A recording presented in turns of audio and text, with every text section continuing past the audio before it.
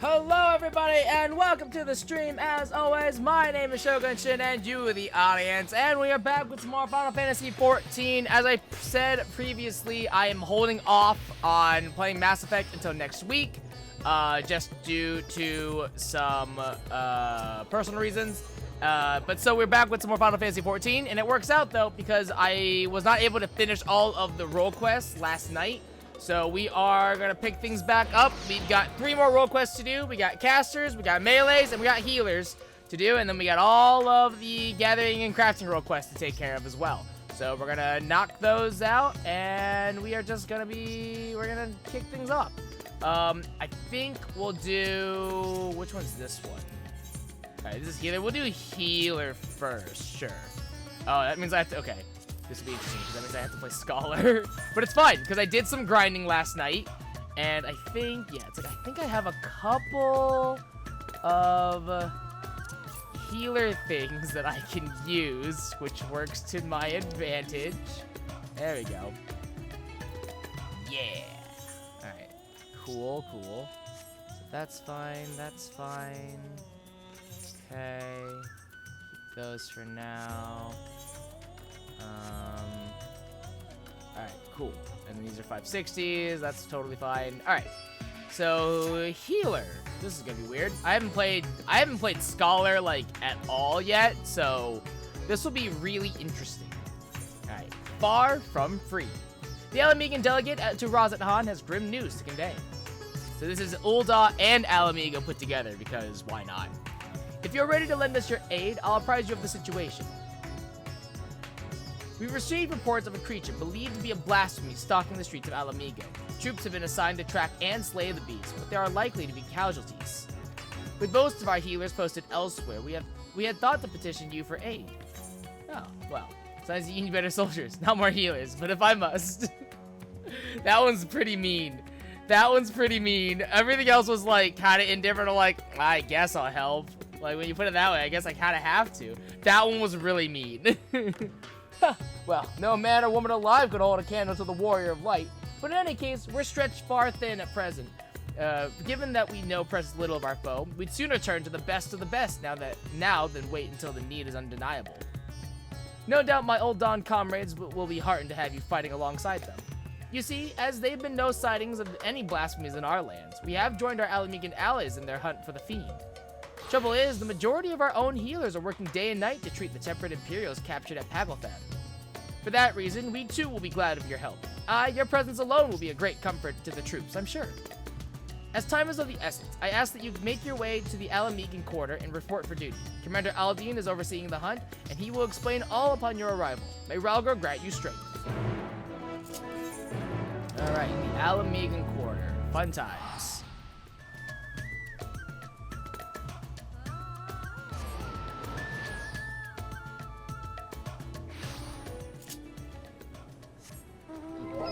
Dog. Fly, my pupper, fly.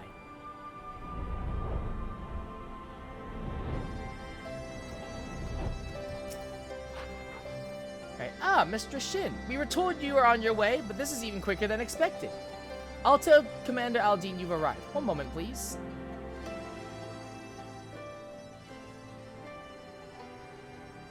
Glad you could join us.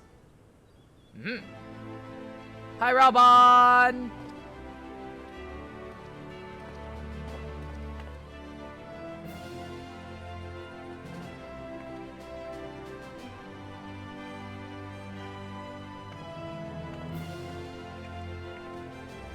Now that the far greater crisis has been resolved, we may and must turn our undivided attention to matters of a smaller but no less deadly scale.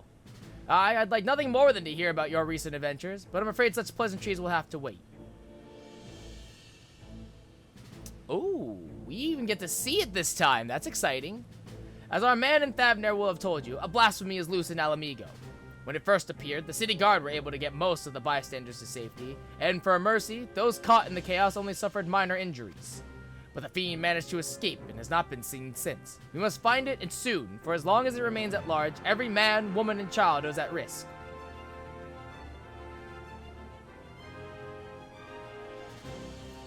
As was the case in Thavner, The blasphemy's very existence seems to spur the creation of lesser beasts. The longer it is allowed to roam free, the more tragedy our people will suffer. Right, did anyone see the change take place? Yeah, let's get some backstory here. There were several eyewitnesses who gave the same account. A man walking through the Alamegan Quarter fell to his knees all of a sudden, and a moment later transformed into the monstrosity we now pursue. Okay. But beyond the fact he was a young Highlander, we know next to nothing about him. Even the descriptions of his appearance are too vague to help identify the lad, and we've no clues as to his name or background. For all we know, he might not have been born in Alamigo. Might have been the son of refugees come to visit. There are other possibilities we're investigating, though. That said, I doubt his circumstances are unique. Blasphemies and beasts are born when men are overcome by despair, and whatever drove him to turn likely could have done the same to another. Therefore, if we are to prevent future tragedies, it is imperative that we identify and address the underlying cause. Until we do, we'll have no choice but to deal with the afflicted the only way we know how, by granting them a quick death. For now, I would have you join the hunt and keep my men from falling prey to these creatures. Are you up for it? I mean, I'm a healer, aren't I? You have my thanks. And as chance would have it, we just received word that a number of beasts were spotted on the outskirts of Alagana. The troops stationed there have already put them down, but were wounded in the process. First and foremost, they need medical attention, and that's where you come in. I'll meet you there. Interesting. So, from doing MSQ, I know that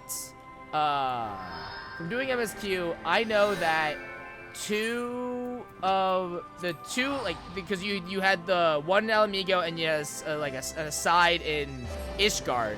So I have an idea of roughly of like what could have happened for both of those. Ishgard less so because it was sort of like it's foreshadowing something. But with Alamigo, I have like a small idea as to what might have happened. And I think it's the resentment of people bringing in Garlean soldiers to heal them. I think that's the resentment, that's how it stems out. Although the soldiers were able to lead the beasts away from the village and culled a lot of them, victory did not come easily. It's times like these that our lack of healers is most sorely felt. I dare say they've yet to receive any treatment at all. See to their wounds while I survey the area for any stragglers that may have escaped.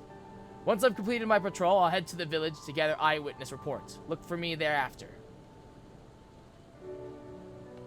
Alright. Heal for you. Oh, interesting. Little healing icon. Oh, that's new. Gods be good, I feel reborn. Hold on, you're Cho, aren't you? I can't believe it. You're the one who inspired me to join the Resistance in the first place. And now you've come to save me in my hour of need. I'll never forget this. Thank you, thank you.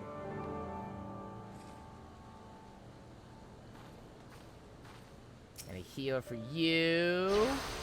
Yeah, this is like a new cast bar. I've never seen that before. I saw them change right before my eyes. Those weren't monsters I killed, but innocent men. Hey, stay with me, boy. Stay with me. But it had to be done. There were others we had to protect. And thanks to you, I can continue to do just that. Once I made my way back, I'll give a full account. The families, they'll understand. Yeah, hopefully. Hopefully they'll understand better than the people in Kugane. Man, they thought we were killing divine beings, and that got awkward.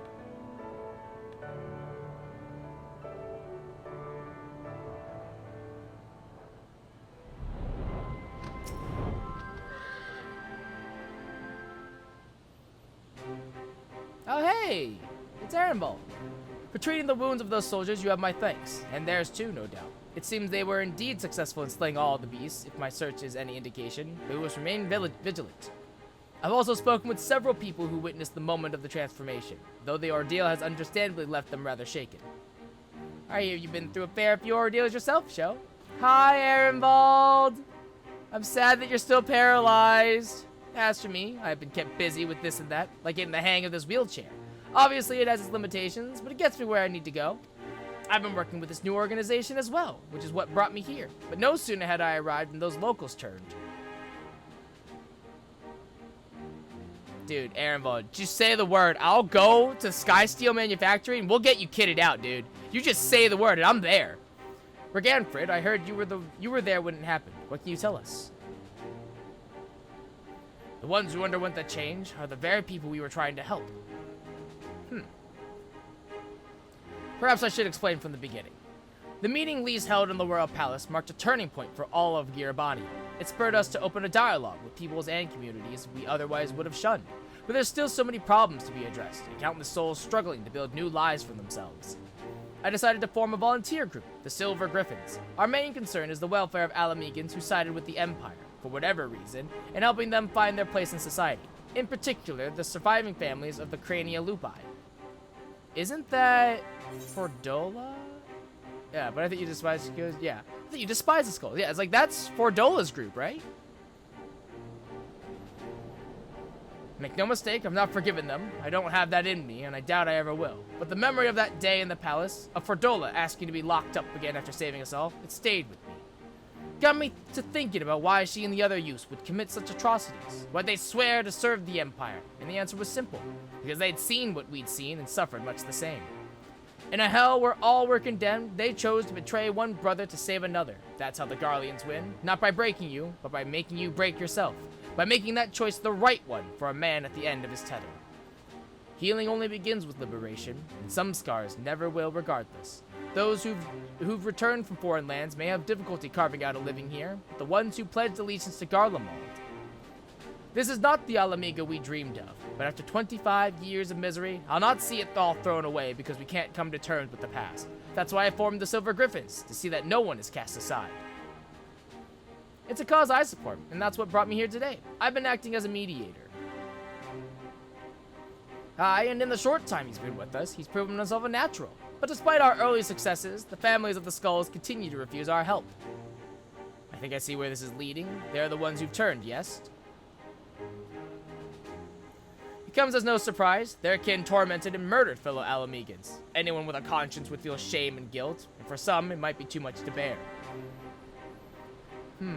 I think I might know why they're turning us away. It's a sensitive matter, though, so let's go somewhere we won't be overheard.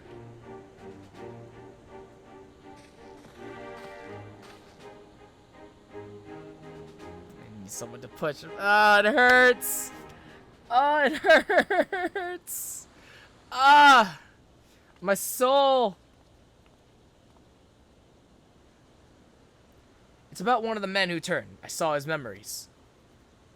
Echo! With the echo. I'll not pretend I understand it, but tell us what you learned. Honestly, Raban, I have the echo, and I don't even understand it. I only caught a glimpse, but that was enough. It was during the occupation, a man raising his son, only the two of them, but they were a family. To keep his boy clothed and fed, he chose to side with the Empire. He knew what others would say, but he did it anyway. And so he was branded a traitor. Every day his son listened to the jeering, the insults, but there was nothing he could do. When he came of age, he joined the Skulls and hoped it would make life easier for his father. He never dared to question his orders, no matter how depraved. He died in the revolution, but not before killing his own countrymen. His father wept not for the betrayer and murderer, but for the man he could have been. He blamed it all on himself, right up until the change took him. Ooh, I wonder if the blasphemy is Fordola's mom. Because I know that Fordola's dad is dead, but there is the echo flashback of Fordola's mom like seeing Fordola leave to go join the Skulls. I wonder. No, wait, no, but I think they know that no, it can't be the mom because they know, I think they already said that they know that the blasphemy was a guy, so never mind. I can only pray he and his boy have finally found the peace they were denied in life. Alas, there is an all too familiar tale. They cannot forgive themselves, nor can they see how anyone else could.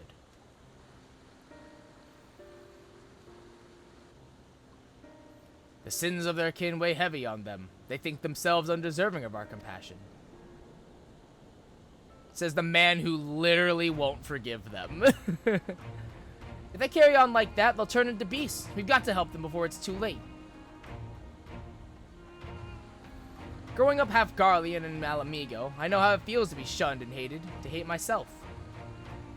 But so long as we give ourselves and others a chance, we can change for the better. And while I might be as clever as, or I might not be as clever or eloquent as someone like Alphino, I know I can make a difference.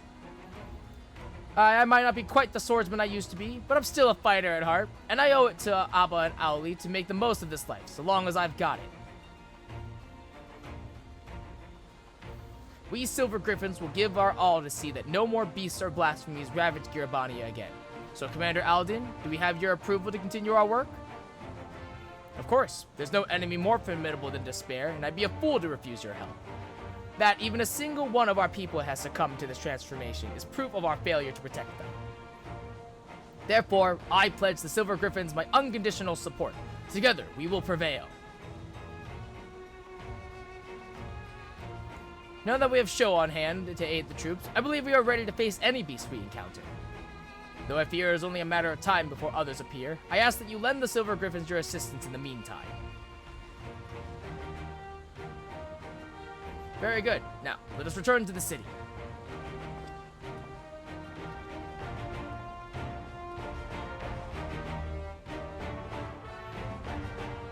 This is clever. I like how they did this. I like how they give you the kind of the epilogue to all the other things that you've done. You know, like sure, you could have left them as, you know, from the expansions and from Patch Quest, you know, title all a nice little bow. You could have left it at that. Easy, like easy, real simple.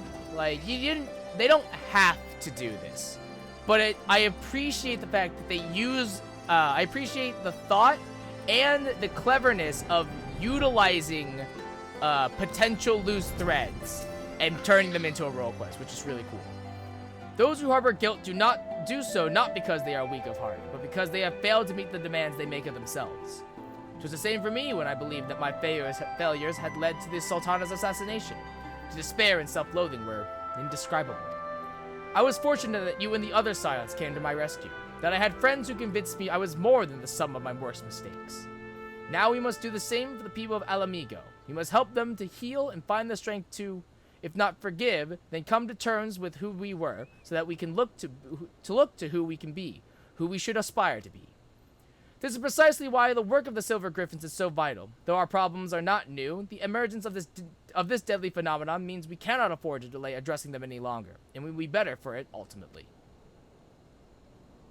Once we've decided a course of action, you'll be the first to know. Until then, may Ralger watch over and keep you.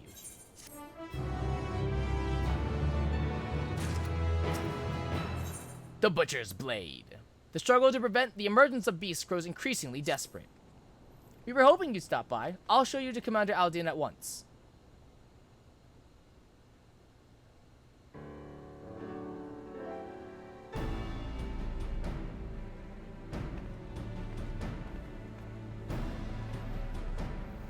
You're welcome sight as always, Sho.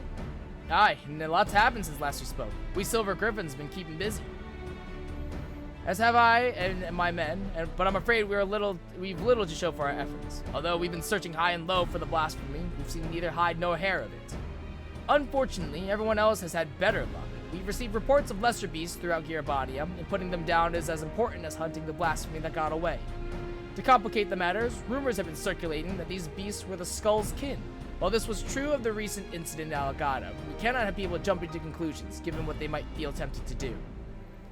It has been suggested that we take these individuals into custody for their own protection as much as the safety of others, but that would only isolate them further and give credence to the rumors. The recent unrest has hindered the efforts of the Silver Griffins to no end. Therefore, I ask that you aid them in their endeavors and see if there is aught that can be done. Also, you'll be joined by another volunteer. Try not to be too surprised. I thought I felt my ears burning. It's Fordella! Yay! Shocker. Was wondering when we'd see her. I said I don't need a keeper, but did they bloody listen? Did they bollocks? Come on, don't be like that. This is what you agreed to. Besides, you never know when you might have need of a healer, and there's none better than Sho. Aaron Ball, don't oversell it. He's right. You've earned a measure of trust, and this shouldn't be taken to mean otherwise. Thick as thieves are we now? But there's no need for this sodden collar, aye? We all know it's not coming off anytime soon. But if this is how it's to be, then fine, so long as she keeps out of my way. I want the two of you to visit the Silver Griffin's headquarters in Alagata. Several relatives of the Crania Lupi have agreed to meet with them, and we could do with a measure of precaution. If anyone so much as mentions the skulls, I'll deal with it. Understood? Ooh, this is gonna hit home. Let's get this over with. This is gonna hit real close. She's as much at risk of turning as anyone, maybe even more so. You don't need the echo to see the weight she's carrying. She's still not got a handle of her own echo either. Sometimes the visions come without warning, with such force that it's all she can do to stay standing. There's no telling what might happen when she comes face to face with the family of her former comrades, so look out for her, please. I wish there was more I could do for her myself. Man, I was like really kind of hoping that Alfredo became a sage to try and like help Armbald get his legs back, but this is cool too. It hurts seeing my boy in the chair. We've all got our own duties, and I'll see them through to the end. So must we all. Follow Fordola's lead. We're counting on you both, but be ready to step in, even if she curses you for it.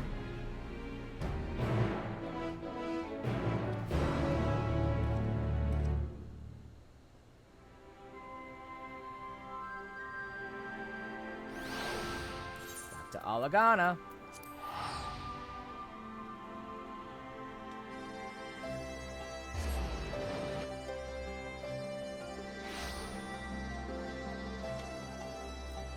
I think the one thing about these quests that it's like a love-hate type of thing is I love all the exposition, but at the same time, it's really just going point to point and talking to people. I wish there was more stuff to do in between. Like, sure, it's only 5 quests, so it's not like a huge deal, but even still, it's kind of just like, wish there was just a little bit more. Also, these are pretty.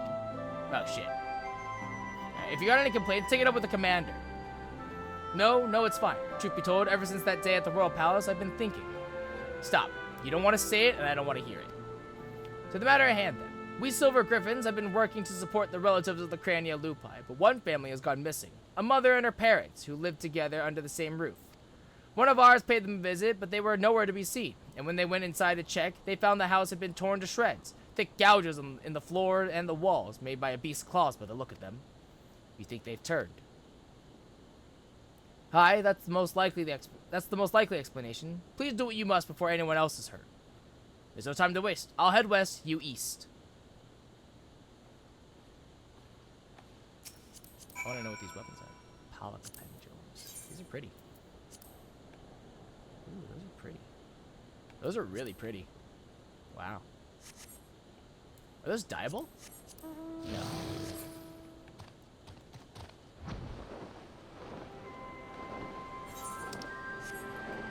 Up.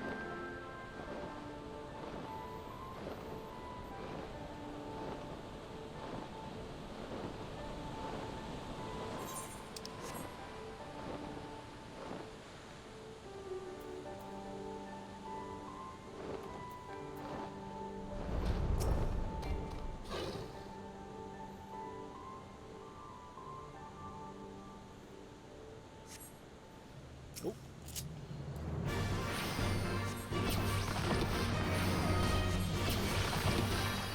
I had to remember how fucking... Oh, does this not take... Wait, Fairy Blessing doesn't take freaking Fairy Gauge anymore? What? That's wild, dude. That's wild. Yeah. Yeah. Fear me. I am Scholar. In the dirt, you spy an envelope containing a crumpled, tear-stained letter. Read the letter? Yes. Absolutely read the letter. Dear Mother, I hope this letter finds you well. Time is short, so I must keep this brief. Although I've never done anything to make you proud, I promise you things will be different when the war is over. Until then, take care and know that I love you with all my heart. Placing the letter back into its envelope, you turn your attention to finding the others.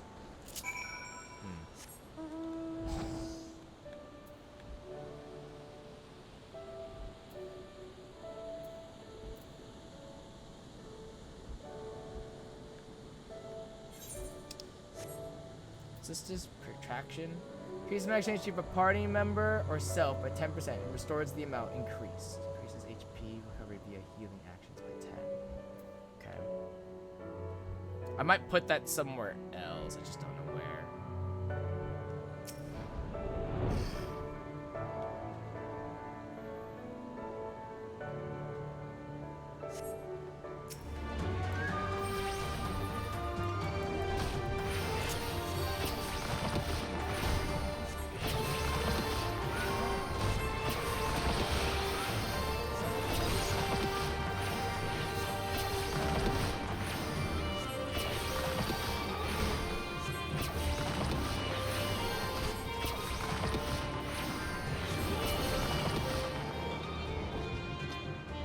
time-worn wedding ring. You discover what appears to be a wedding ring with a name and date engraved on the inside. With seemingly no more clues to be found, you decide to report to Raganfrid.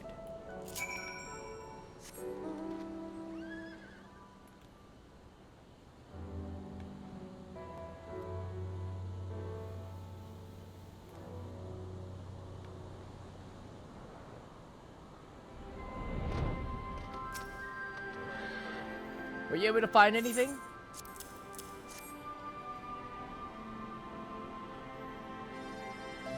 Then it is as we feared. I found and killed a third. It was carrying this. A matching ring. I'll deliver these effects to their next of kin and arrange for a funeral, or as close to one as possible under the circumstances. There's no change in the past. We'll always carry it and the scars. But no matter who we were or what we did, we're Alamegans, then and now. The Empire was our enemy then, and now it's despair. Good words and deeds will serve us best in this fight. Weapons even an old man like me can yet wield.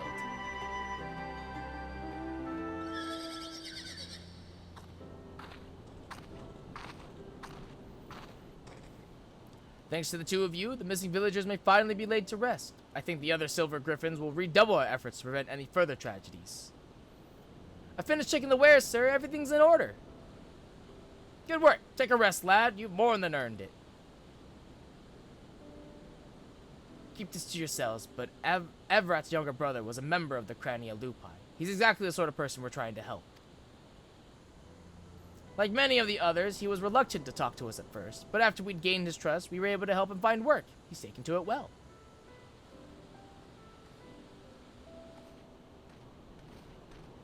Oh, okay. I don't really want to talk to... yeah. It's like, he's gonna recognize her, right? Of course. It's her! The butcher! There's the trauma. Traitors. All of us. Kinslayers deserving of hate and death. Hate and death. Well. Why did we think this was a good idea? Why in the world did we think this was a good idea? Yeah, let's go talk to the guy who, like, was part of... Whose brother was part of the Skulls. Yeah, that's a good idea. Get back! Get back! Uh-oh. Sad times. Oof. Sad times. Uh-oh.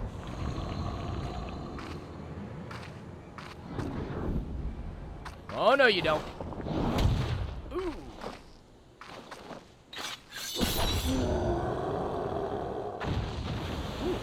Cordola, she just took that. Yowza. she ate that hard.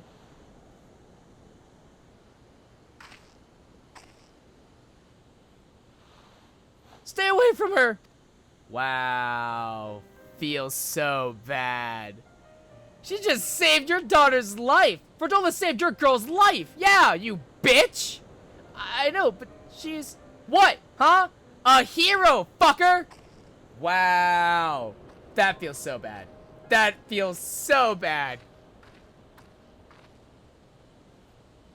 It happened in an instant. That poor lad.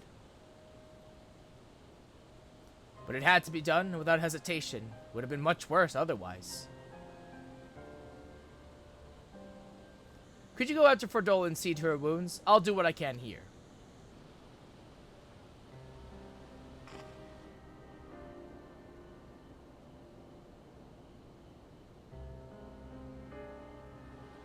That feels bad. That feels so bad. Fucking, she just saved your daughter's life, you ungrateful whore. I'm fine. Leave me be. I don't know. The gaping wound in your shoulder says otherwise. I said I don't need your help. Again. I'm a healer. Let me do my job. Damn it, Fortola. I'm a doctor. God, you're like a dog with a bone. Go on then and make it quick. Where's that? Visit! Yeah! Oh, I faced myself. Oops. I did it as a joke. That was just insulting. I physicked myself. Now I feel kind of bad. It just made, I just kind of rubbed it in. A curl can't change its spots, and there's no washing the blood off my hand. Nor would I, even if I could.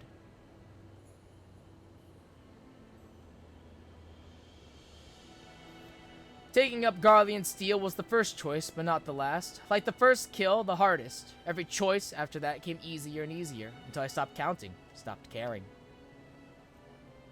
You tell yourself it's right, it's for the greater good. You give the order, feel the ground tremble as the cannon fires, and when the dust settles, and your own men are buried beneath the rubble, and you tell yourself,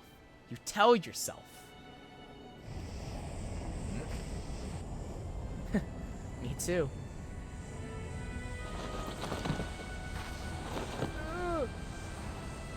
Not like this, Fordola. Not like this. I won't let it take you. Be strong, Fordola. You're the anti-hero we need.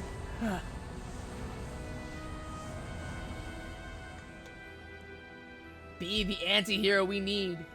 That man in the village, I saw his past. I'm the one who killed his brother.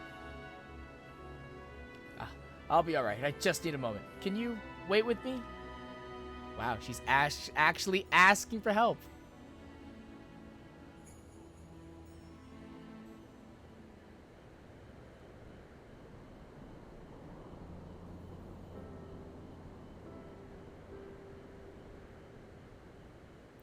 Everything the Skulls fought for, the sacrifices we made, the things we did, in the end, it was all for nothing. Sometimes I look back on the road I walked, and the bitterness I can still taste, and I wonder, if I'd grown up in another time, another place, would I have done the same to a different people? Was it always in me to be me? All I know is, everyone would have been better off if I'd never been born. No, Fortoli, you're great. But I was, and I dragged others into a hell of my own making. I remember these two brothers in particular, childhood friends of mine. The older one enlisted with me, but the younger, he would never have made it as a soldier. He was too kind, too good. Ansfritz died at Specula Imperatoris, but his brother's still out there somewhere. Now that I've got the courage to face him after what I did. I hope he's found the life he deserves. I met a former skull called Rudolph.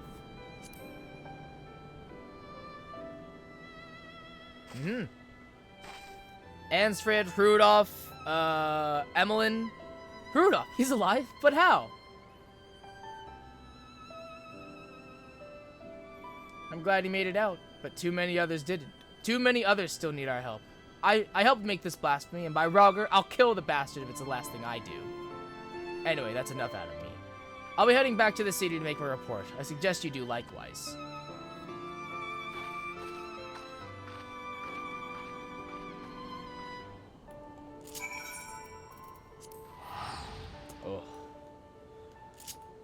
Oh. Dude, I thought, man, this one does not feel good. Let me tell you what. This one is gonna sting.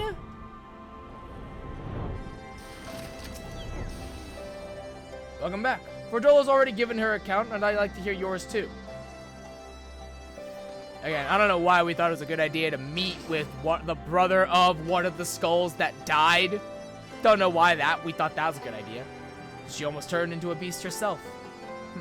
We'll have to take that into consideration before sending her into the field again. As far as the events in Alagana are concerned, the two of you did well. Despite the appearance of several beasts, you were able to prevent any further casualties. However, this serves to confirm that those with connections to the Crania Lupi should be considered at risk of turn. Over the years, many of them have drifted away from the larger settlements and have taken to living in secret. Others made their way to Ul'dah as refugees, including some individuals of interest. As such, we'll be working closely with the Immortal Flames to locate and offer support to those refugees in particular. In fact, I plan to make the journey there for an audience with the Sultana. Once my preparations are complete, perhaps you might accompany me? I'm sure she'll be glad to see you. Yay! We're gonna go see Donovan! Yay! A new battleground. The quest to protect vulnerable Alamegans leads to Ul'dah. Here to see Commander Aldean, I take it. This way, please.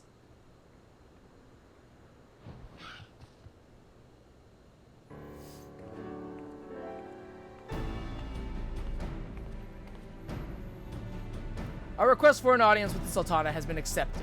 Before we depart, I'll share what we've learned since we last spoke.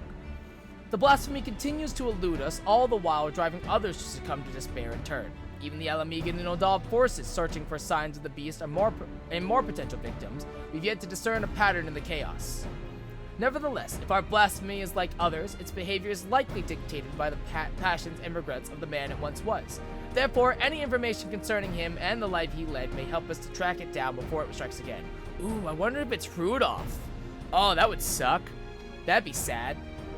It might be Rudolph.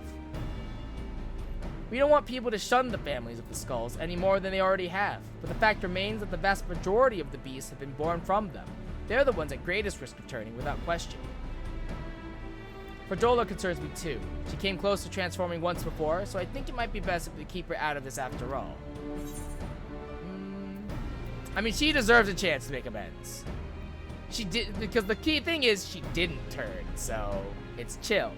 I'm inclined to agree with Sho. She was able to resist the transformation and has shown no signs of succumbing since then. If she wants to do her part, I say we let her.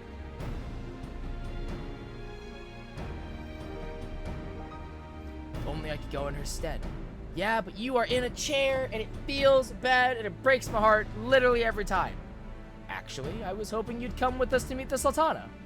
I believe she would benefit greatly from your understanding of the struggles our people faced. You'd gain from the experience too. While she's not the sort of to brandish a sword and charge into battle, you'll soon discover she's a champion of her own arena, as brave as any warrior. Yeah, she is.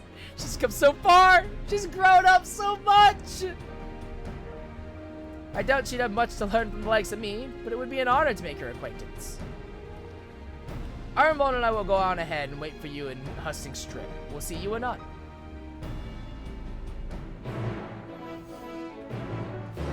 The Sultana, she's grown up so fast. She's grown up so far, man. There are 3 kids in this game that, I have 3 kids in this game. Alphino, Alize, and Nanamo. Those are my 3 children in this game.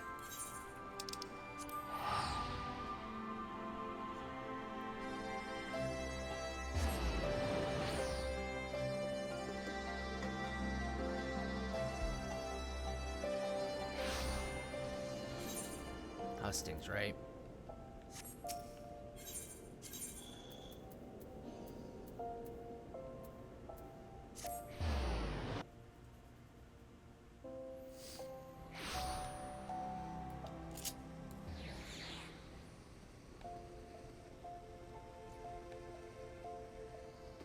Papa Sean. Hi, Papa Sean. I only let her out of my sight for a moment. Oh. It's the first time I've been back here since I, discharged myself from the infirmary without telling anybody, mind. I must remember to stop by and offer my thanks. And an apology. Master Papa-chan was just telling us that Nanamo, or should I say Lady Lilira, has gone on another of her jaunts about the city. Though it is not my place to question Her Grace's judgment, I do wish she had consulted me before running off on her own, and perhaps I'm overthinking it, but it's unlike her to keep guests waiting. If I may say so, sir, with blasphemies appearing throughout the land, it's a dangerous time to be going for a stroll. I suspect that may be the very reason she wishes to see for herself how the citizenry fare in these trying times. Even so, it's downright reckless. We'll find her, though. No, I couldn't possibly allow such a seems guest to... Come now, we might be here on official business, but we're old friends, and as you may remember, have a knack for tracking down errant sultanas. Some might say knack is rather charitable. I should be glad of the assistance. I'll take a look around here. Quizzing the locals will give me an opportunity to learn of recent going-ons in Oldal too. Well then, there's no time like the present. Fear not, with me on the case, this will be over before you know it. Yeah, it's like, Papa-chan might be like, dad, per se, but Rabon's literally second dad. Rabon is literally Nanamo's second dad. Like, we all know it. Alright, Sapphire Avenue. I like the Papa-chan's like, no, we couldn't possibly, like, dude. Literally, if almost anyone can find her, it's gonna be Rabon, truly. It's been some time since I last combed these streets for young Lilira. As a matter of fact, Papa-chan and I would compete to see which of us could find her first. As I recall, most of the contests ended in my favor. The trick, you see, is to look past the disguise and pay attention to the gestures and mannerisms, the tiniest movement that might give her away. Come, I'll show you how it's done.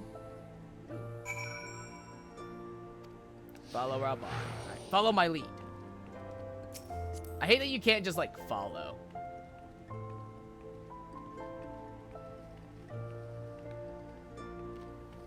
She's fond of perusing the stalls here.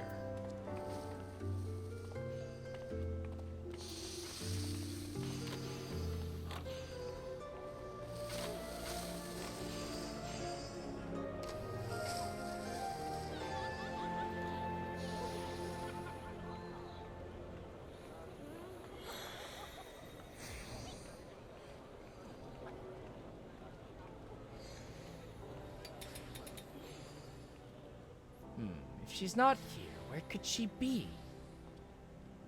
What if she's been abducted? Alright, Raban, that's a little... That's... Alright, let's calm down here. That's a bit of a fart, love.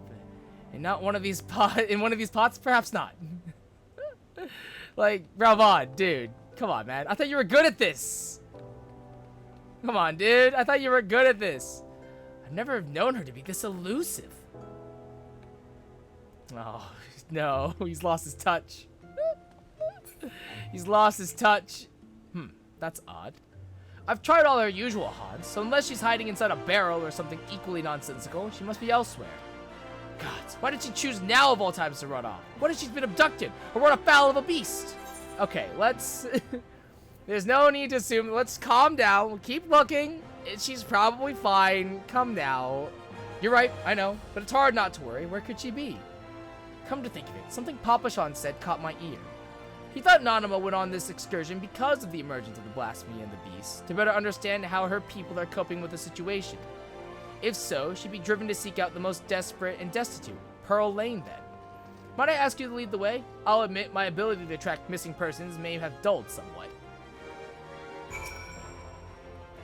Pearl Lane has ever been plagued by pickpockets and the like. I'll watch your back, so go ahead and give the search for Lilira your full attention. Alright, to Pearl Lane. So actually we cross over here.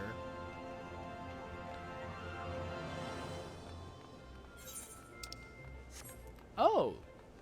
Actual optional dialogue. I didn't see any on the other ones, so this is interesting. While it may not be immediately obvious, conditions here have improved considerably of late. Her Grace continues to support the rebuilding efforts in Girabanio, which has led to the creation of jobs for many of the locals, both here and on the other side of Baelsar's wall. I've never seen optional dialogue before for the Aurora quests. See, now I feel like I missed out, and now I'm sad. Damn it. In every society, there are the haves and the have-nots, and seldom is this divide more solely felt than here in Ul'dah. Many of the young and able-bodied work for Lolorito as guards, though he earns more in an afternoon than most will in a lifetime. I guess it makes sense that there's a lot of context for Ul'dah, because honestly, you learn so much about Ul'dah. Like, out of all the 3 city-states, I think I've learned the most about Ul'dah than anywhere else, literally. And that's even saying something after going to Ishgard and learning about their history. Like, all the problems are always in Ul'dah. Truly.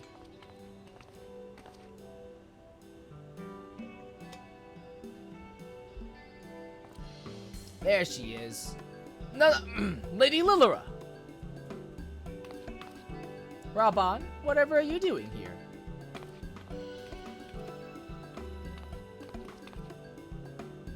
Oh, and Sho too. While I am glad to see you both, our meeting is not yet due to commence for several bells. What is the meaning of this? We were worried, and with good reason. These are far too dangerous times to be roaming about alone, Your Grace. Some things never change, but I assure you I am quite capable of looking after myself in my own city of all places. More importantly, I wish to observe firsthand how the people have been faring of late, and I might be better prepared to participate in our discussion later, but I have finished and you will be comforted to hear. Then pray, allow us to escort you to more amenable surroundings. Would you care to ride on my shoulder? Certainly not. I have already attracted more than enough attention. Gasp! Feels so bad. Oh no. Donald doesn't want to ride on his shoulder anymore. I almost was like expecting her to just be like, I am not a child. No, like, wow. That one's gotta sting a little. That one has to fucking sting just a tiny bit. Man, she really has grown up. God damn. Feels kind of bad, yo.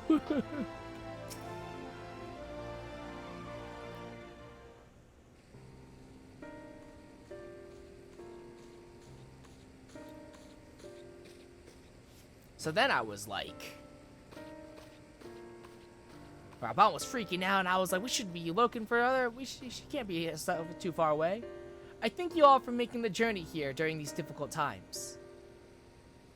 And it is my pleasure to properly make your acquaintance. On behalf of the people of Eorzea, allow me to express my sincerest gratitude for your continued dedication to our cause. With respect, Your Grace, I am just a soldier. Was a soldier. Still, I say, Commander Aldine would not make such a distinction, and neither will I. You yet serve your people and have provided solace to many of Alamigo's most vulnerable. If we are to deal with this threat, we must forearm ourselves with knowledge. I understand you come bearing information regarding the blasphemy and its victims? We have indeed. It's people with PTSD. Specifically, Skulls PTSD involving the skulls. Hence the need to locate families of cranial lupi members who have fled to Thanalan. There is no end to the struggles faced by Alamigan refugees, and those who have once pledged allegiance to the Empire are no exception. But rest assured that irrespective of their past, all will be treated with an even hand. All will be afforded such aid as I am able to provide. Magnanimous as always, Your Grace. If I might be so bold, I have a question. What do you have in mind for those most at risk of undergoing the change? I believe there is but one recourse. Earnest and open dialogue. While some are born into unimaginable wealth, others suffer great hardship and oppression. The circumstances of our birth are beyond our control. Our fate subject to the whims of the gods, some would argue. I once thought myself a prisoner to my fate, a figurehead helpless to watch on as my people starved, a powerless puppet. I wanted nothing more than to cast it all aside, to free us all, but failed for my naivety, and then was afforded a second chance for my privilege. The world is unfair, terribly so, but we have the power to push back against inequalities and injustices, if not overcome them on blessed occasions, to love our neighbor and share in life's bounties, to open our hearts and come together as one. Truer words were never spoken. But without the support of the people, such words are not but vain platitudes. Thankfully, my recent attempts to make inroads with the monetarists have met with some success. Despite differing views on many subjects, we yet strive to find common ground. Common ground. We've been pouring all our effort into aiding families of the cranial lupi, and while it seemed to help to a degree, some have still succumbed and turned. Of course, they're not the only ones in danger. Alamegans everywhere, whether they sided with the Empire, fought for the Resistance, or were caught in the middle, they all suffered. They all wake up in the night at times, haunted by memories of death and despair. We know what can happen if those feelings are left to fester. The legacy of the Imperial occupation will not soon be forgotten, but rather than seek to forget, mayhap it is necessary to remember, to acknowledge and accept the truth of it, that they may properly mourn those they have lost. Aye, a remembrance. I propose we hold a memorial ceremony for those who died during the war. Everyone, no matter who they were or what they did, let them be loved, let them be hated, but above all, let them be remembered. And in the remembering of the dead, in their honor and their sin, we, the living of Alamigo, may yet find a sliver of common ground. Ah, they're doing what Doma did. That makes sense. It's a noble sentiment, but bringing together people who have reason to distrust one another and risk inflaming tensions could be a recipe for disaster. Then again, we can't keep ignoring the merit in the room and do nothing to address the situation. As long as we leave it to the individuals to decide whether or not to attend the ceremony, I think it's worth a try. Organizing an event of this scale will require a great deal of effort, so I offer my full support.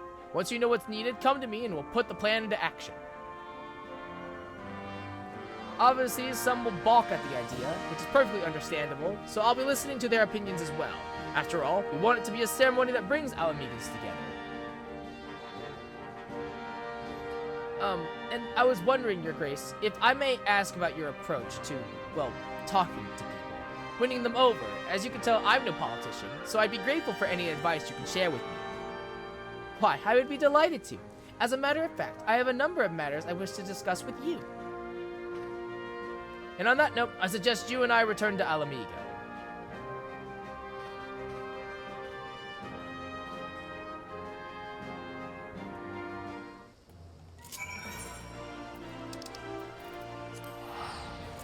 Back to the Alamegan quarter.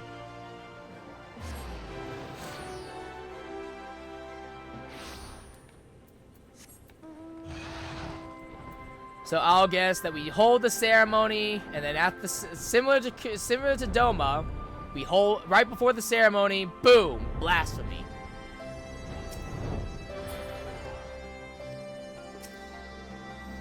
I knew Erenvald would make a good impression, but he's outdone himself.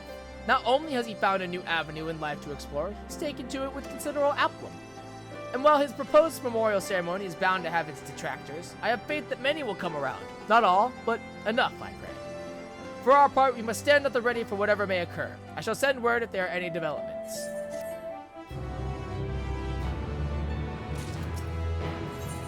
Laying the past to rest. Erenvald wishes to put your considerable reputation to good use. There you are, Sho. Commander Aldin had asked me to convey to you the following information. At present, we are looking into reports of missing relatives of the Cranial Lupi. With the cooperation of the Silver Griffins, we're currently searching for any clues as to their whereabouts. Thanks to concerted efforts of Raganfrid and the others, the general public has been willing to cooperate with our investigation. Though many still harbor feelings of distrust for the collaborators and their kin, they've grown more receptive to our cause on the whole. Erenvald's been making steady progress in preparing for the memorial ceremony. He plans to host a meeting between the various community leaders to go over the finer details. In fact, he was wondering whether you could assist in delivering the invitations. If you can spare the time, you should be able to find him in the Mercantile District. Anyway, that's all for now. I have a few other matters to attend to, so if you'll excuse me, duty calls.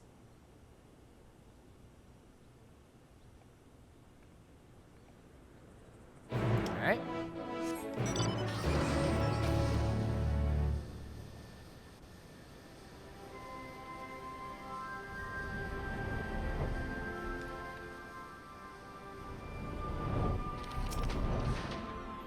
Thanks for coming. It should come as no surprise that planning a memorial ceremony for a whole bloody nation will keep a man busy. By Ralger, this is something else.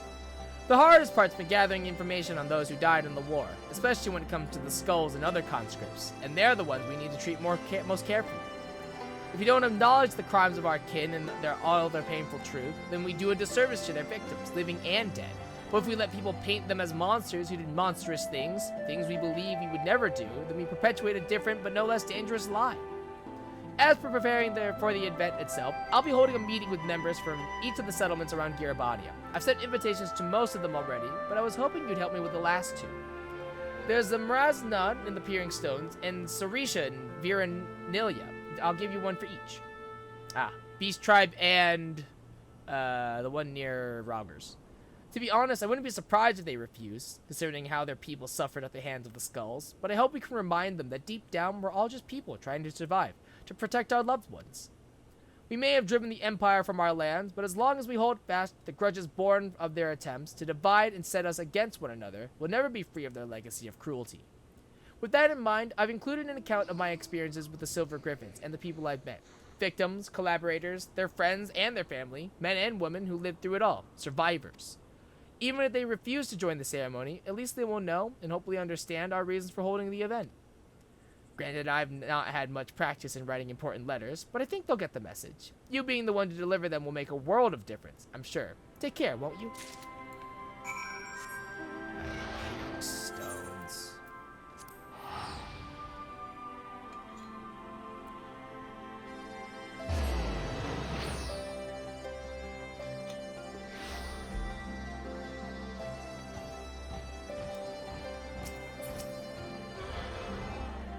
Greetings, friend.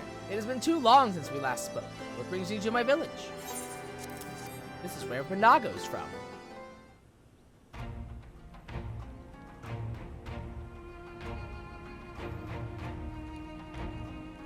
So the rumors are true.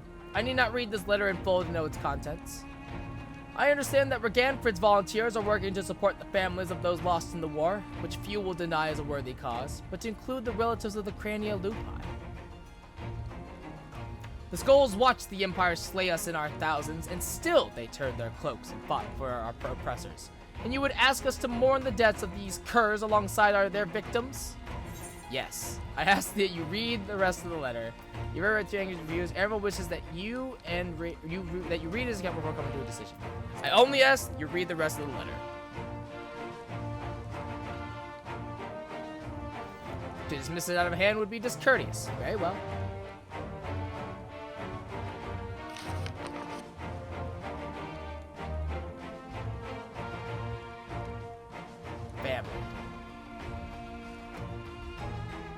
Family. Vin Diesel would be proud. As Na, my tribe is my family, and I know all too well the responsibility that brings. I would do anything to protect them. Anything. Loyalty, pride, conscience, my very soul. All are meaningless if I cannot ensure the safety of those I love. I suspected some Skulls had been faced with the self-same choice, but to see how their kin suffered, I cannot say I do not understand, though I wish that I did not. Their crimes will never be forgiven. They cannot be. But I, and any others who are willing, can offer our prayers for these tortured souls and the men they could have been.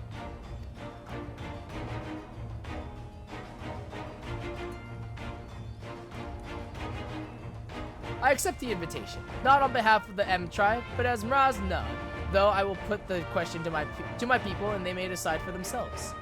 I am also eager to make the acquaintance of the person who wrote this letter.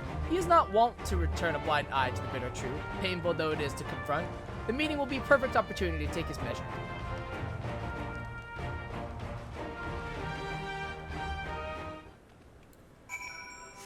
Alright. And then we're going to... here. Which is not the Kaliana, but the Vera, which are the good Ananta, the ones that don't want to kill us. The not crazy ones. Welcome. To what do we owe the pleasure of your visit?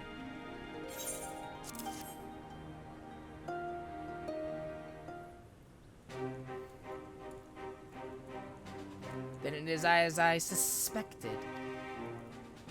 There have been rumors that such a ceremony would take place. Although you have traveled far to make this invitation, I must decline. We cannot mourn the loss of the fallen if the Crania Lupi are to be counted among them. Like the Kaliana, they chose to aid the Garlean oppressors, killing and bleeding for those who would pillage our lands, cowards and traitors all. And we are to assume that Kaliana, who died fighting for the Empire, will be honored as well? If so, that is all the more reason for us to refuse. That is your right, and no one will say otherwise. I come only to present the letter and ask you to read it in full. Everyone understands and accepts that you might refuse. You only request that you read his account and then decide. That's fine. Just read the letter. That's all I want you to do. If you insist.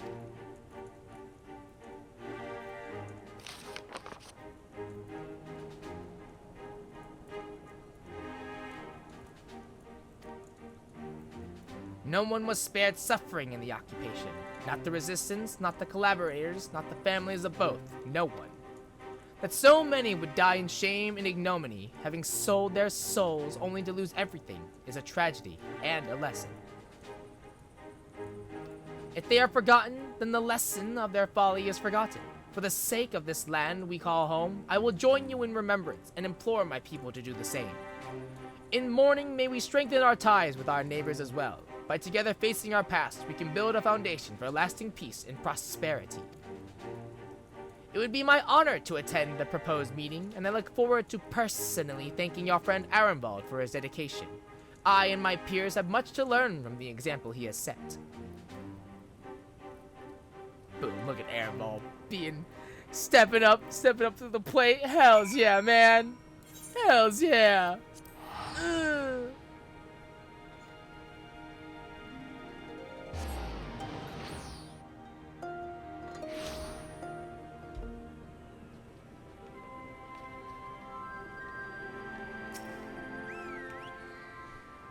So, how did you fare in the fringes? They said that about me. It's rare for me to get such glowing praise, especially from renowned leaders like Sorisha and Razna. More importantly, though, they agreed to attend the meeting, and I've got you to thank for that. After all, I imagine it's hard to turn down an invitation when it's hand-delivered by the Warrior of Light herself. Before I get ahead of myself, though, I must remember that this is only the beginning. Bringing everyone together is one thing. Coming to an agreement on an extremely divisive issue is a difficult kettle of fish entirely, as our Grace was quick to point out. But as she's taught me, if our cause is just and our hearts are true, those of like mind will surely answer the call. And answer it they have. While there are bound to be differences of opinion, I'm sure there's nothing we can't overcome when we put our minds to it. To that end, I was hoping you could join us, if you've the time to spare. There are still a few loose ends Reganfrid and I need to tie up beforehand, so we'll meet you in the palace as soon as we can. Just having you there will make a world of difference.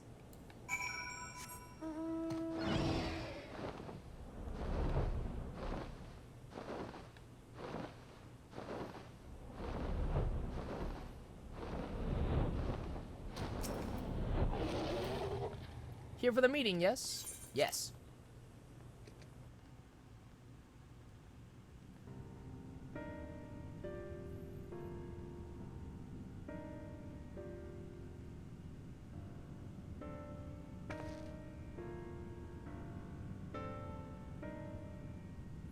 So while we all agree upon the importance of the ceremony, we recognize that the inclusion of the cranial lupi will be distressing for many. I too lost family at their hands, and I would never ask others to forgive and forget. But for all their crimes, they were Alamegans just like us. None made the decision to side with Garlemald lightly. They had a choice, and they chose to betray us. Who among us have not made difficult choices for kith and kin? And do not forget that Ferdola chose to stand between us and a primal. What does that have to do with it? Oh boy. This is going well. Brothers and sisters, arguing will avail us not. The fate of Alamigo rests on my shoulders and yours, on those of every man, woman, and child that calls these lands home. To uphold our honor, to strive for prosperity, to protect our loved ones, we all know the weight of these responsibilities. 'Twas that self-same weight which drove many of our people to serve our oppressors, misguided as it was. And though they chose a different, unconscionable path, in the end, we all wanted the same thing. To deliver our families from persecution, that they might live to see one more day. But another day in shame and self-hatred was still better than none at all. The regretful dead are survived by their despair, a despair which threatens to drag us all into abyss from where there is no escape. Know that it surely will if we welcome it into our hearts, and out of disdain for those we cannot forgive. But we, Alamegans, will not be so easily defeated. We will stand united and conquer this menace. God, Raban, he's so cool. God, he's so cool.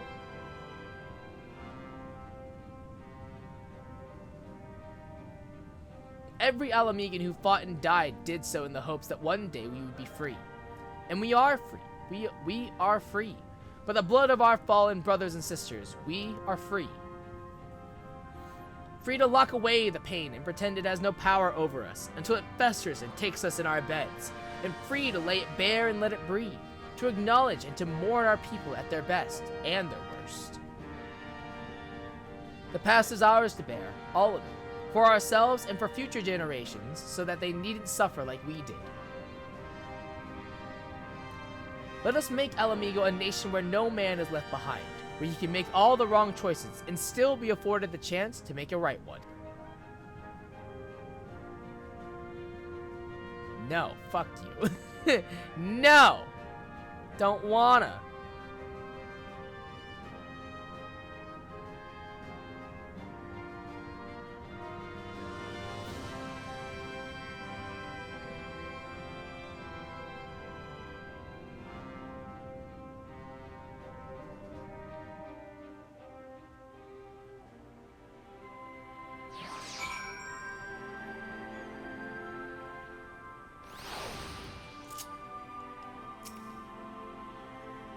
That went better than any of us could have hoped for. You have my gratitude for your part in the proceedings, but we both know who the real hero of the day was.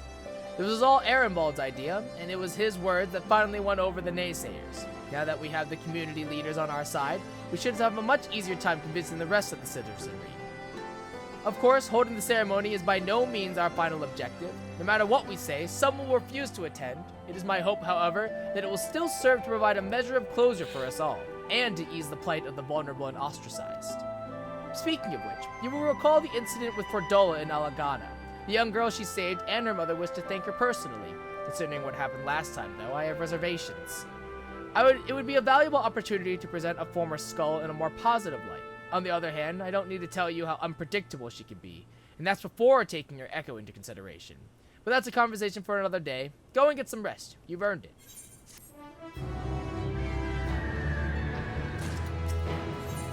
Trail of Skulls. The blasphemy hunter may seem calm and collected from a distance, but you suspect something is amiss. Something terrible has happened. Cool. It's Fordola. She's escaped. Well, that's not good. She was accompanying a squadron out on a training exercise. One moment she was there, and the next she was gone. I didn't think much of it at the time, but she's been acting strangely ever since she went to meet with that mother and child. You know, the ones who wanted to thank her for saving the girl's life.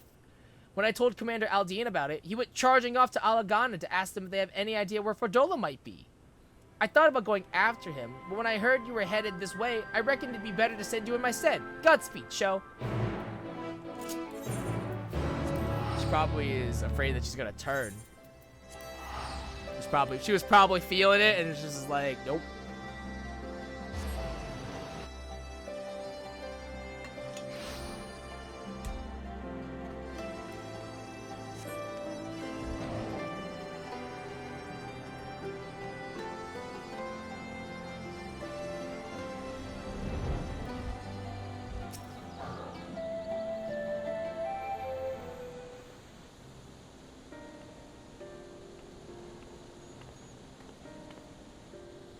Sho, I wasn't expecting to see you here. You've heard what's happened then? Just as Fordola was beginning to earn our trust, she's given us the slip. As you may know, she wears a choker that is designed to do exactly that if its enchantment is triggered. It's supposed to prevent her from escaping. If I were to give the order, she would be dead within moments. She knows that. She took the risk anyway, so I have to believe she has a good reason. That's what we're looking into now. We were hoping Claro and young Lily were here could shed some light on the matter. We'd like to ask you about your conversation with Fordola, if we may. Yes, of course. I know she's the butcher, or was at least, but it didn't seem right to go without thanking her. That's why I requested the meeting, to express my gratitude and my apologies. She was quiet at first, just stood there as he spoke, as if she weren't even listening. And then I mentioned the blasphemy, and she looked at Lily, and all of a sudden clutched her own head and cried out in agony. The echo. Can you remember what you were thinking about at the time? A man. The one I saw in the city. What? Who? Did he have something to do with all those people panicking?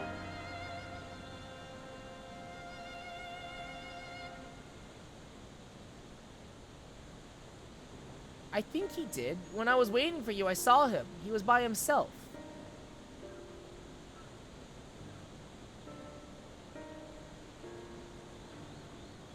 He looked poorly.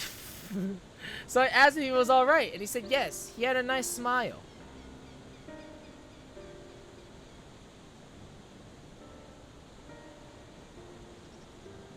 He got up and started walking, but then...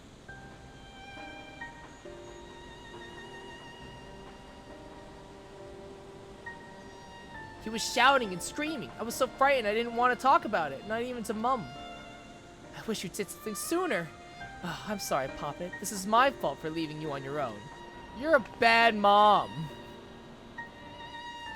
The man who turned into a blasphemy, I'd wager. The girl saw him, which means Fordola has now seen him too. There was one other thing. When Fordola was having her, funny turn, she said something. Charlie? No. Charlotte, I think? Yes, that was it. Ring any bells? Can't say it does, but if it has anything to do with the skulls, the Silver Griffin should have some information on him. You best have a word with Briganford then. I don't remember her saying Charlotte. I wonder if that's the other brother, maybe? You've both been very helpful. I'd also like to thank you for being so kind to Ferdola. She may not have said it, but I'm sure it meant a lot to her. I have a couple more things I'd like to ask, so I'll catch up with you later.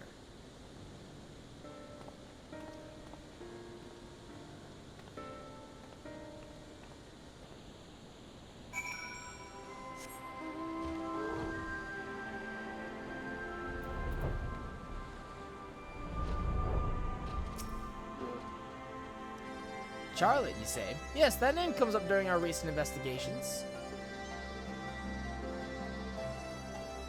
As I recall, he served under the Viceroy during the occupation, and his whereabouts is currently unknown. Had another brother named Ansfrid, one of the Crania Lupi. Yep, there's the other brother. Which would give him a connection to Ferdola. Is there anyone who can tell us more about it? Yes, an uncle, who we recently helped find employment here in Alagana. He's actually the one who asked us to look for Charlotte. You'll most likely find him working in the Sleeping Stones. As it happens, I was planning to bring him something to eat. I'll join you there shortly.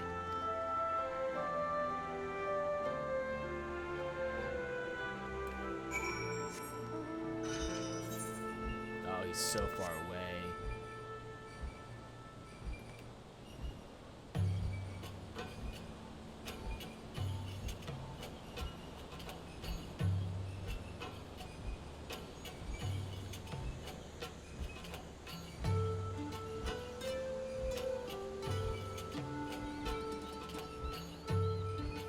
Yep.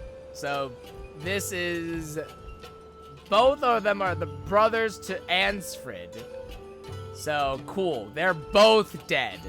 They're all dead. That feels great. Fantastic. Awesome. Love it. Perhaps we should have asked what he looks like. Probably should have asked what he looks like. Guess we'll just wait. We'll just wait for Reganfrid. Still looking, eh? That's him over there. Yeah, because you didn't tell us what he looks like. How are we supposed to fucking know?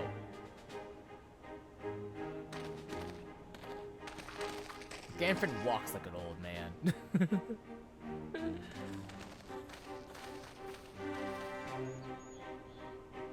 Oh, we're not interrupting. No, of course not. It's good to see you, Ganford.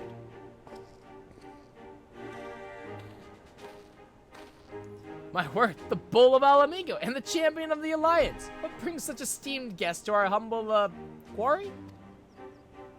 At ease, my good fellow. We merely wish to ask you about your nephew. Charlotte, you found him?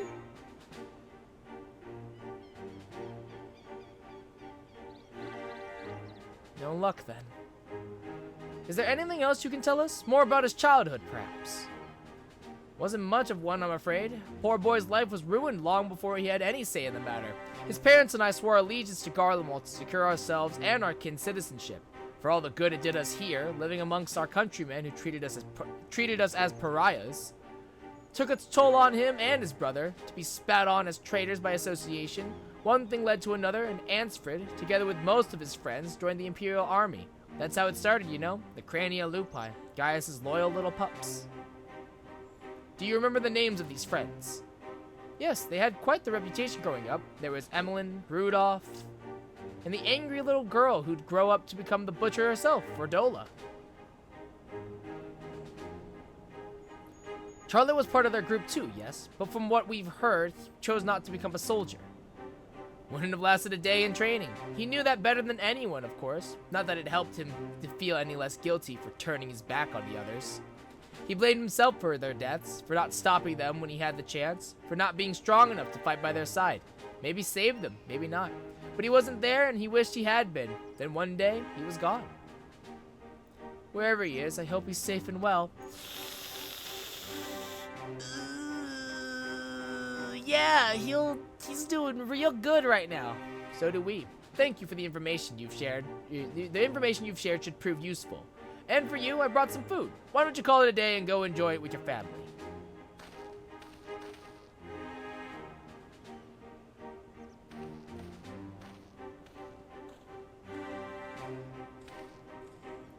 Let him have the peace for now. Back to Alagana. Oof. Ooh. Yeah, I'm sure Charlotte is just fine. Yeah. Okay, so I think I had that mixed up then. I think the guy that turned previously in Alagana, the one that Fordola saved the kid from, I think that was a different Skulls family. And then I think that might have been Emmeline, maybe, or something. And then this is Rudolph's brother, who is the Blasphemy. So not only was his brother a member of the Skulls, but Charlotte himself was a childhood friend of Fordola's. I'm told he refused the support of the Silver Griffins as well. He's been trying to make his own way for some time now. His brother and his friends died at Specula Imperatoris, save for Fordola, and the gods only know how he felt about her after that. Or how Fordola felt about Charlotte after seeing Lily's memory of him, transforming into a Blasphemy, brother of a man she killed and a childhood friend besides. She thinks she's responsible for this. That's why she ran, to kill the beast. I never thought I'd say this, but I'm worried about her. Fordola is a survivor and an outcast herself, exactly the sort of person the Silver Griffins are trying to support. You've seen for yourself the sacrifices she's willing to make, and if you can learn to feel sympathy for her, maybe others can too. I think we have enough information for the time being. Let's return to the city and plan our next move.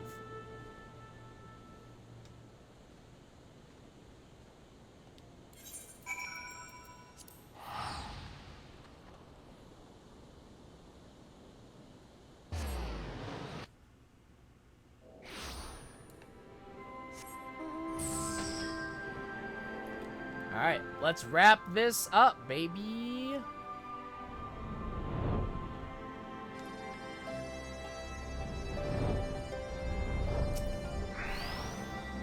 I've assigned a few of my soldiers to assist the Silver Griffins in investigating Charlotte's background.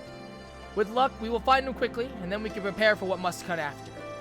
We're all but certain Charlotte's the one who transformed into a Blasphemy, and so there's naught to be done but put him out of his misery. As for Fordola, I put Monago and her troops in charge of tracking her. Once they found her, they may have my permission to lend whatever support they deem necessary. If it comes to it, I may ask you to join the search. Until such time, I ask that you take this opportunity to rest.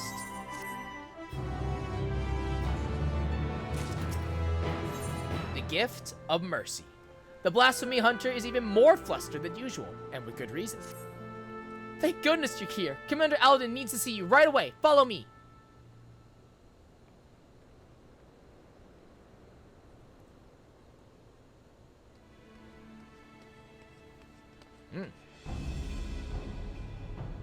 Keep it contained until I arrive, but do not engage if you can help it. Understood? That was Monago. Her unit has found Fordola, or rather, she has found them. In fact, I have Fordola on the search party's link pro. She wants a word with you. Hello? This is urgent, so be quiet and listen. The Blasphemy, my friend, is right in front of us. I tracked him down, and when he spotted me, he started heading towards Specula Imperatoris. Look, Sho, I need your help. Charlotte's not... He never wanted to hurt anyone, but this thing he's become is... I can't leave him like this. I've got to stop him, whatever it takes. Alright, I'm on my way. I owe you. This is Monago. Can you hear me? We've got the Blasphemy surround... Oh, that didn't sound good. Oh, it's on the move. Get ahead of it, but maintain distance. We need to... Fordola, what are you doing? Fordola! Fordola! There's no time to waste. They need our help. Fordola? Fordola! Mission failed.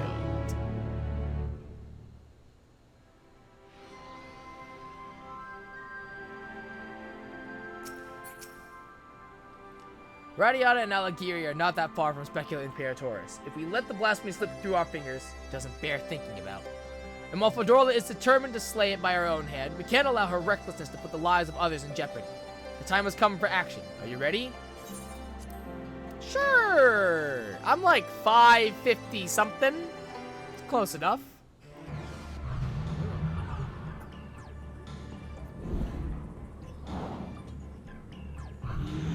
Look at that. Hold the line for as long as you can. Commander Haldane and the Warrior of Light will be here any moment. Stay strong.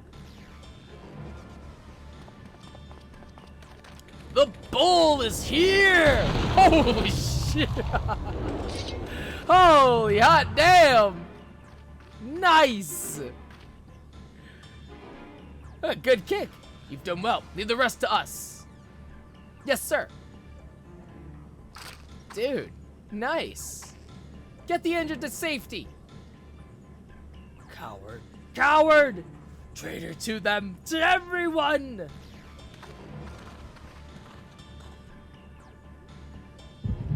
Oh, now is not the time for this. Now is not the time for this. This is how it started? No. Oh, wait, I've seen this. Oh, this is a different moment, I guess. Like, I wish there was another way. So do I, but fighting's the only thing I'm good at. Makes me wonder how I ended up with such a clever brother.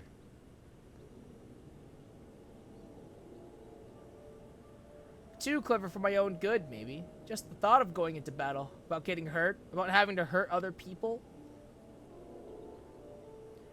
He's a bleeding heart, our Charlotte. Sooner befriend a fly than shoo it away, much less kill it. I could kill if I wanted. I could. Do it then. Come on, do it. Hit me. But you don't, and there's no shame in that. Leave the soldiering to us, Charlotte. We'll show the Garleans what we're capable of, get the power and respect we deserve, and then things will change. They will. You'll see. We found a place for ourselves, and we found a place for ourselves, and you'll find yours soon enough. All right, that'll do. Everyone who's enlisted, meet back here tomorrow. Oh, so this was the day before. Okay, I see. So we know that Rudolph lives, so it might have been Emmeline then.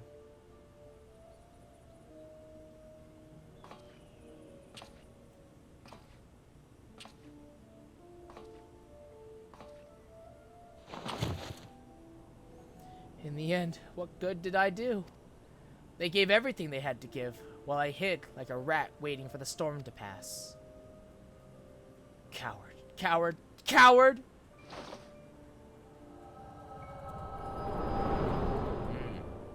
So he doesn't necessarily... So he blames himself. But does he blame Ferdola as well? Coward. Coward! Better dead. Better forgotten. It's not your fault, Charlotte. It's not. You didn't do anything wrong. And I... Hey, no. I'm the coward. The traitor. The butcher. I'll always be the butcher. Don't you dare, Ferdola! Ooh. Spooky. Gwern, thank you so much for the follow. I appreciate it. You don't get to end it. You don't get to give up. I won't let you. Yeah, that's right. You have a lifetime to make amends and atone, to become something more than you were. But if you die here, you are everything they say, everything you believe.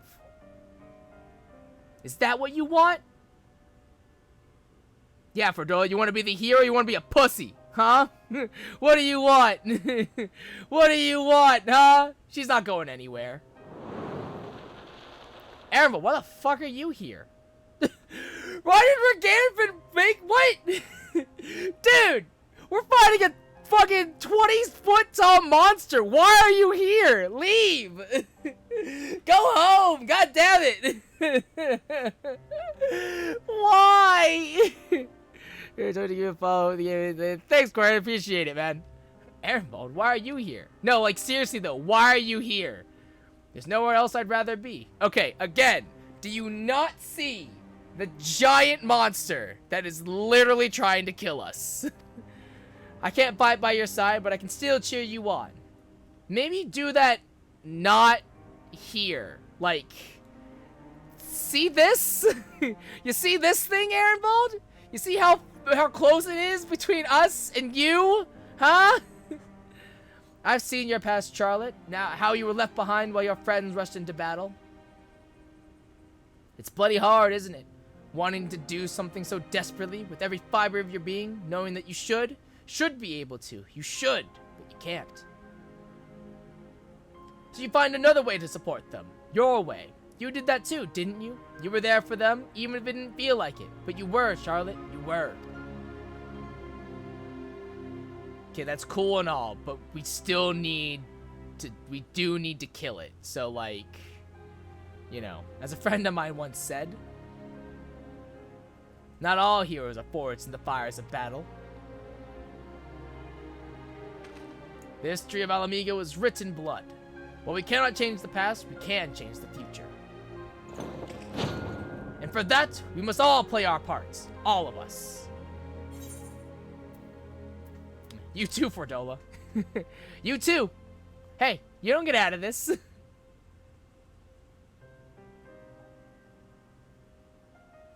Ansfred, Emmeline, one day we'll be together again, but not yet. You'd never hurt anyone, Charlotte. That's not who you are.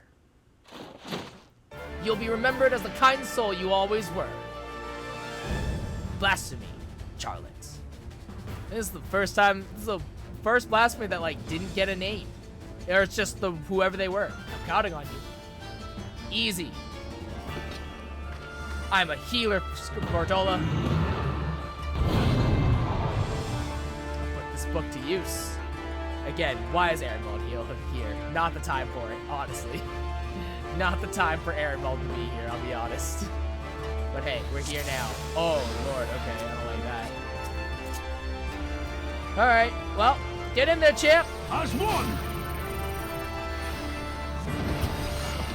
Oh, hey, guess who doesn't remember how things work?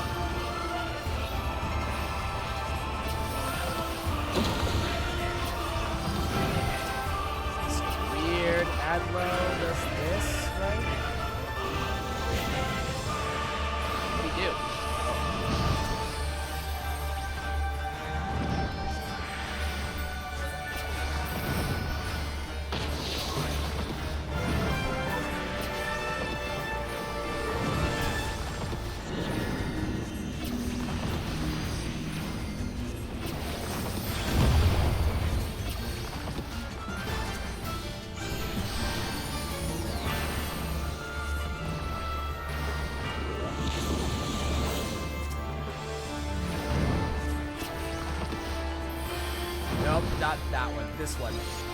I was like, which was my single target again?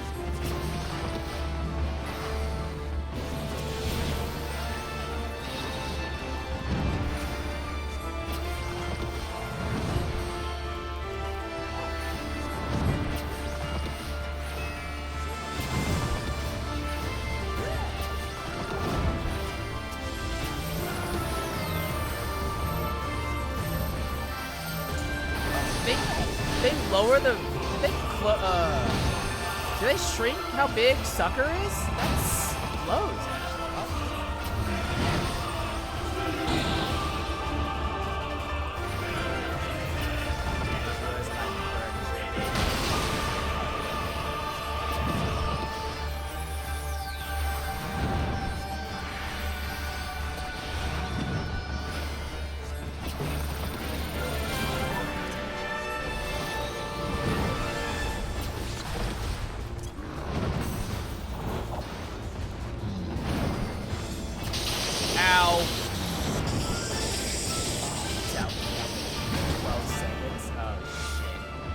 That's not good. That's gonna suck.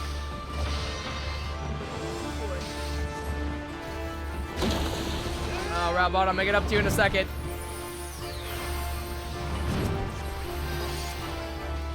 Show them what we're made of! There we go.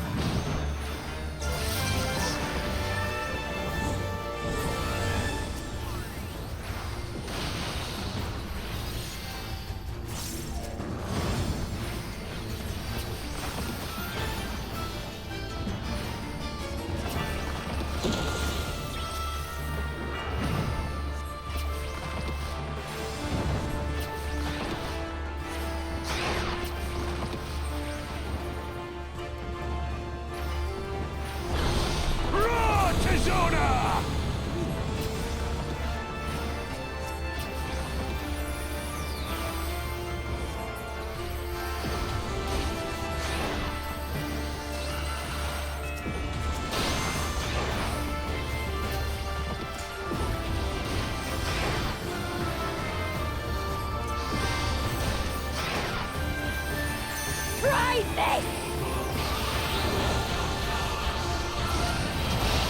Nice. Not gonna lie, this is the first time I have played Scholar for this expansion, so I was kind of like, oh, I don't remember what all my buttons do. Definitely did not remember how Scholar operated. I'm like, ah, right. This does that, and I'm like, and I can do this.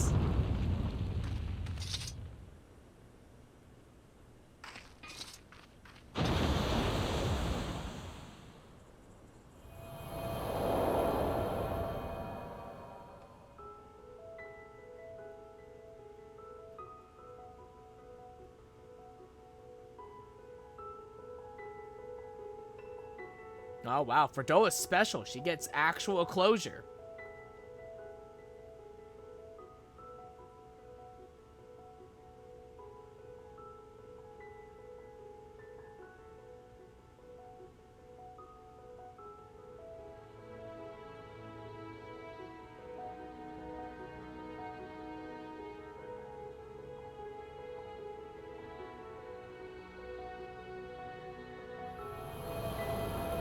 Wow, no one else got closure. Nobody else got closure. I guess this one kind of hit really close to home, so it makes sense. Thank you. I mean it. Hey, I got you. Love Fordola. People who don't like Fordola, I love Fordola. One of my favorite characters in Stormblood. Actually, though. High five. Yeah! Yeah! Feels good. Actual feels good. Hells yeah.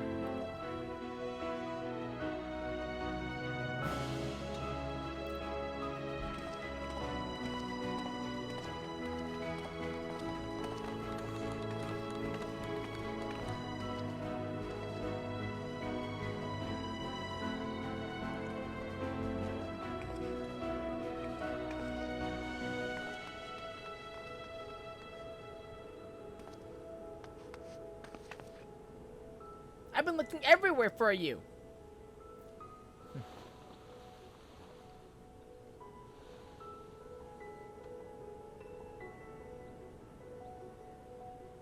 Have you now?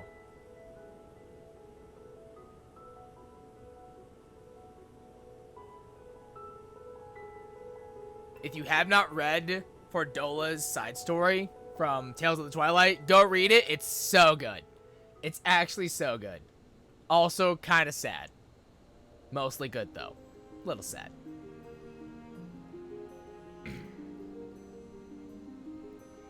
We put down the last remaining beasts sprawling by the blasphemy. 'Tis a pity we could do naught for those who turn, but that we are able to prevent further casualties is nothing short of a miracle. It is astonishing, too, looking back at Charlotte's case. Although his existence spurred others to transform, he never attacked any settlements or travelers. Even when he underwent the change in the middle of the crowded street, those who were present escaped with minor injuries at worst. I think that deep down his compassion was what kept the raging blasphemy at bay. The only time he emerged from hiding was to journey to the place where his brother died.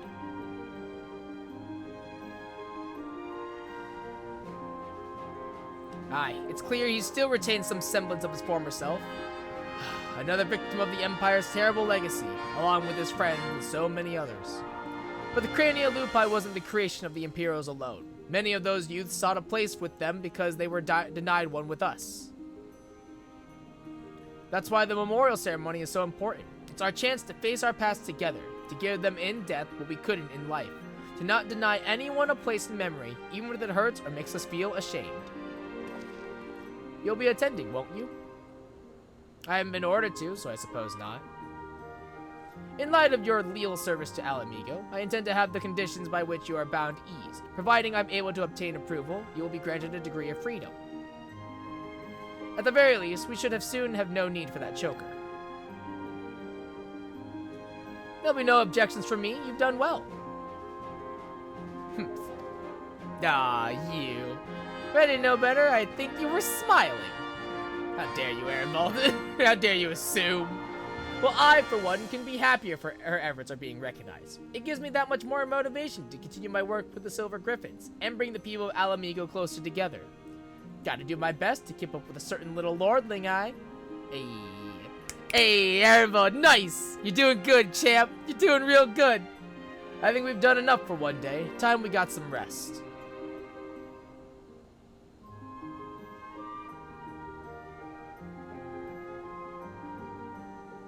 See, I won't lie, doing the healer for the, doing a duty for a healer is really awkward. Not just because of I'm bad at Scholar, but also because of the fact that I use my party list to tell me what's, like, who's at what health and how everything's going. You know, I use my party list to tell me, like, alright, who's got shields, how much of those shields are left, like, I use that information. And so in a duty, when I don't have a party, it makes it very, very difficult to be like, who's got what, what's expiring, what do I need to do? Like, shit, man, F. Also, hold on. I need to, so these are actually the same button now. So in that case, we are going to do this.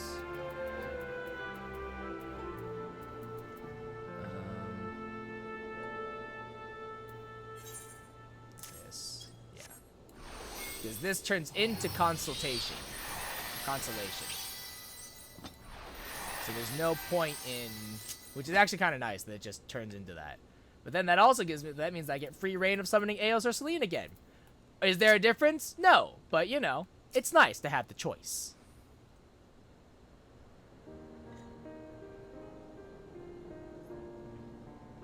Allow me to, as both the Guardian of Alamigo and as your sworn comrade, to express my thanks for coming to our aid in these desperate times. No matter what manner of disaster may befall us, your presence alone is enough to keep the flame of hope burning bright. Even someone on the very precipice of despair, such as Fordola, can find salvation in your guiding light. Laying a bit thick, aren't you? Heavens forbid people would stop throwing themselves in harm's way at every opportunity. You're something immortal flame yourself. Something of an immortal flame yourself. I saw that. I saw that dope-ass masses of arms. Huh. Been waiting for a chance to use that one, haven't you? I like to think I can still pull my weight on and off the battlefield, but that might be a bit generous. In any case, it's safe to say we've all benefited enormously from your sterling work here. We couldn't ask for a better healer or a better friend. Our ambassador in Razat Han will be relieved to learn of our successes here. If you happen to cross paths with him, give him my regards, would you?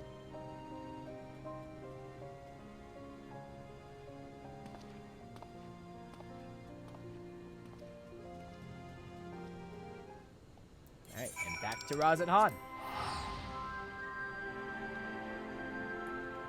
I'm running out of space on my Scholar hotbar, but that's whatever. I haven't overflowed just yet. But yeah, I do wish, I want more stuff to use the fairy gauge, because the only thing that use fairy gauge is Ether Pack now. This is free, so this is just an instant cast. These are instant casts. These don't have anything to do with the fairy gauge. I want more stuff to use the fairy gauge, because there just isn't. You use it for that one. You use it literally just for Ether Pack. And it's like, why? Why though? You know? But maybe next expansion. Since they overhauled Summoner, maybe they'll do something for Scholar next expansion or something. Greetings. How goes it in Alamigo? We did it. We solved the problem. Everything's chill. Eliminating blasphemies, helping organize a memorial ceremony. They certainly kept you busy. A fine example of going above and beyond the call of duty. I'll be sure to send word of your exploits to Old Dal. Wait till the Sultana hears about this. Her Grace will not be the only one to welcome this news. On behalf of the Grand Company of Eorzea and our allies, allow me to express my most heartfelt gratitude. Alright. More than guilt. Alright, next we'll do, since we just did Scholar, let's do Caster now. Ooh, Caster. Ishgard. Okay. I have stuff for casters as well. So let me equip those real quick.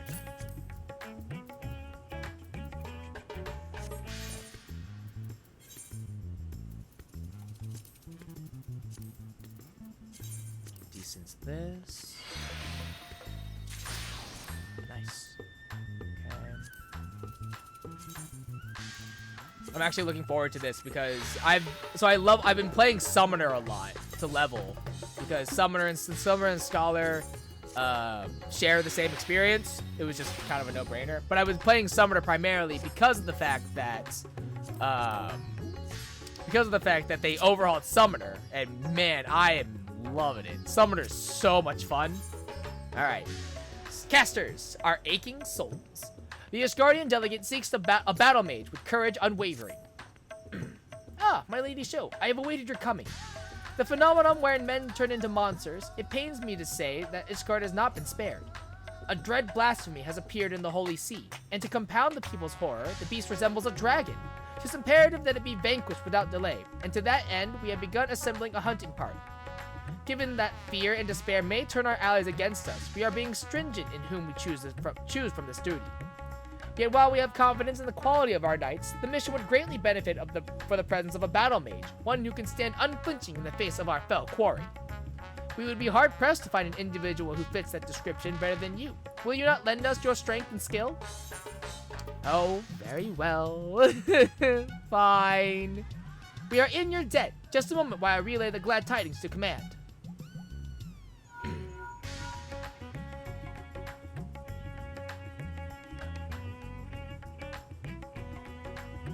"'Tis settled. Upon arriving in Ishgard, please take yourself to the Aetheryte Plaza. Lord Artoriel will be there to receive you. May the Fury speed your way." Ishgard. Ishgard. Good times, good times.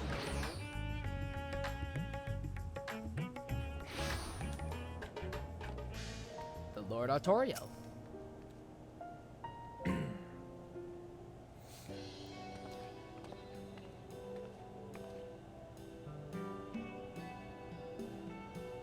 Joe, I have been expecting you. Words cannot well express how heartening it is to have you fighting beside us. Good to see you too, Artoriel. Allow me to echo that sentiment. It's Emmerich!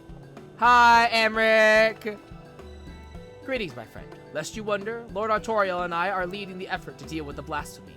With your capable self in the fold, I have no doubt that we shall succeed. Without further ado, I shall brief you on the situation. 'Twas a handful of days after the first beast appeared in Razad Han.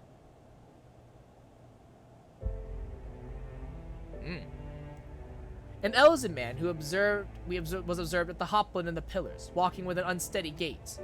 All of a sudden, he buckled over as if in pain, and before anyone knew what was happening, he had transformed into a terrible draconic beast. Do we get to see it? Oh no. At the mere sight of this, many who chanced to be present also turned, and regrettably, the Temple Knights were forced to put them down. The blasphemy itself, however, took wing and fled. Profane Fafnir, we have chosen to call it, after the dragon man of Ishgardian myth.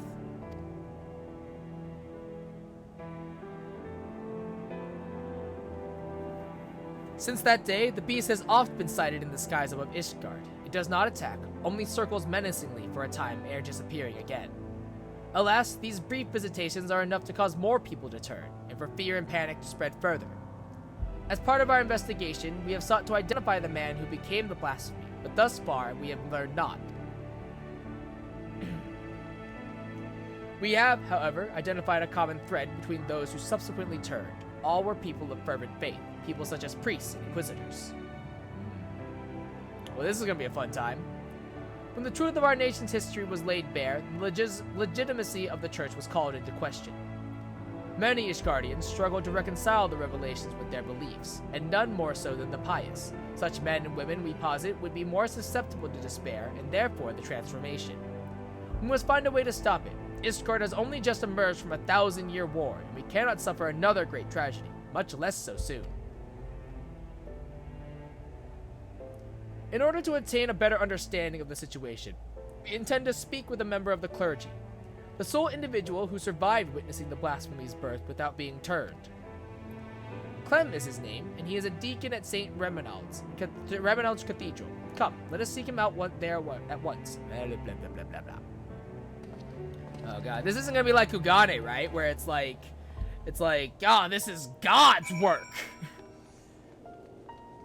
Because I feel like it's gonna be a lot worse to deal with here. It's gonna be so much worse. Oh, here it is. He's saying I like dudes. Almost Hey. lost my streak and I couldn't do that. Ah! Hey, yo, Esprit, hells yeah. Thank you so much for the 37 months. Hot damn. Alright, Clem. Darby dragons circling the skies. Or dragon-like demons. What you got? Lord Amric, Lord Artorium, and the savior of Ishgard besides. You do me great honor. You're gonna leave now, yeah. Yep, talk to you later, Esprit. Sounds good. Have fun with MSQ! I am Clem, and I serve as a deacon here at St. Remenald's Cathedral. I understand you were among those at the Hopland when the incident occurred. We give you thanks to the Fury for your merciful preservation. We now seek to prevent the blasphemy from wreaking further havoc, and would appreciate any details you can provide. Loath though we are to make you recall unpleasant memories, will you not recount to us what you witnessed that day?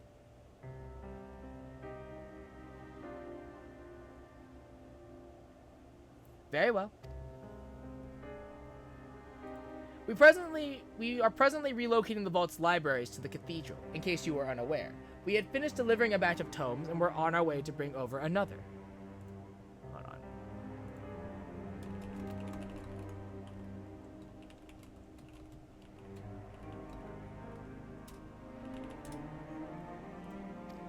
As we approached the Hopland, we noticed a young man walking unsteadily. No sooner had he come to an abrupt halt than he transformed into a draconic beast. The fiend fixed us with a menacing glare, and it was all we could do to find our wits and flee. But to my compounding horror, my brethren who were with me began turning into monstrosities as well, one after another. Praise the fury that you at least were spared, Deacon Clem. I cannot imagine how frightening the experience must have been. Who the hell? Oh god. Who are you? Bishop Bartenois? Bartenois. It's N-O-I-X, so it's probably Noir. Forgive me if I interrupt. I was informed that our stalwart protectors were present and wish to express my gratitude.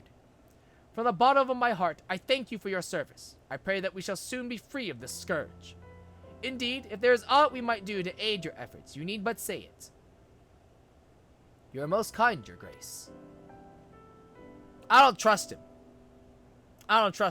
But then again, the church has not really given me a whole lot of reasons to trust them, so... like... I have not had good experiences with the Church of Ishgard. That was Bishop Bartenois, and the head of St. Remenald's and a member of the Synod. With the seat of the Archbishop vacant, he is, in effect, the highest authority in the Ishgardian Orthodox Church. This is so, yet in spite of his elevated station, he remains as kind and humble a man as any I have ever known. Like his grace, I would do all that I can to help shepherd our people through this uncertain time. To that end, there is a request I would make of you, if you can spare a moment to consider it. Of course, if it is within our power, we should be glad to offer you aid. Thank you.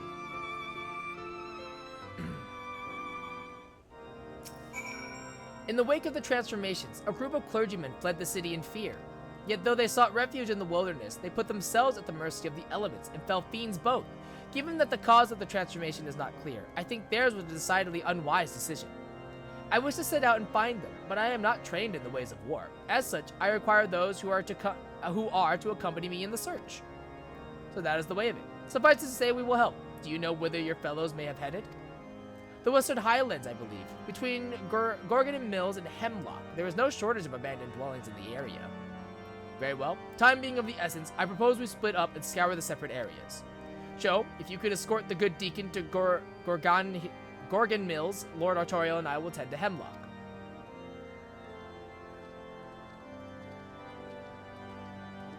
Alright, I don't know where that is. It is Falcon's Nest. Got it.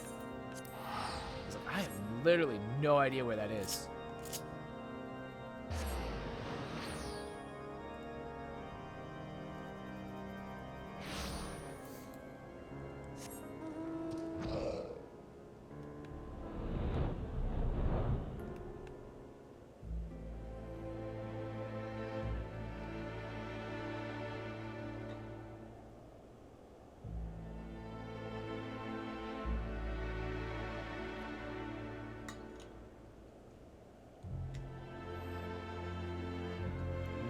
I wonder what could have caused him to turn in this one. Maybe he was part of the church and he just couldn't deal with the lies of it all, maybe? But he's not attacking and doing anything. I wonder.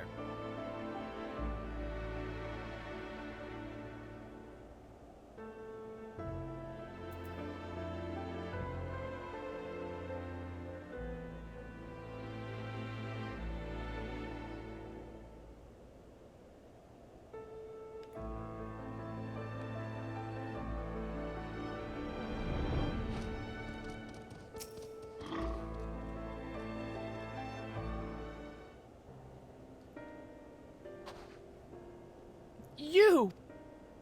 Hello. Ah, I see you found them. Hello. Yes, and none the worse for wear, thank the Fury. My friends, forgive us if we have given you cause for alarm. We come out of concern for your well-being. Though we understand why you quit the city, we fear you may have placed yourselves at greater risk by coming here. His Grace Bishop Vartanois, too, worries for your health and prays for your swift return. So please, will you not allow us to escort you to the Holy See? I assure you, you will be much safer there than in this wretched place.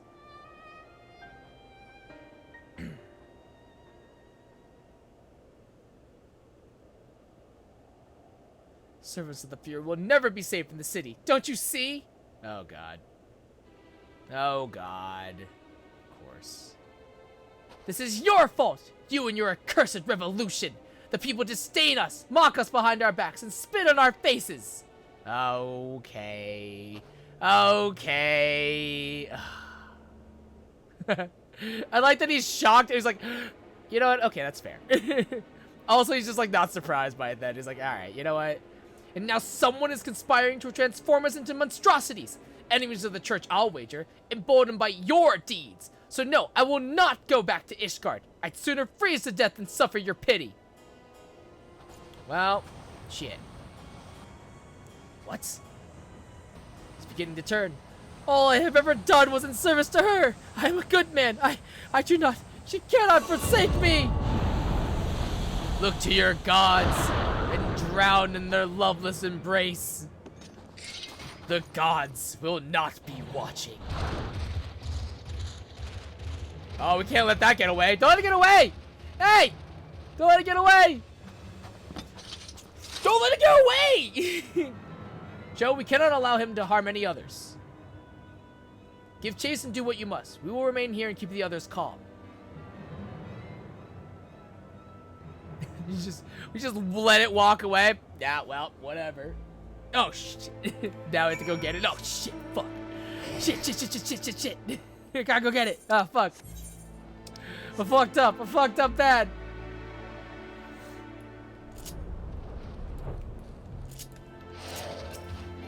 Oh, I didn't summon the carbuncle. I need to do that.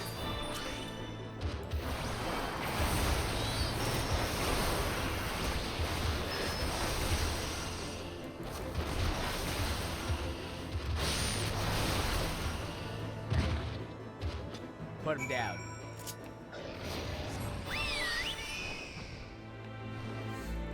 God, I can't wait. I haven't actually summoned these, the mega summons yet, and I'm like really looking forward to it. Summoner got real cool. Is it done, show? My thanks. What happened is most regrettable, but we must be grateful that no one else came to harm.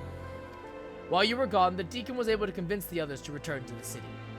Let us escort them back at once, and then reconvene at the congregation to consider our next course of action. For our purposes, we have the use of the strategy room. Announce yourself to the guard without, and he will show you in.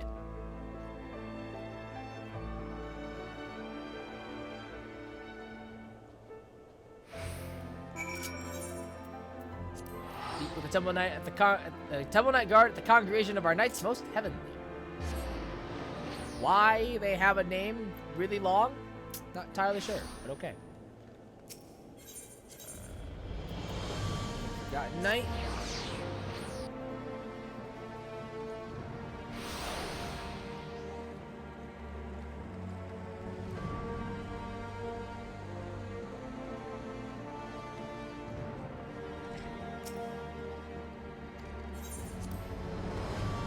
Alright, let's talk strategy. Ooh, look at this.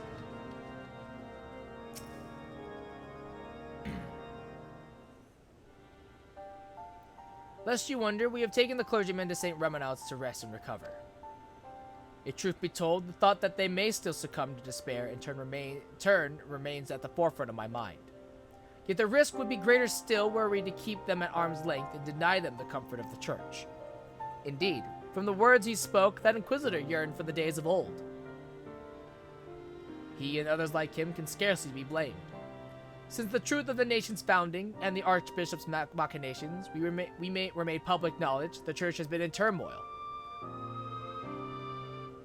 Though we have made great strides in separating religion and state, there has been far less progress in the reformation of the Church. For our faith has been everything to us, our purpose and our comfort. It is not an easy thing to reconcile one's belief with the betrayal of our spiritual leaders.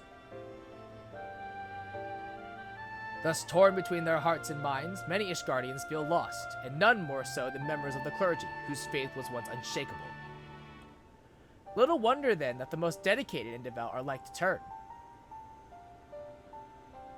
So it seems, but further investigation is needed ere we draw a definite conclusion.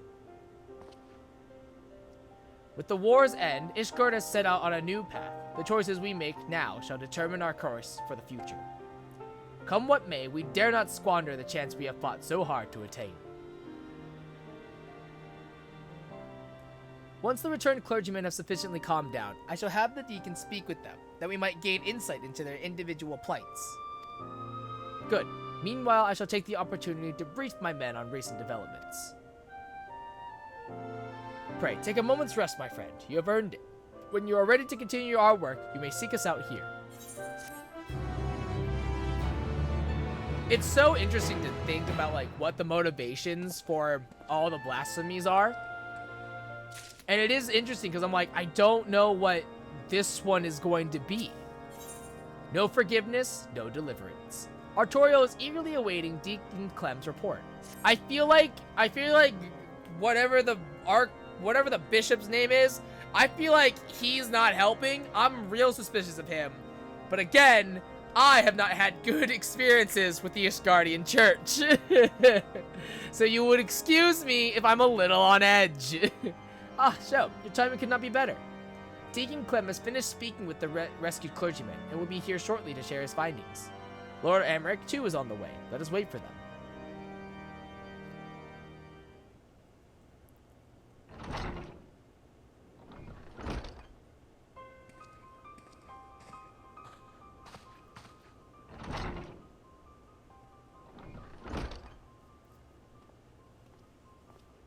It's Deacon Clem.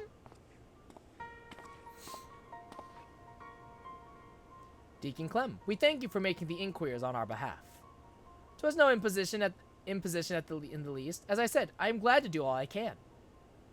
So 'tis our understanding that those we escorted back were all close acquaintances of the Inquisitor who turned. Like him, they too had been the subject of harassment by certain quarters of the populace. Is this correct? It is, I'm afraid, and they are far from alone. Men of the cloth were once afforded respect and deference as servants of Halone, but now they are openly reviled by many. We were complicit in perpetuating terrible lies, this is true, but we too were misled. We too are victims, yet we are regarded by some as criminals. Well do I understand the people's anger, but it saddens me to think that they would thus lash out at their fellow man, especially when we need solidarity most of all. Though I can imagine your plight, I would not presume to fully grasp your pain. Will you tell us of the challenges you and yours have had to face since the war's end?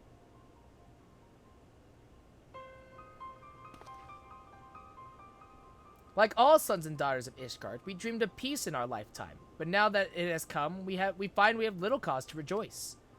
Our faith has long been the foundation of our lives, and overnight that foundation has been crippled by fractures, beyond repair for some. To learn that we had been deceived, and that we had unwittingly deceived others in turn, was devastating. We, who had once been shepherds to men, found ourselves lost lambs, bereft of surety, and wanting for guidance. We have languished in darkness, all of us.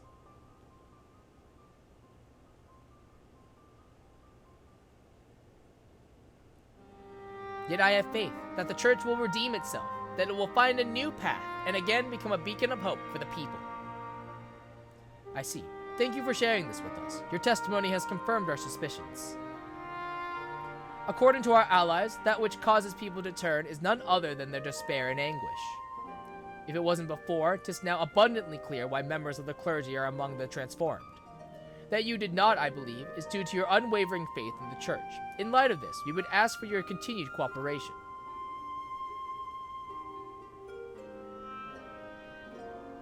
Of course, anything to help my brethren. You got a strong connection with Jesus. Now that we have established the cause, that leaves us with the mystery of profane Fafnir's identity. The progenitor of these troubles, could he too have been a man of the cloth? From what I recall of his garb, I doubt it. He was dressed in the common fashion, and inadequately against the cold besides.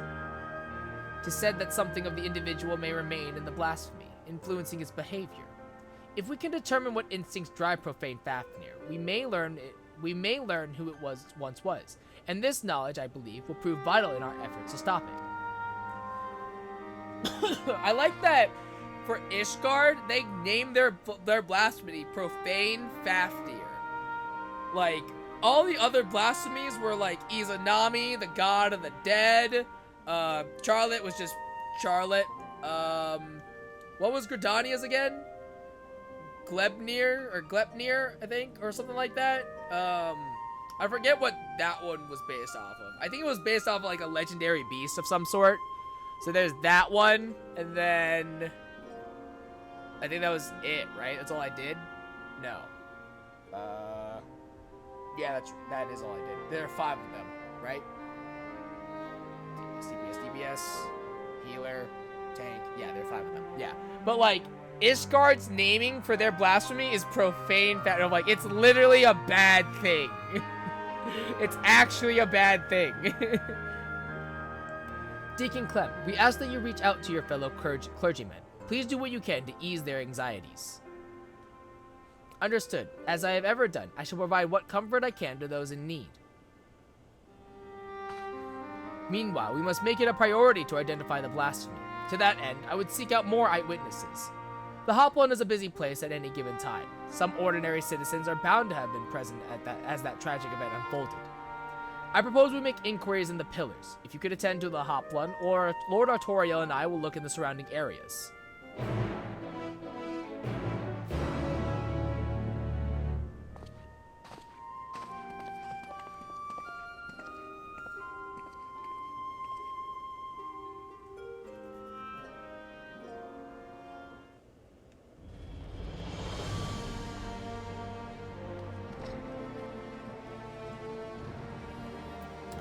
Let's go to the Hoplon. That is last vigil.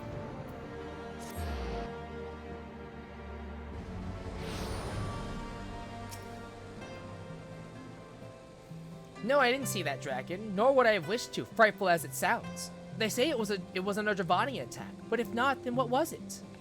It was God! It was Jesus himself, the second coming. Alright, I'm gonna call it right now. I'm going to assume it's gonna be like, this is kind of like Doma, where the bishop dude secretly is like, this is our chance to bring back the faith. You know, he's gonna treat it like the second coming, essentially, and it's gonna be a huge problem. The dragon that appeared at the hopwood. Aye, I saw it with my own eyes. One moment in Elizin, the next a terrible beast. He was a heretic, I take it. Oh god. See, they're probably gonna be spreading rumors about it. They're trying to sow the seeds to turn things back to the way they were.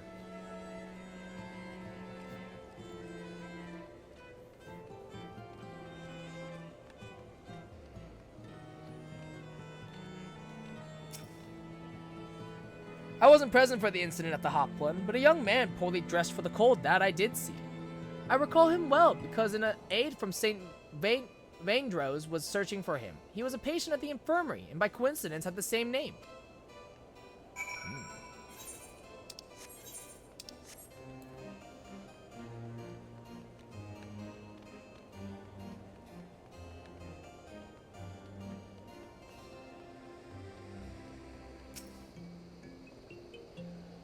There you are, Sho. Did your search yield any fruit? A patient of the firmament's infirmary, you say. Among those with whom I spoke, one claims to have witnessed an individual fitting that description. A man walking in a stupor who did not seem to feel the cold. If he had wandered straight out of the infirmary, it would explain his state of attire. Yes, I dare say we have found our blasphemy, but to think that his name should be Vaindro. I don't know who that is. 'Tis the same as that of former Heaven's Ward Commander Sir Vaindro de Rochemain, for whom the infirmary is named. Wait, hold on. Is he who I think he is?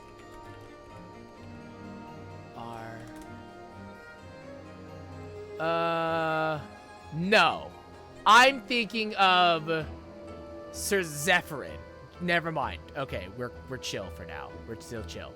I was like, wait, is Vaindro the one that killed Hashvat? No, that was Zephyrin. Everything's cool. I was about to go be like, I'm not okay with this. This is fucked up. But nope, we're cool. Everything's chill. I have nothing necessarily against this man. It's whatever. Sir Vaindro, however, retired from his station at a ripe old age some years ago. Does not like to have been him. In any case, we have a lead. I shall head to the infirmary at once. Pray wait for me in the brew.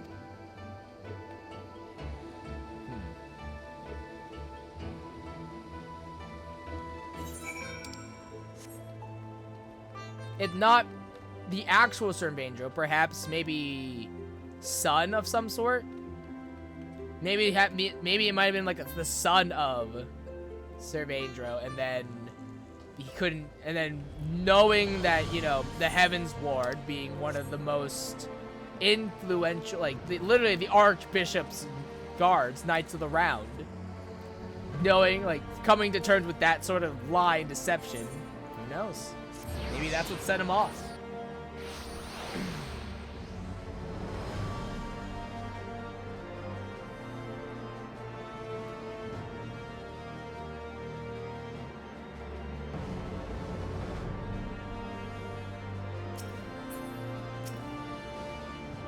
Laboratory should not be long. Let us wait here.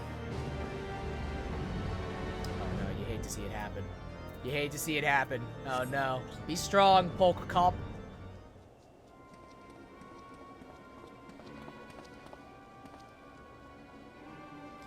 This is Loverick, the aide who was in charge of Vaindro. Have you found him? Oh, please say you have.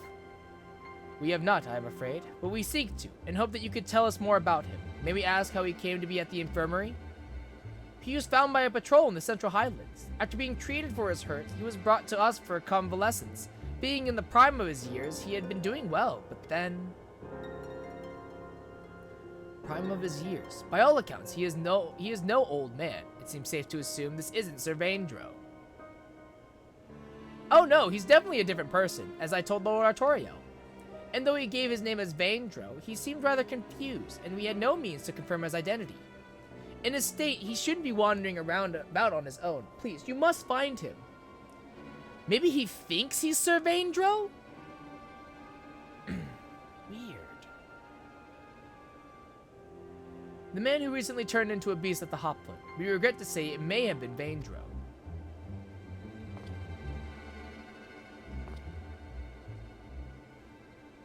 What? No. How can this be? Is there aught else you can tell us? Things he may have said or done while in your care?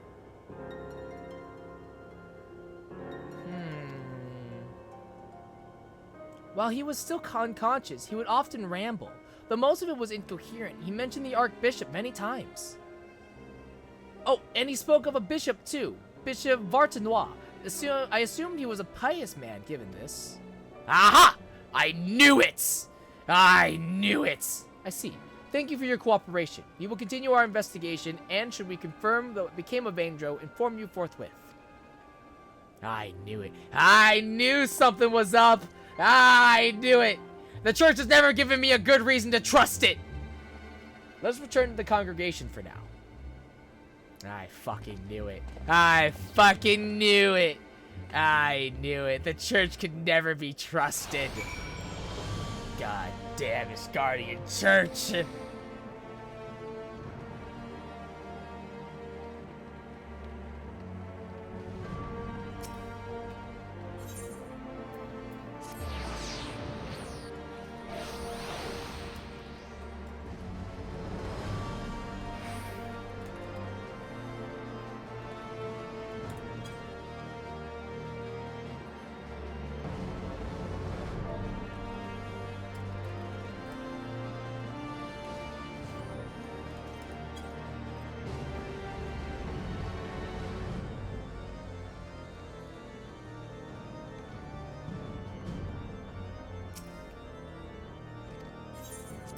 My FC is talking about Sage, and one of the abilities is Pepsis, and I've never played Sage, so I don't really know what it does, but I guess you have to use something else, and then Pepsis will proc, but if you don't have the previous buff, then nothing happens. So a lot of times you'll come under the effect, you'll be hit by the Pepsis by a Sage, but it'll either miss or you'll dodge it, and I always have the thought of like, oh, thank God I dodged the Pepsis.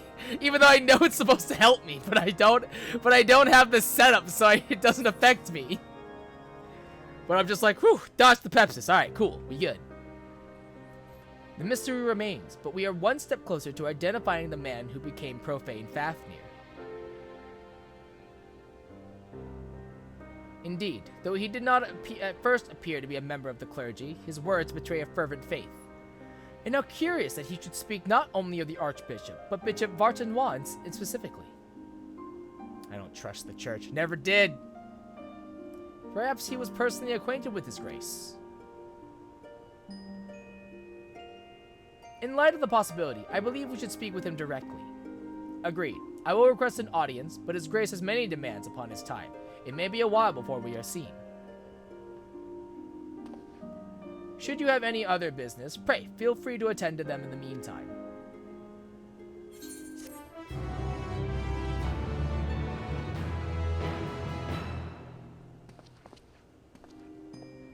I don't buy it. I don't like it. I don't like this. This is sus. Only justice. Only vengeance. The look of relief upon Artorio's face bespeaks your timely arrival. Sho, excellent timing as ever. Deacon Clem has just sent word that Bishop Vartanois will see us now, by which I mean right this instant. 'Tis extremely short notice, I know, but it would not do to miss the opportunity to learn how he and Vaindra may be connected. Not wishing to keep His Grace waiting, Lord Aymeric is already on his way to St. Reminaud's Cathedral. Come, let us hurry there ourselves.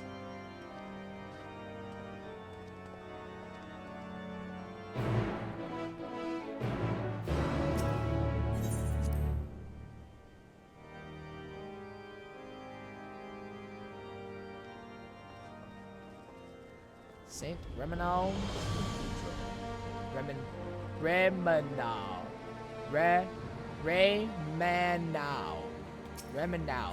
Reminaud.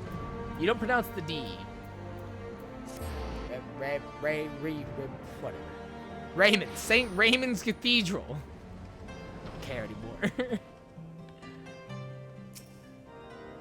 My lords, I am so sorry. I informed His Grace that you were making your way hither, but shortly before you arrived, he recalled that he had urgent business and had to leave the cathedral at once. He cannot have gone far, though, so if you wish to search for him in the hopes you can steal a moment of his time, grant us an audience, only to depart with such haste. What business could be so pressing? He's conspiring! I'll tell you what the business could be. The business of conspiracies and coups. That's the business.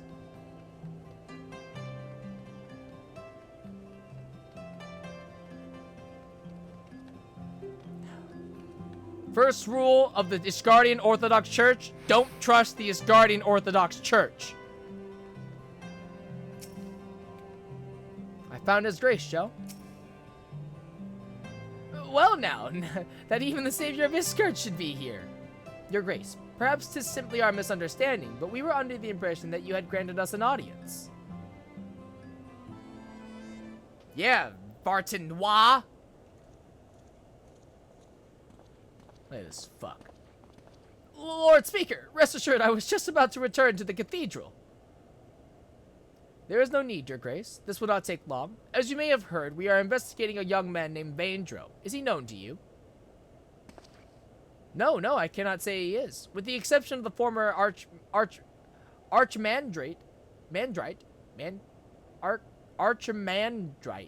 whatever. I am sure I know no one by that name. But mine and the archbishops are known to many, yes? Perhaps this youth took inspiration from public services over which we presided. Goodly soul that he is, full glad am I that his faith was of comfort to him in sickness, and I pray to Helone that he will soon be found in good health. Now then, if there is nothing else, I shall return to my duties. No, not believing it for one fucking second. Fuck you. Fuck you, Bishop.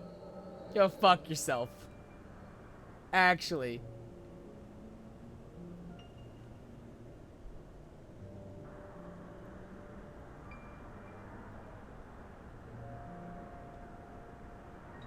Fear not, Your Eminence. I shall carry on your legacy.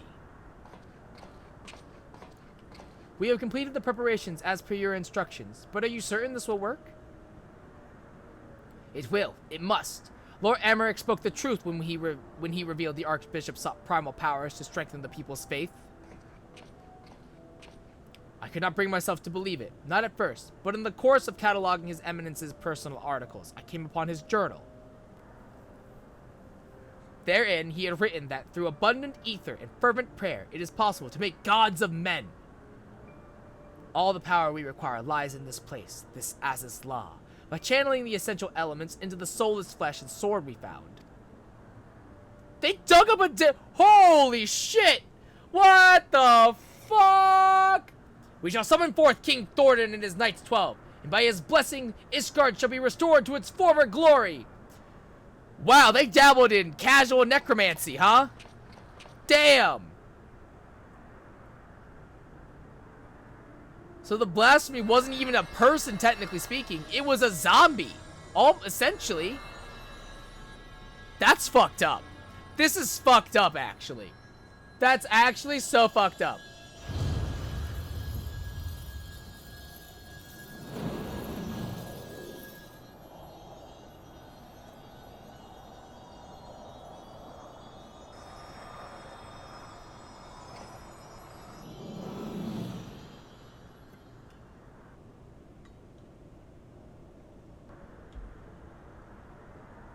What is this? It's just an ordinary man, scarcely changed from before.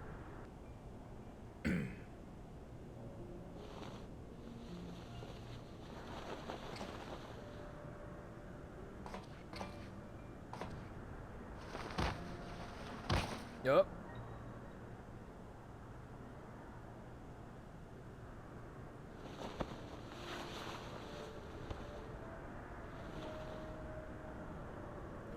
His Eminence, I must protect.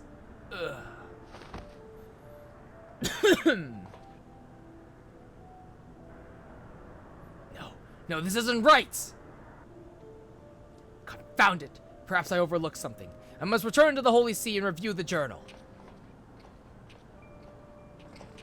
Your Grace, what shall we do with this thing?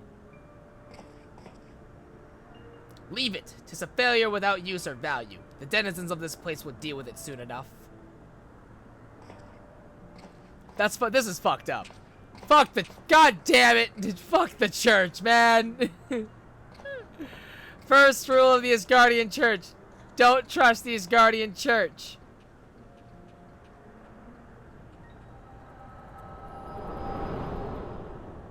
So maybe he realized that he was just like a zombie, essentially. Joe, are you well? Were you perchance granted a vision of the past? Oh, I saw something, all right. An attempted summoning of the King Thornton and his Knights 12.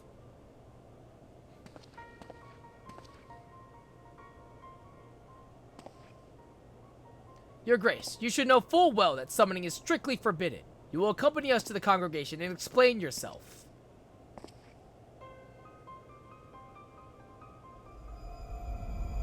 Uh-oh. He's gonna turn. He gonna turn. I have dedicated my life to the church, conducted my affairs in accordance with the scriptures, and taught others to do likewise. But you took it all from us, tore down everything that defined us. You cannot know how it feels to have your very existence rejected, to be forsaken by your community, to be denied by your society. Well, I deny you and this justice. I deny an Ishgard where the church has no meaning. I refuse to accept it. Do you hear me? I refuse to accept it! Alright, I don't think you need to be telling Amric, like, how it feels to be shunned. He's literally the Archbishop's bastard son. So, pot calling the kettle black here. Also, damn. Your Grace, no! Amric, damn, coming in with the moves. Hot damn. Swift and final judgment. That it should come to violence yet again. Would that your hand had not been forced, my lord. Deacon Clem should not be alone at this time. I shall remain with him while tending to the aftermath. When the things have settled, I will return to the congregation. Pray go on ahead and get some rest.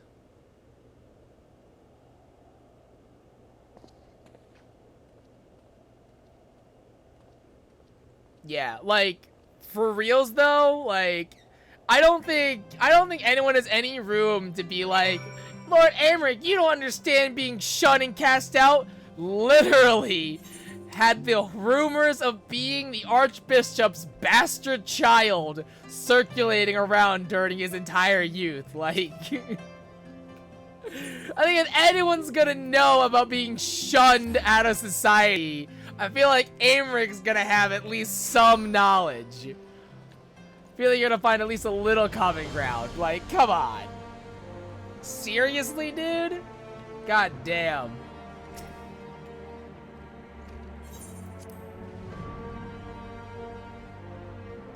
But I knew it. I knew it. The moment I saw him, I was like, you're evil. I know you are. You're plotting against me.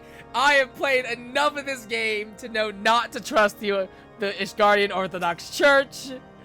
Fuck this place. Fuck this place. Fuck these people. I'm glad that they're depressed and sad. Fuck them. How fares the deacon? Well enough, given the circumstances. Though understandably shaken, he is more determined than ever to help his fellows. Truly, he is possessed of a stout heart.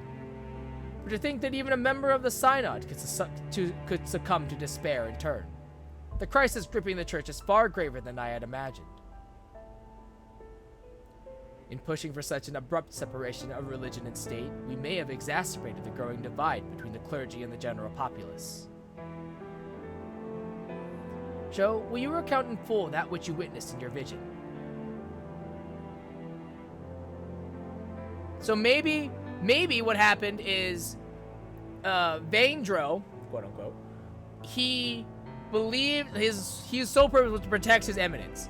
So he's imbued with kind of the idea of protecting his eminence, and then makes it back to Ishgard, comes to the church, realizes the lies, all the lies about the church, and the fact that also the Archbishop is dead, realizes that maybe his whole life is a lie, and he turns. That he should seek to use one of Alag's unholy abominations to create a primal.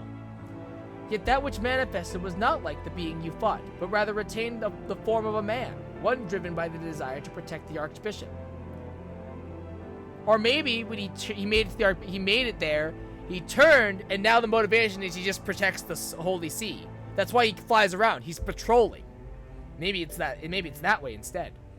We may safely assume the bishop did not have sufficient ether. Bereft of Nidhogg's eye, the sword of Ascalon no longer has such power. Nor does that of the warring triad remain to be harnessed, thanks to your valorous intervention. Hey. But if the summoning failed, how did the clone come to possess life, and what purpose drives it? Lack of either notwithstanding, the necessary components were present for a summoning. Perhaps the ritual itself was a success, and the vessel, though imperfect, arose a champion of the Archbishop. Yet how did he come to be in the Central Highlands? You believe that this clone and the man who became the blasphemy are one and the same? Nay, I merely speculate. Yet considering what we know of the clone and Vaindro, it would seem a likely possibility. Whatever the truth may be, it will not elude us forever. But first, I must lay some groundwork for the next phase of our investigation. God's permitting, I will have news to share ere long, so pray look in on us when you can.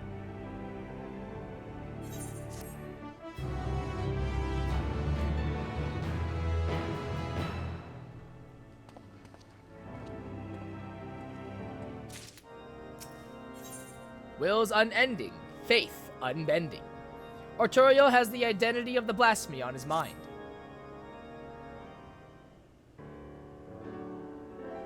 Show, you are ever a sight for sore eyes.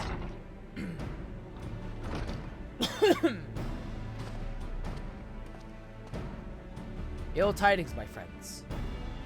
I dispatched the Temple Knights to find the clergymen who aided in Bishop Bartenois' summoning attempt. Regrettably, when confronted, all turned and had to be put down. Without their accounts, how then to ascertain that the clone of and Vaindro are the same individual? Maintaining the assumption that they are, perhaps we should instead consider how Vaindro may have found his way to Kurthus. According to Show's vision, he was abandoned as a Slav, but what did he do afterwards? Then there is but one way to ascertain the truth. We follow his trail. I shall go and search for the clone in Azaslav. If he is still there, then we are dealing with a different individual. A splendid idea. We leave the floating continent in your capable hands. Meanwhile, Sho and I shall retrace Vaindro's steps whence he first appeared. Upon being found in the Central Highlands, he was taken to Camp Dragonhead. Let us begin by making inquiries there.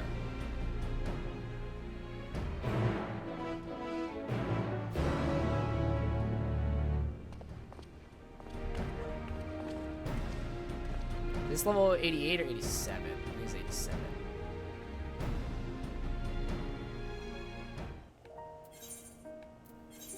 No, this is 88. Okay. Dragon Head. I know this place. I know where this one is. Ah, yay.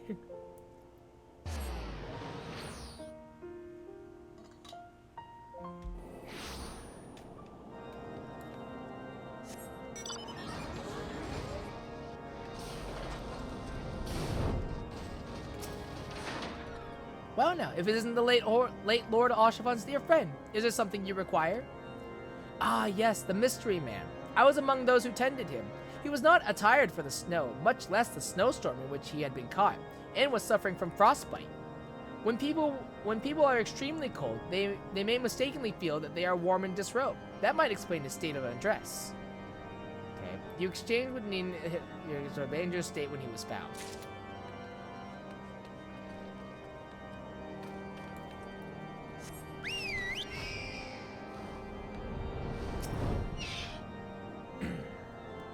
Investigating the stranger we found, are you?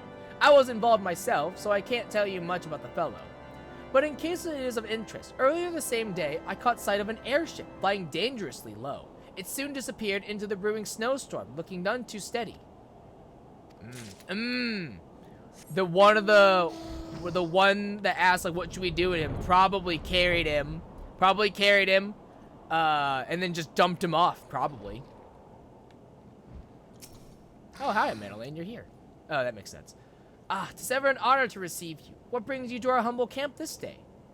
An injured man who was found out in the wilds? Yes, I know the one. I was with the patrol that chanced into him north of here, at Providence Point.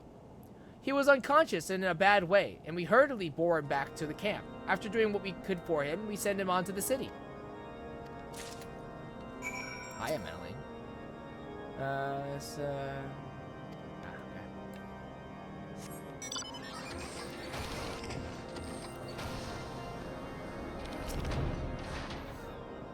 There you are. Were you able to learn aught of interest?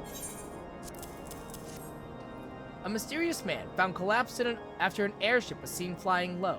Yes, the accounts I heard are consistent with yours. I, for one, am curious about the fate of this unknown airship. To that end, I have arranged a pair of black chocobos for us, the more efficiently to scour the area. We shall continue our search to Providence Point, where Vaindro is said to have been found. If you're ready, let us be off. Whee! Not gonna lie, kind of weird to see Amric just on a black chocobo, you know?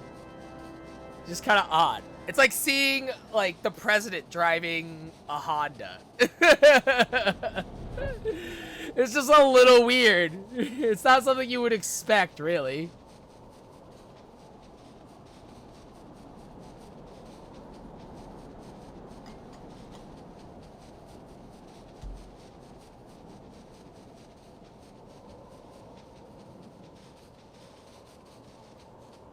Nothing so far. Let us continue northeast.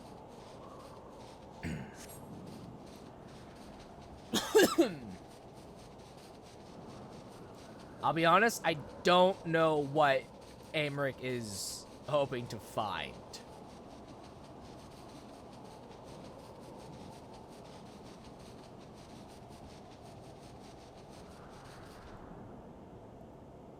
Like, I'm really not sure what we're hoping to find here, honestly.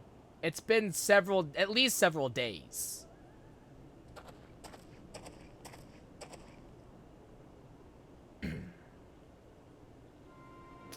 Well now, that is something.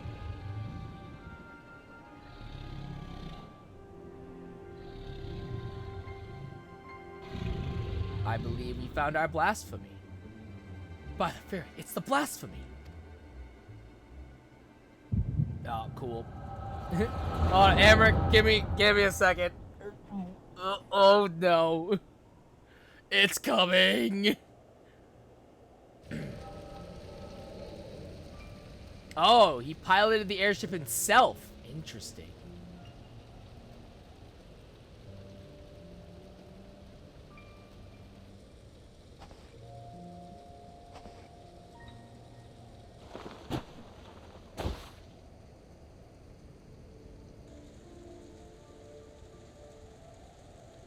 His Eminence must protect His Eminence.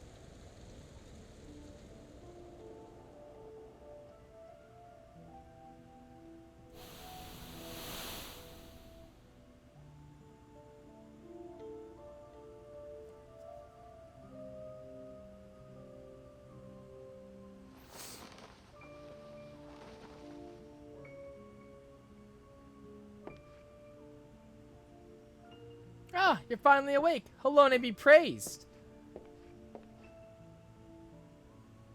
How are you feeling? Strong enough to speak? Can you tell me your name?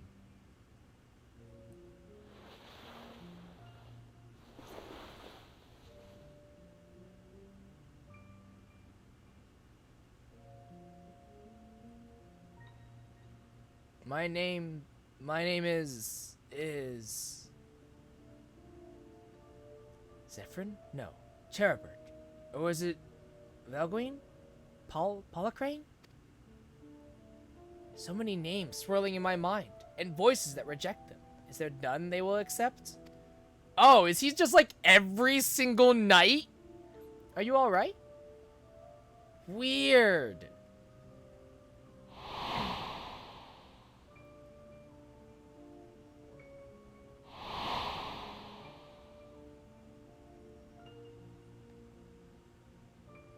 Vaindro. My name is Vaindro. Well now, that's the same as our infirmary. I dare say fate has guided you to us. So, Vaindro, if you're feeling up to a little conversation, can you tell me about yourself? Anything else you remember? Anything at all?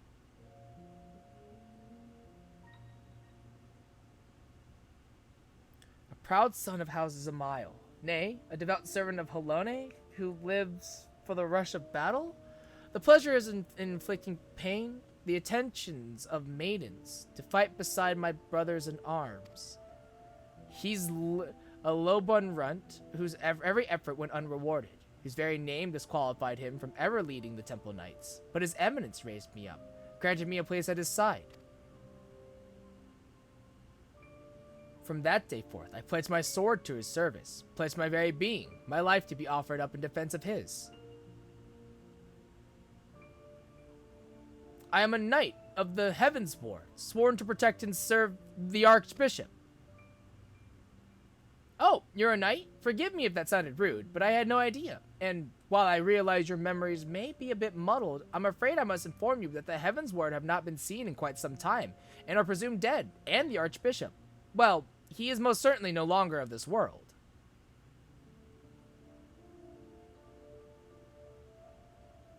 He's literally every single Heavens Ward knight. Ooh, oh dear. But the important thing is you're safe now, and we'll help you get back on your feet. Speaking of which, let me bring you some food and water. You must be absolutely famished.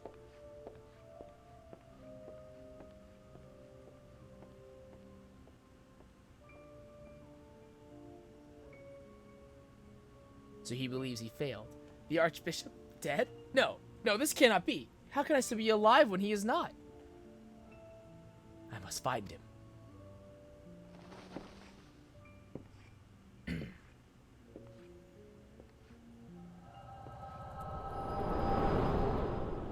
So, question. Is Vaindro the one that I'm thinking of? Vaindro might be the one that I'm thinking of, where I know that...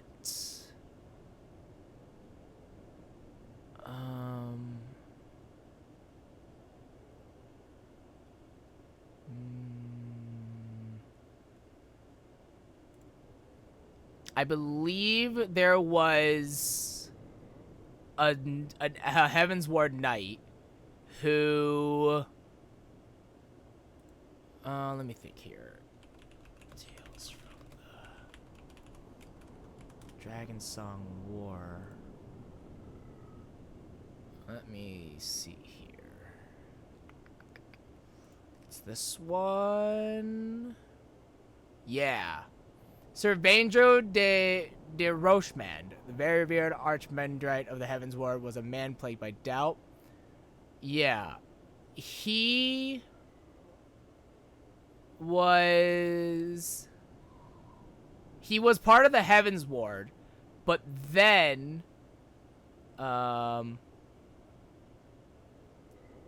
he basically caught on to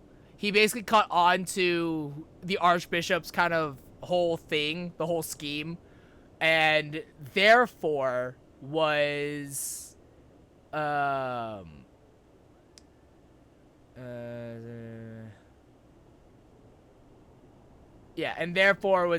then he was then accused as a heretic. So then it was he was conspired against too, and they killed him. Yeah. Officially, yeah. Some few days later, the Holy See officially announced the retirement of Sir Vaindro de Rochemand from the Heavens Ward and introduced Sir Zephyrin de Valhorden as the Order's new Archmandrite. Addressing Sir Vaindro's conspicuous absence at the anointment ceremony, the Archbishop explained that the knight had begged leave to depart on a pilgrimage, a final wish for peace and solitude that the Church could hardly deny. Yeah. Yeah.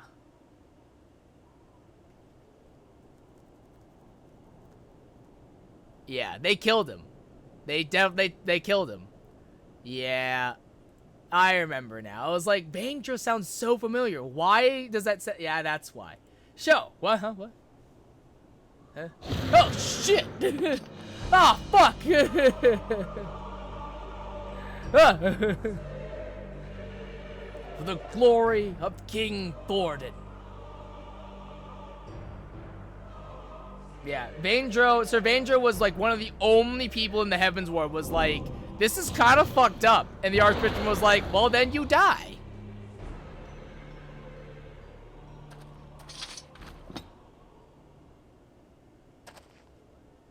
Another vision, I take it? Nah, you know me so well, Amric. You know me so well, I appreciate you understanding.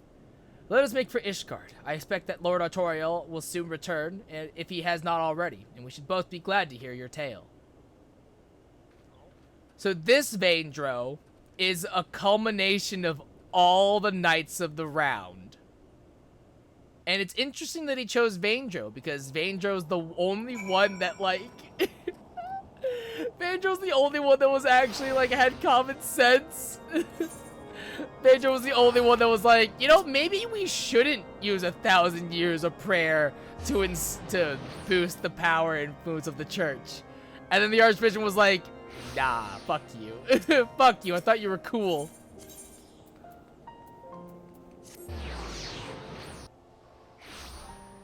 It's also kind of fucked up reading back that story of that Vaindro was killed, but then it was passed on to the public that he actually went on a pilgrimage. And that's really fucked up. Of like, no, we killed him, but no, he's on a pilgrimage somewhere. Shifty eyes. Ah, show. I pray your search was more productive than mine own. Oh, dude, Artoria, let me tell you what, son. Let me tell you what. Everyone is here. Excellent. So, were you able to find our clone in Azazla?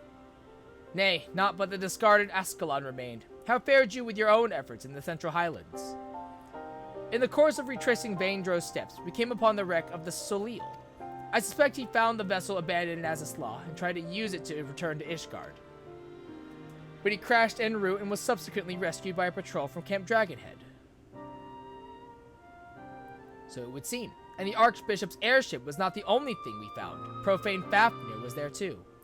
The creature chose to flee, but not before Sho had a vision of Vaindro's past. Go on, my friend. Share with us what you witnessed. He's literally every single Heavensward Knight, which is so weird. And again, weird that he chose Vaindro's name, since Vaindro was killed by the Heavensward.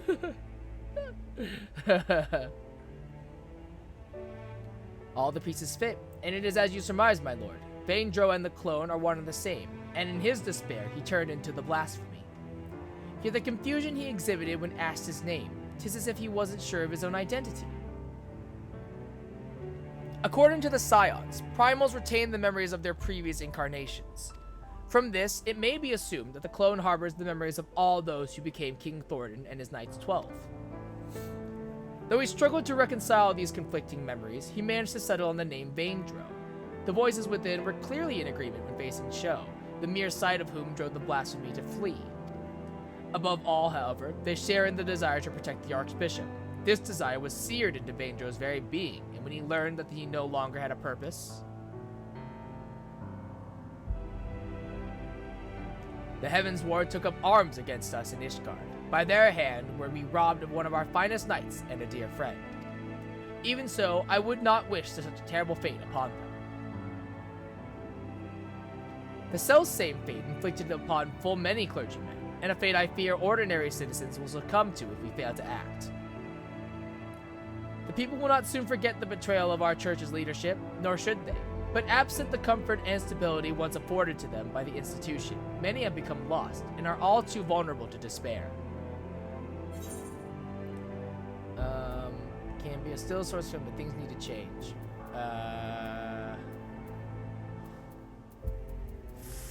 Both are really good. Nah, fuck the church. They don't have to forget, but they need to move on. Fuck the church. Fuck them. They give me literally no reason to care about them. You know how many times that they have literally tried to conspire against me?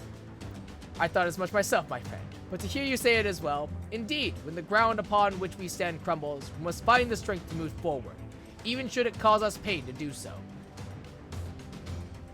Lord Artorio, at the next house session, I shall call for an ecumenical council to be held.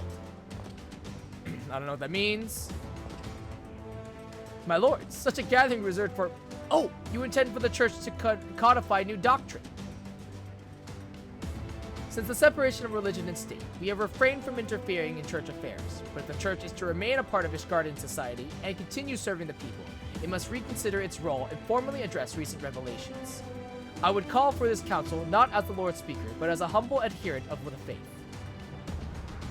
Long had I considered whether such measures were necessary, but lacked the courage to set them in motion. I now have it thanks to you.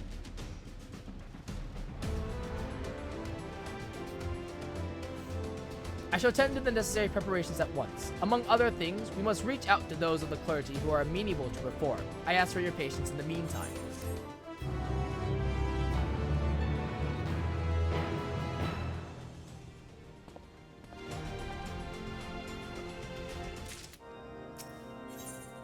O mighty fury, guide us to victory. The senatorial's jaw betrays a hint of anxiety.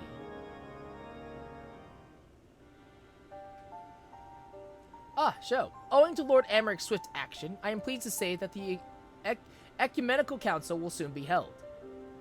In case you are unaware, the Council is the highest assembly in the Asgardian Orthodox Church, its purpose to deliberate and decide upon doctrine.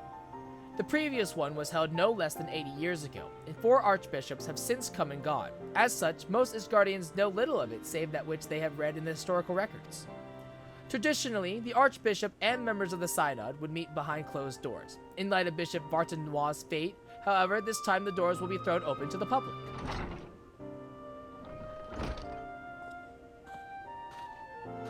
Clem! Indeed, for the first time in history, all men and women of the faith may have a hand in shaping the mission and teachings of the church. 'Tis my hope that you will also join us in this endeavor. Deacon Clem, allow me to express my gratitude for your efforts in facilitating the council. We appreciate the difficulty of your position. I merely heed my conscience and my faith, my lord. Acting in Bishop Vartanois' stead, I shall do all within my power to see that the church may serve the people once more. Where is the Lord Speaker, if I may ask? He stepped outside for a moment, saying that he wished to gather his thoughts ahead of the council. The hours draw nigh, however. So, I shall proceed to the vault with the good deacon. In the meantime, may I ask you to find Lord Amaric? He should be at the last vigil, I believe.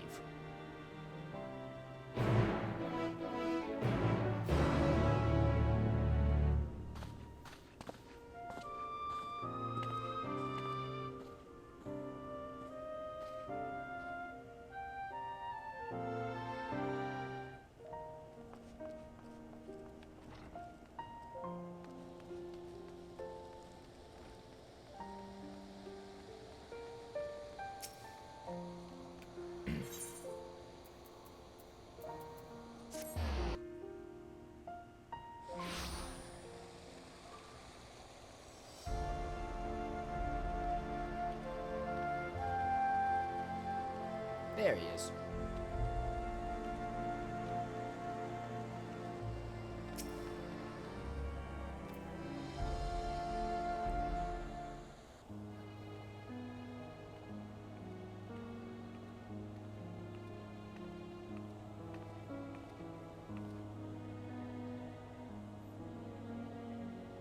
Oh, 'tis you, my friend. Is it time already? You're late. I see. My apologies for making you come and fetch me. I have been thinking, Sho, on the path I have chosen to walk, and on those who have been left behind as a consequence of my actions. Those who died fighting, those burdened with boundless grief, those deprived of position and purpose. Like any nation, Ishgard is made up of disparate souls with disparate beliefs. Without an enemy to unite us, we recall the differences we once set aside out of necessity, and find amongst our old friends new ideological foes.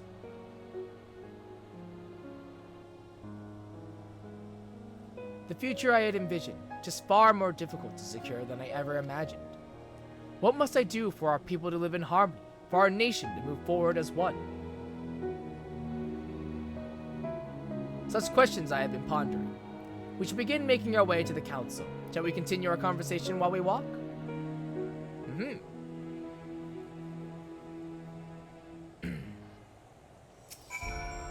Ready? Then let us be off.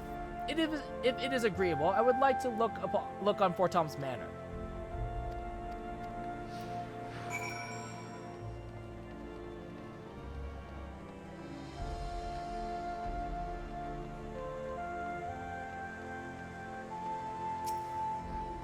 Feels like another age that you and yours were no more than foreign wards of House Fortom, and in actual fact, it may be considered so.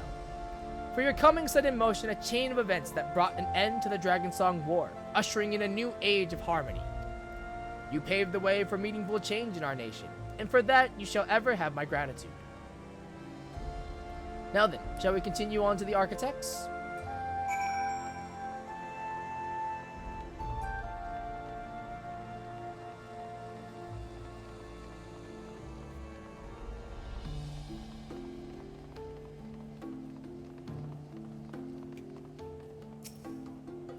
King Thornton and his Knights 12, the murderers of Ratatoskr. Since the truth of their ancient crime came to light, many have demanded that these images be torn down. Yet though what our founding fathers did was wrong, neither is it right to simply expunge them from their deeds from history. To do so would be to deny our people's part in what followed for 1,000 years. We have the chance to forge a new future, but we as a nation must decide how we will confront our past. Forgive me, I was lost in thought yet again. Let us join Deacon Clem at the vault.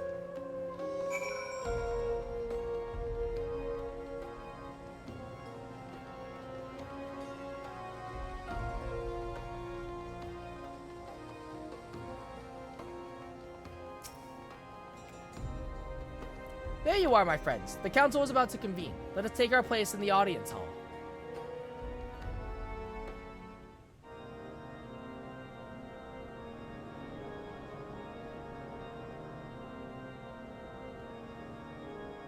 This will be interesting. Oh, I'm here too. Okay, that's cool.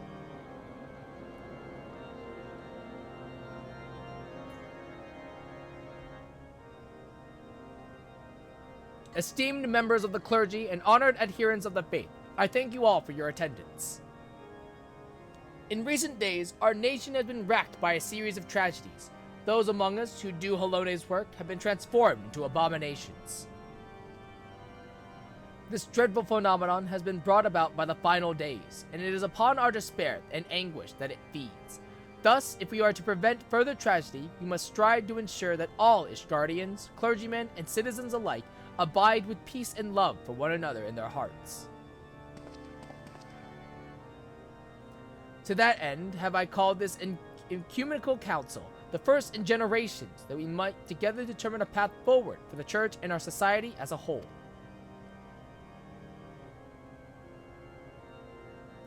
Since antiquity, the Ishgardian Orthodox Church served the people in two respects, as the Fury's spear to strike at the heart of dragonkind, and as the Fury's shield to safeguard the souls of men. But now that we are at peace with the Dravanians, the Church need no longer serve as the spear, and so we must now reconsider how we might better serve as a shield for our brethren. The hierarchy must be reformed, and for that we need accountability. The upper echelon must be stripped of rank at a minimum, and investigations conducted, trials held if the evidence is sufficiently damning, and then we may turn our attention to their doctrine of lies.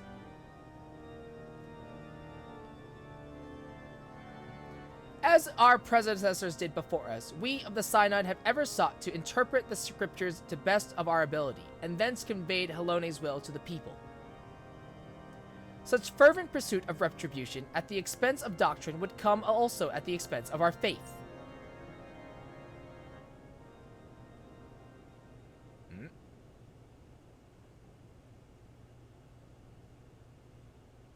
Have we won the war to lose our souls? Oh, Halone, are we outside your grace?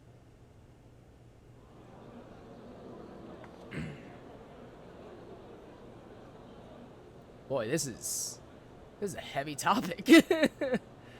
This bodes ill. At this rate, someone might turn.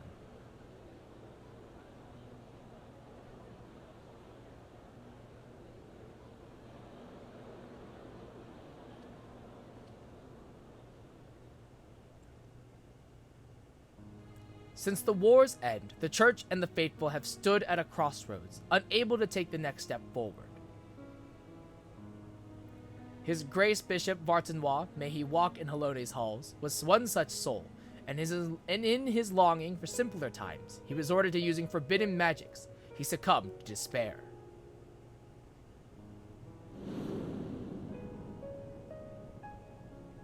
In our minds, we renounce the lies upon which our nation was built, but in our hearts, we yearn for the righteousness. Misguided though it was, that gave us comfort and purpose for so long. so let us not forget who we were.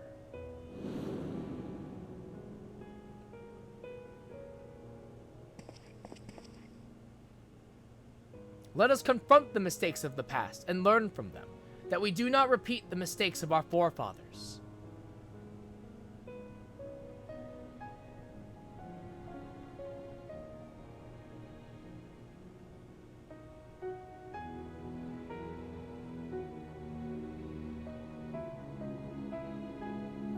As fervently as we believed in our sacred duty, we struggle to accept the Church's deception and embrace change. The legacy of Thornton weighs heavy, and there is the temptation to simply cast it aside like a mantle that suits us no longer. Yet that would dishonor the sacrifice of those who went before, countless souls who served the people with purest intent. And so, heavy though it may be, let us together bear this burden as we set forth anew.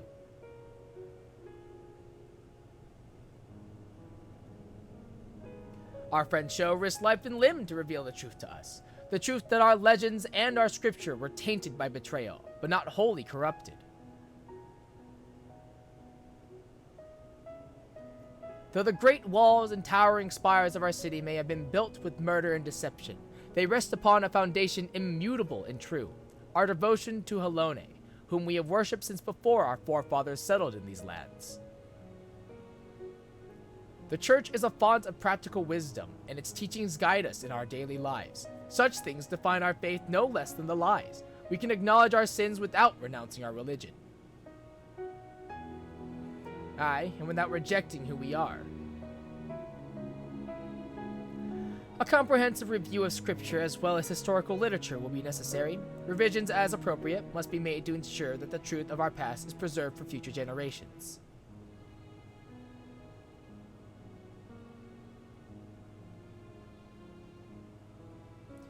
With your peerless knowledge of church doctrine, I dare say none is better suited to leading that effort than you. I also expect that many eyes will be required to pore over all the tomes, and I know many idle men and women of faith who would jump at the chance to do Halone's work once more.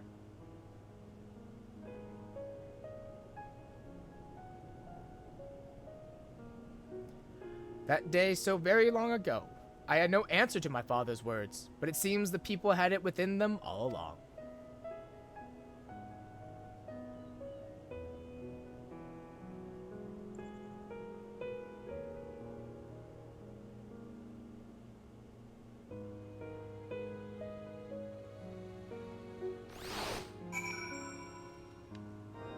Yep.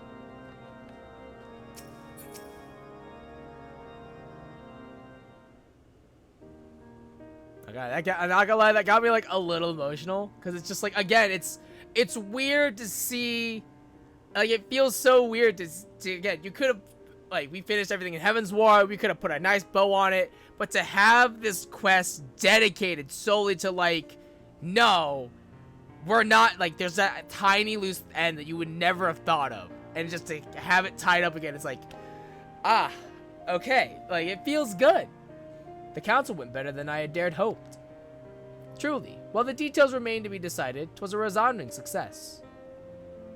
Your words helped everyone to find common ground. I know not how to thank you.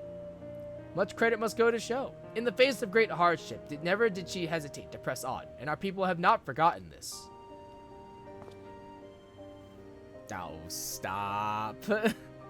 Indeed. Well do I remember the day you flew into Ishgard upon a dragon's back. In making possible the impossible, you inspired us all.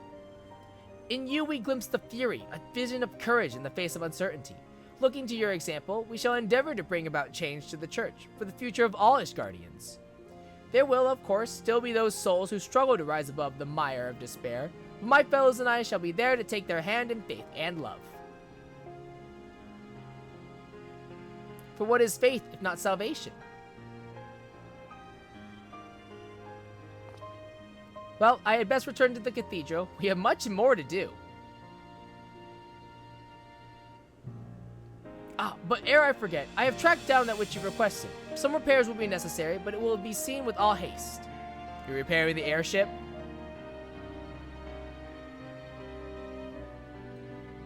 Are we repairing maybe the sword, maybe?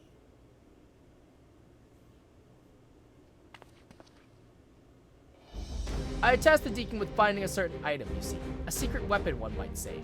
Given what we know of profane Fafnir, I suspect it will be a great use in our hunt. Once the repairs are complete, we shall be ready to strike. With the church having reached an accord with the people, the risk of more clergymen turning is greatly diminished. We may now focus entirely on the blasphemy. Tis time we freed Vaindro of his torment. Rest while you can, Sho, for I dare say the coming battle will demand the best of us.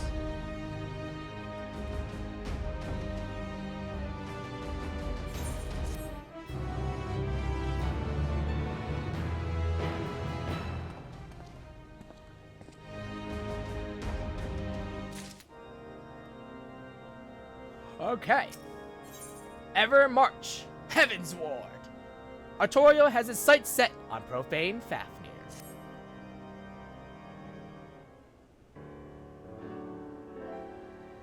Glad tidings, Show. Since the Ecumenical Council, not a single soul has turned.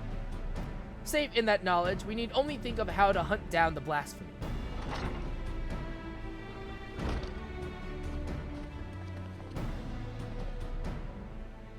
Ah, Sho, you are here too. Excellent. I am pleased to say that the secret weapon is ready. We may now look to dealing with profane Fafnir. Now where to look is the question. As you will recall, when last we encountered it, it was lying in wait for the Solil. An instinct driven by its inherited memories, I believe. It seeks to protect that which it most strongly associates with the Archbishop. In all likelihood, 'twas this self-same motive that compelled it to come to the Holy See. From the skies above, it keeps watch over the Holy Vault. When next it descends, we shall exploit this instinct by using the secret weapon to lure it to the chancel. What exactly is this secret weapon? Oh, it might be the staff. 'Tis none other than the Furious Grace, the holy crozier of the Archbishop. Suspecting that Bishop Bartenois had retrieved it from Azislaw, I had Deacon Clem search his private quarters. My suspicions proved correct. With the crozier in hand, I shall make an irresistible bait for profane Fafnir. My lord, that is an unconscionable risk. There is no telling how the blasphemy will react. Indeed, but we can be confident that I will command his undivided attention, thus ensuring that no more of our citizens are placed in harm's way. If the Heaven's Ward are the Archbishop's shields, then the Temple Knights are the people's. As leader of the order, the risk is mine to bear.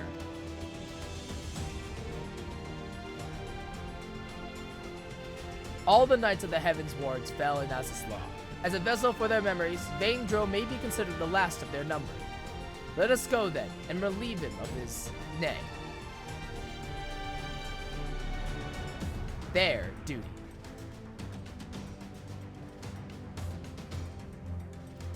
Let us see to our preparations and proceed to the vault. We finish this once and for all. What is a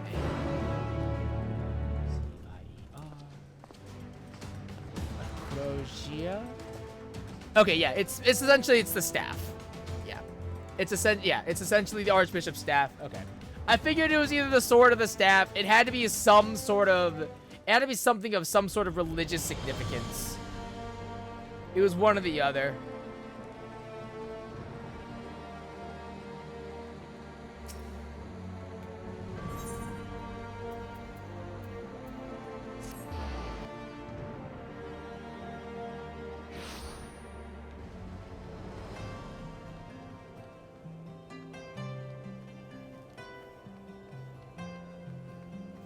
Coconut cod chowder.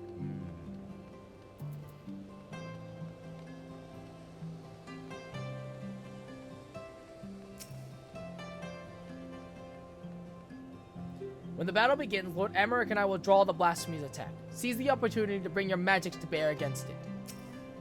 If you are ready, then let us set forth. You need but say the word. Alright. Let's do this thing. Easy. Oh, God. Bringing it back to the vault, baby. Oh. What a way to come full circle. Truly.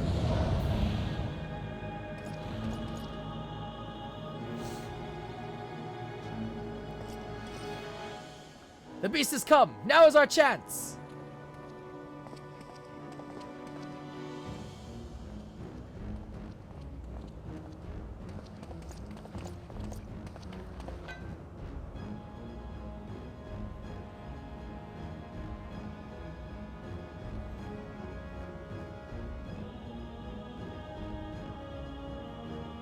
Make ready.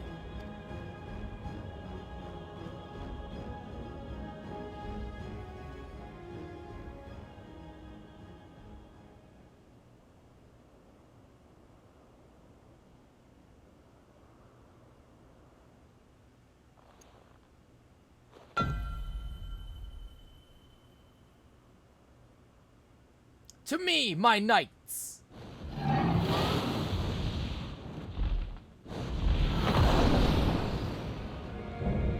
Blasphemy, profane, Fafnir.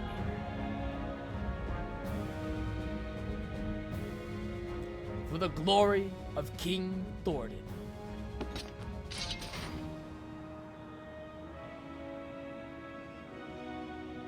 No, you are not he. A trick! It is a trick!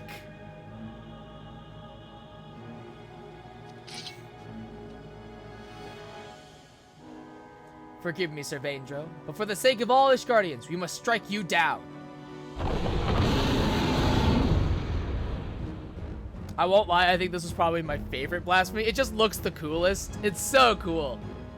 Sure, it could be just a dragon, but God, it's so fucking cool. Actually, so cool.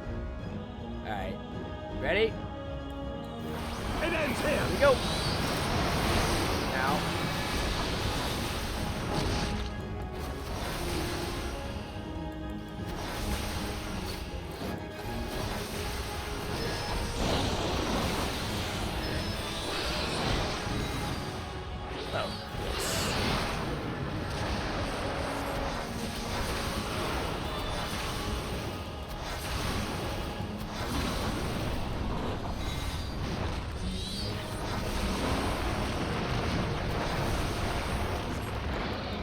Sickness must be purged. You underestimate me. Ow.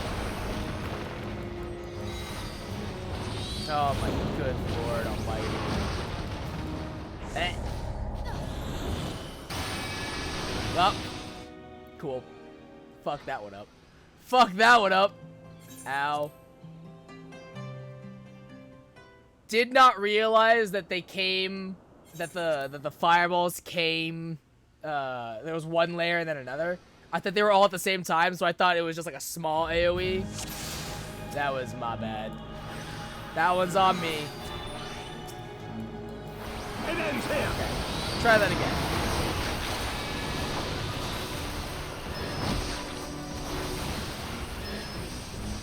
Artorial Iron Bone.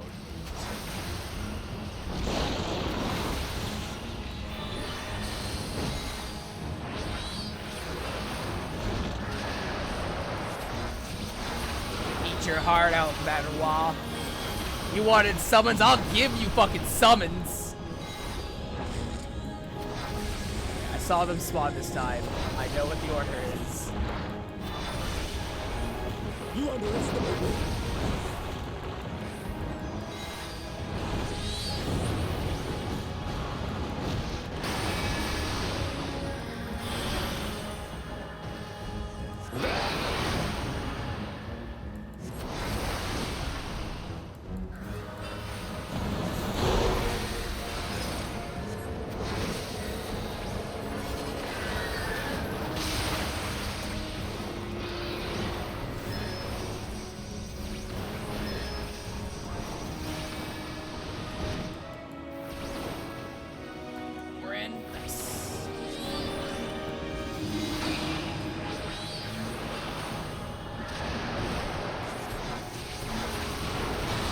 Do not underestimate me!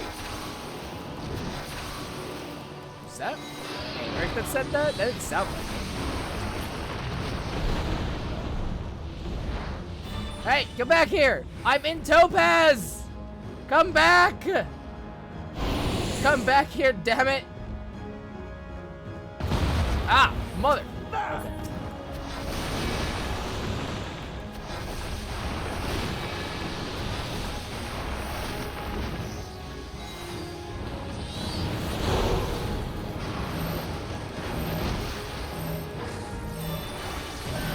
We must stand our ground!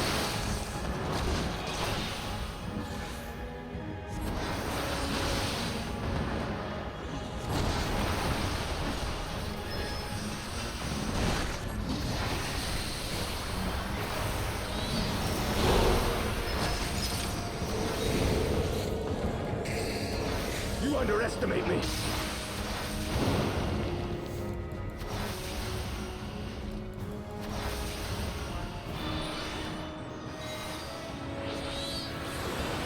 Oh my lord.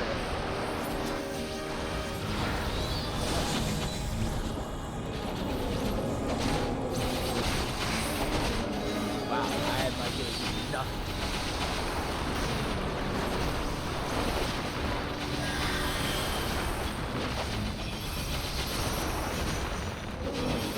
Something now.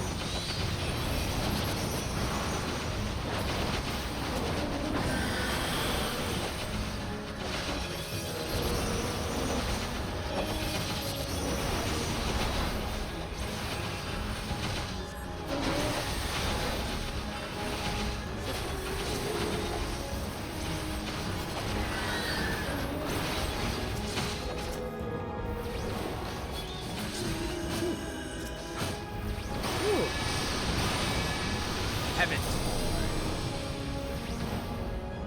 I will not falter.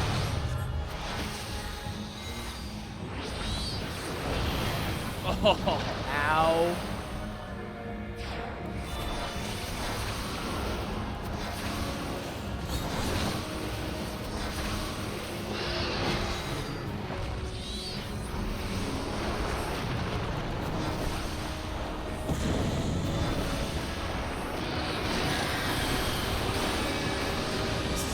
This is a cool fight.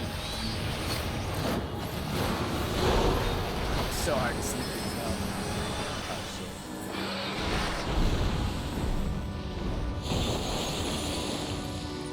though. Oh no.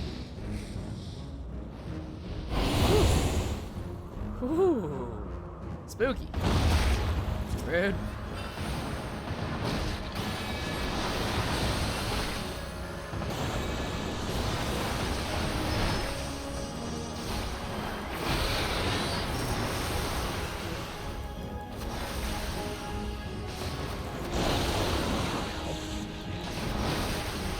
It's got damage up too. That's not good.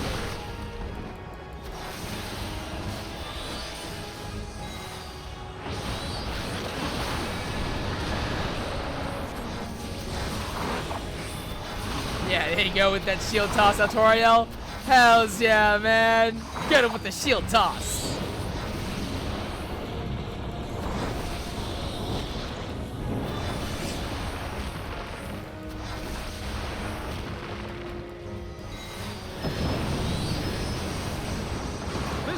Does not yield.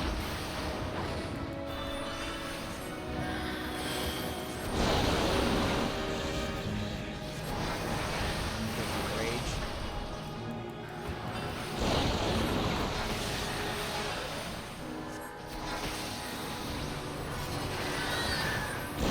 Let me show you how fucking summoning's done, baby.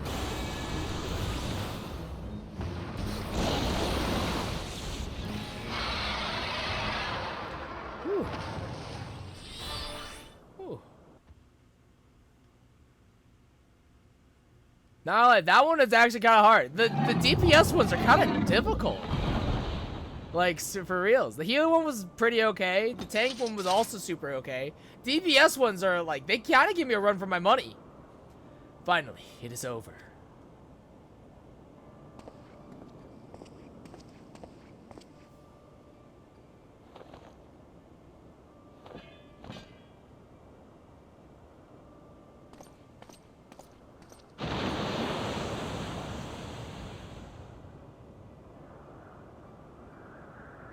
Thus ends the tale of the Heavens Ward.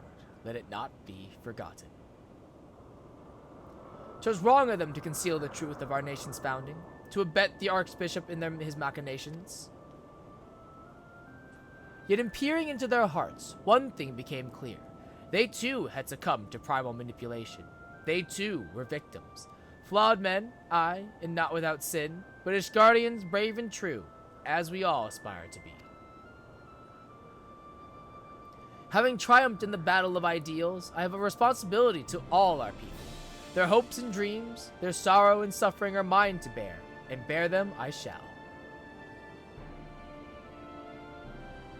For had you not vanquished King Thornton, or had I erred in but one of my choices?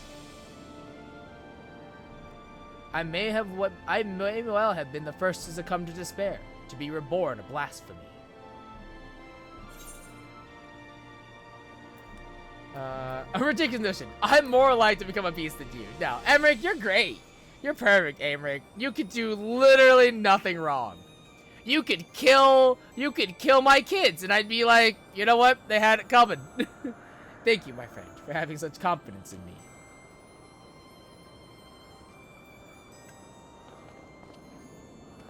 Like, truly, Emmerich can do literally nothing wrong. He and an Emmerich, they can literally do nothing wrong.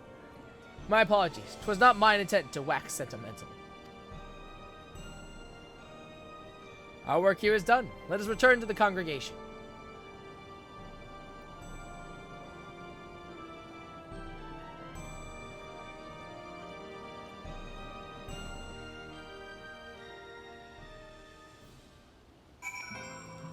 Whew.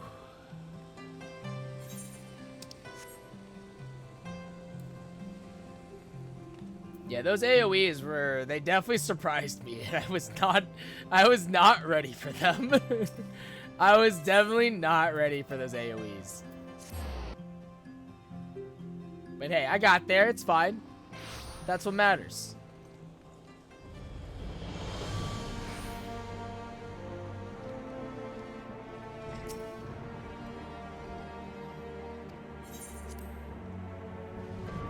Summoner feels so good, though. Like, all this space on my hotbar is so nice. It feels so good. Joe, permit me to offer my gratitude for helping us to overcome not only the blasphemy, but the despair which spawned it. But this is only the beginning. On the face of it, we have made tremendous strides in breaking down ancient barriers within our society, but there yet remain great rifts to be bridged. It's no easy thing to rise above a lifetime of preconceptions and prejudice. I myself have struggled to do so, as you must know. But I shan't give up. On the honor of my house, I will do everything in my power to build a new Ishgard, one in which all people can see eye to eye, regardless of birth and station. Now then, I believe the deacon has some words for you too. Pray, lend him an ear. My lady Sho, may I say how glad I am that you are safe and well. Just before you arrived, Lord Emmerich explained to me the true nature of the man who became the blasphemy. The poor, confused creature was born of the church's mistakes, and on behalf of the clergy, I give you my heartfelt thanks for laying it to rest. As we work to reform our institutions and rebuild our relationship with the people, we will remember and pray for all those who have fallen in service to the faith. And we shall pray for you as well. Wheresoever your path may lead, may the Fury ever watch over and keep you. I shall leave it at that then. Lord Emmerich wishes to speak to speak, and would not do to keep him waiting.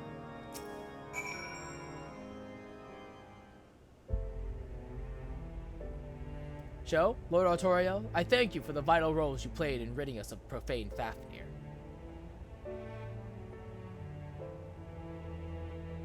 As ever, the sight of you in combat was nothing short of inspiring. Oh, you know, thanks. Let's not talk about the first time we did the whole thing, so let's not talk about that.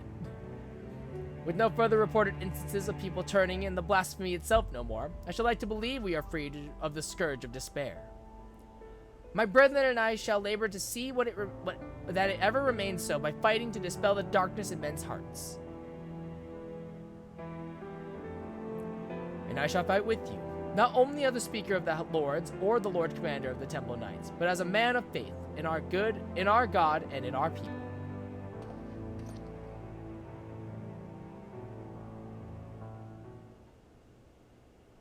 Together, let us strive to fill our nation with hope.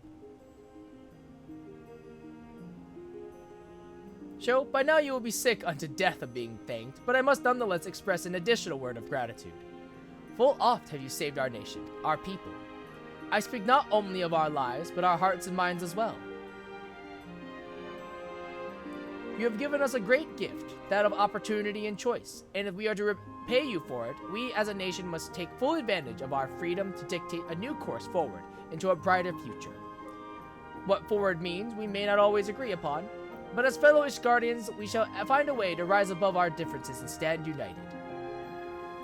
That is the nation that I will strive to build. This I swear to you. Sho, given all that you have done for us, I am loath to impose it further, but may I trouble you to bear word of our success to our officer in Razat Han? We will of course be sending a report, but there is no substitute for a first-hand account. Our allies would benefit from the additional details you can provide as well. Our thanks again, my friend, and may the Fury speed your way. I don't know why, but every time I see Lord Emmerich and there's like a pause before he speaks, I always expect him to say something stupid. And like that I think it's because it's one of those things where it's like I don't expect it, so now I'm expecting it, but it's never gonna happen. Cause like Lord Emmerich is he's the perfect gentleman. He truly is. He's the perfect gentleman, very polite, very proper, super handsome. Like you don't expect him to say you expect everything he says has a point and it makes sense. But because I don't know why, but like it's just like one of those like random things that's like there's got to be something wrong with him, you know? Like he's got to say something dumb. No? Okay, just me? Cool. All right. 4 down, 1 to go. Fucking, I love the Razat Han theme. So good. Ah, my lady Sho. By your return, dare I hope that the hunt for the blasphemy was a success? Yep, I killed it. Definitely did it one try. That you would vanquish the beast comes as little surprise, but that this occasion would serve as impetus for the church to embark upon a path of reform is incredible. I shall share these joyous tidings with our allies without delay. If I may speak candidly, I must confess to being a great admirer of yours. When you have a moment, I should like to hear about some of your adventures, if you would do me the honor. For the present, however, in my official capacity as the Asgardian delegate, I offer you my humblest thanks for your immeasurable service to our nation.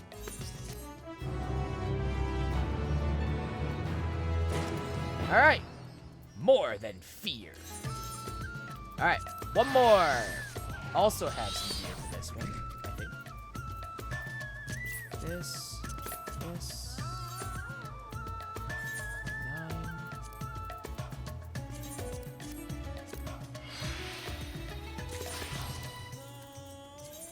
Isn't that. I think we are good, I think. Stuff. Okay. All right. Last one. Limsa Luminsa. Storm clouds brewing. The Liminsan delegate would entreat your aid in dealing with a grave threat back home. Ah, sure. On behalf of Admiral Blofuswin, I thank you for your many deeds in service to Limsa Luminsa. On behalf of my people, I thank you for your efforts in delivering this star from catastrophe. Unfortunately, we have received troubling tidings that beasts akin to those that plagued Razat Han have been sighted on the Lanosian coast. The Admiral has mustered the Maelstrom in hopes of quelling the threat, yet there is much we do not understand about our foe. As such, your expertise in this area would be a great boon to us. Will you help us? Wouldn't be much of a hero if I refused, would I? Excellent. The Admiral will be heartened to have your knowledge and martial prowess on your side, I am certain. Pray, set sail for Limsa as soon as you are able. The Secretariat at Maelstrom Command will apprise you of the details upon your arrival. Alright. To Limsa Lominsa. Last one! Oh, and then I'm sure there's probably like an extra thing, if anything.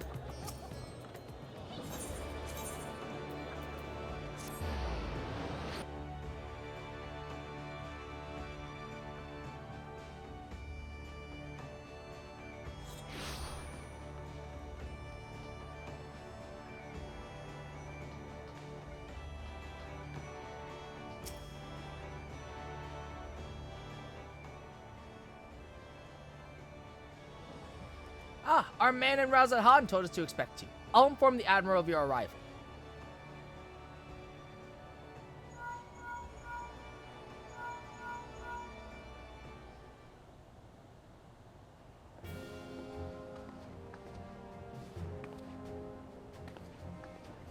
Glad you could join us, Sho.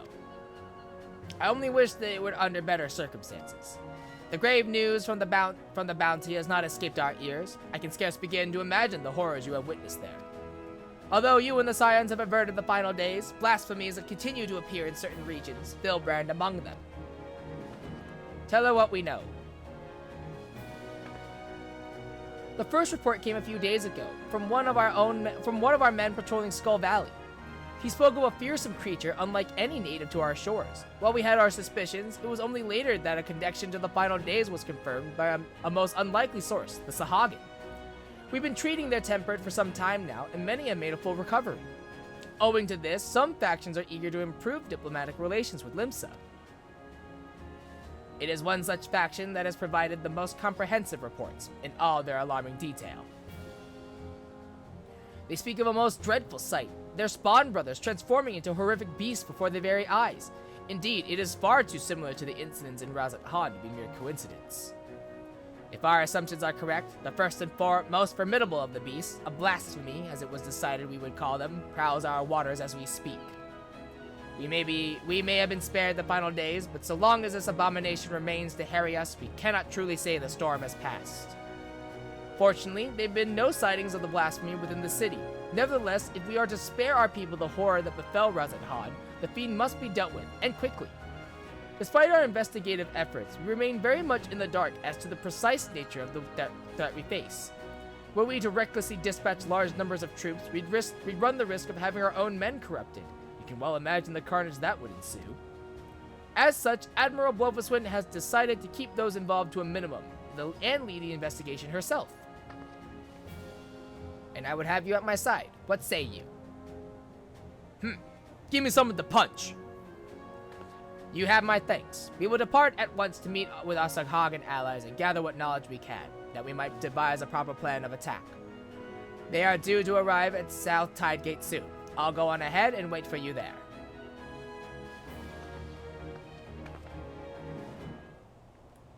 South Tidegate. I have no idea where that is. Allaports. Allaports. God, I haven't been to Allaport in ages. Man. What a time. I guess that makes sense, though.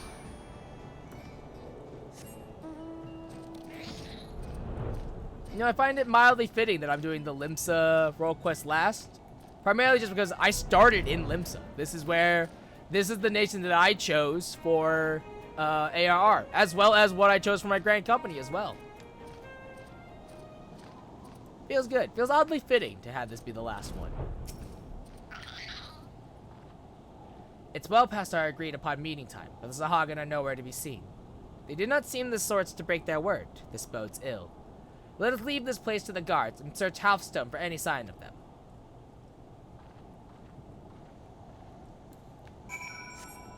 Dude, I'm actually kind of shocked to see Merwib just like getting her hands dirty. Uh-oh. Nola's in danger. Quickly, to his aid!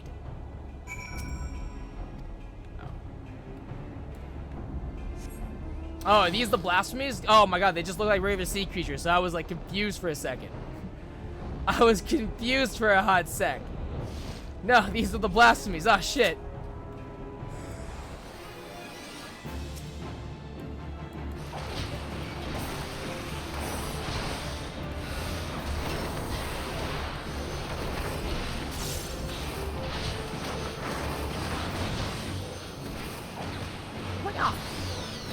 It's kind of bad that I'm not going to get positionals, but you know, it is what it is.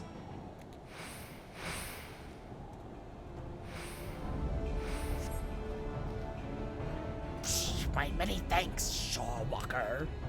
Pray tell, is my companion safe? The Admiral herself comes to our aid. Glad tidings indeed. You too have my boundless gratitude for saving my life. Let us quit this place before those beasts return.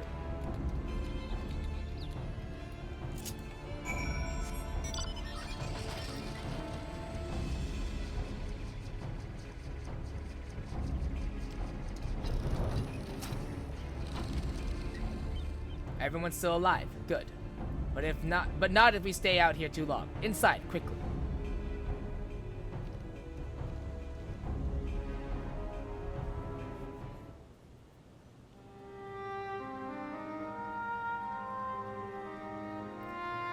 Thank you, my friends. Those ghastly beasts would have made short work of us had you not intervened. And yet it brought me no joy to watch them die. For unbelievable as it may sound, until a short time ago, they were none other than our very own Spawn brothers. At first we thought them nearly cursed, but our talismans and magics availed us not. Aye, 'twas no curse. 'Twas an evil like no other.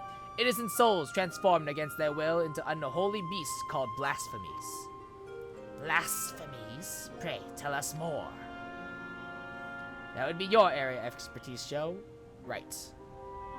Basically, if you get too sad, you become a monster.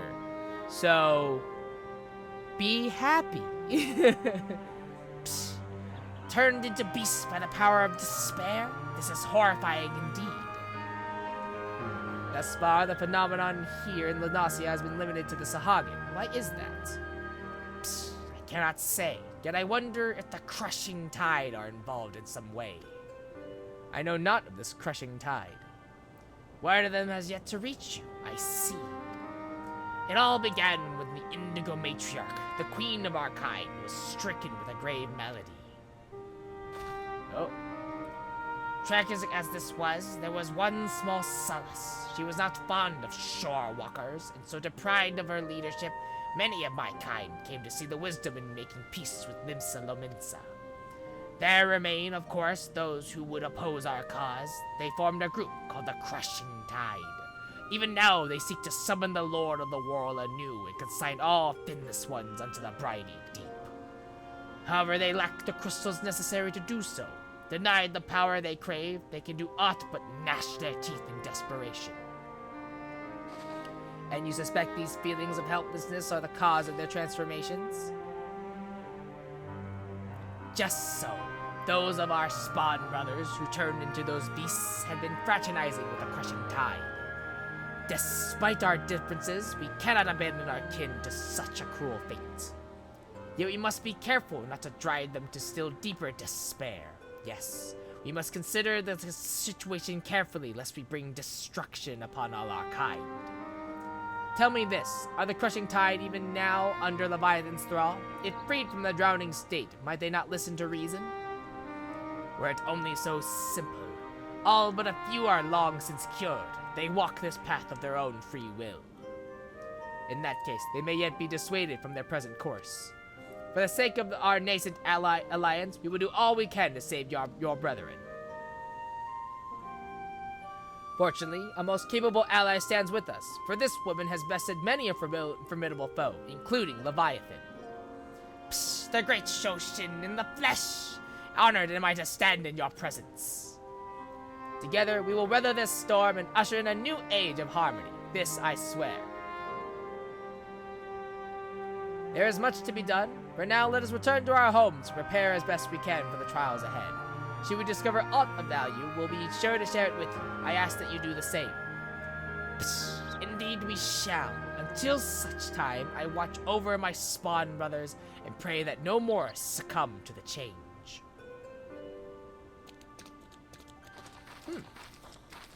Interesting. This is Beast Tribe related. Interesting. That's a cool narrative. All these narratives are so interesting. Like you had Ishgard and Doma, which are kind of like the epilogues, the true epilogues to their stories. You have Fordola, and kind of her epilogue with and stuff like that, and then the what is it? And then you have Gridania. You have Gridania be part of like the whole elementals and that kind of journey in reuniting, or not reuniting, but like mending the relationship with the forest and stuff like that. It's interesting. Welcome back. Thanks to you and Null, I now possess a proper understanding of the challenge we face. It is a daunting task that lies before us. We'll continue to cooperate with the Sahagin to learn all we can. Once we have located the blasphemy, I will have need of your strength. Till then, I ask that you remain at the ready. Clearly the storm clouds have only begun to gather.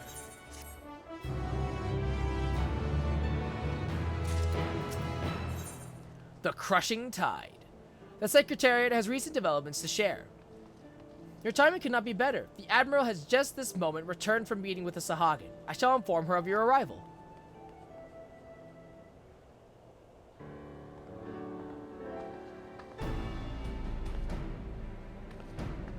Ah, Sho, I'm glad you're here. We have decided on our next course of action. As you know, we face two distinct but interconnected challenges. The transformations occurring among the Sahagin may be one, but the blasphemy itself is the root of the problem. Thus far, those who succumbed to the change have all been affiliated with the Crushing Tide, who continue to resist our diplomatic efforts. Were we to put a stop to the phenomenon, as well as address their grievances, we may yet have a chance at peace. To that end, I would propose a double-pronged approach. On one front, we shall work in tandem with our Sahagin allies to redouble our patrols. Should the blasphemy surface, we shall share this knowledge and move immediately to dispatch the threat. At the same time, we will pursue a dialogue with the Crushing Tide. We need to bring them back to the negotiating table and then see what can be done to convince them to stand down. A key point will no doubt be the lingering issue of securing land for their spawning grounds. 'Tis a discussion I intend to approach with an open mind. Could be no easy task, but we succeeded in the kobolds, and I have faith that we will succeed with the Sahagin as well, so long as we parley in good faith. I doubt they'll listen. I doubt it. If they're not tempered, and they definitely don't want peace, like, fuck, they're not gonna listen. You're wise to temper your expectations, but I would not abandon hope ere we try. At any rate, Noel has sent word that one Dao, a priest who styles himself the leader of the Crushing Tide, has grudgingly agreed to hear us out. I will parley with him face to face in the Sapsa spawning grounds, and would have you at my side, if you do not object, that is. Excellent. In that case, pray join me at South Tidegate when you are ready. From there, we will go together. Alright, back to Alaport. Cool.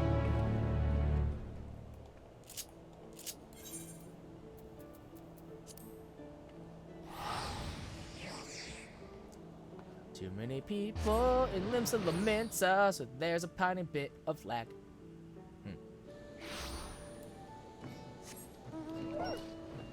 Argos! Poppy. Is your Poppy? Yeah. Yeah! Poppy.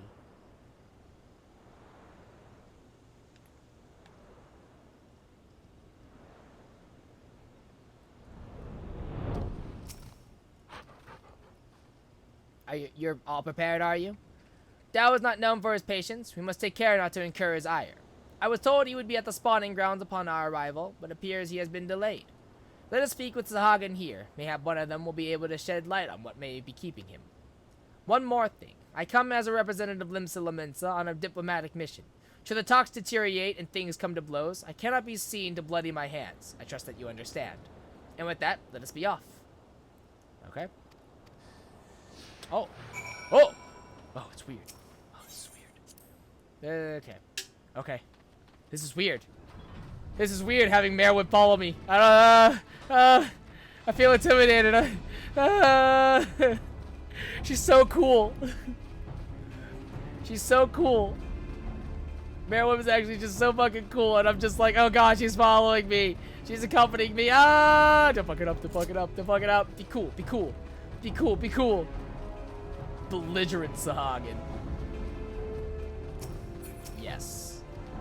Psst, what is this? Since when are the filthy shore walkers free to intrude upon our sacred spawning grounds?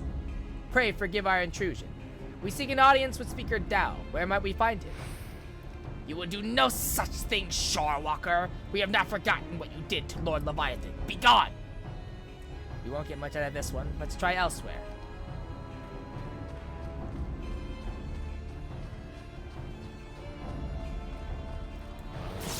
Charge my chakra in case things get out of hand.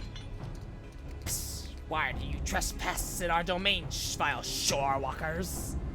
We mean you no harm. We come only for a peaceful parley with your leader, Master Dao. Where might we find him? Psst, we desire no parley with the shore walkers who would steal our home. Were it not for your insatiable selfishness, we Sahagin would grow and flourish. Your grievances are justified. That is why I would speak with Master Dao and work toward a peaceful solution. Psst, empty words from the thieving shore walker. But so be it. Soon you shall learn the futility of your efforts. Speaker Dao is currently overseeing security at the spawning grounds. You will find him by the entrance, though mark my words, you will wish you hadn't. We shall see. I thank you for your aid.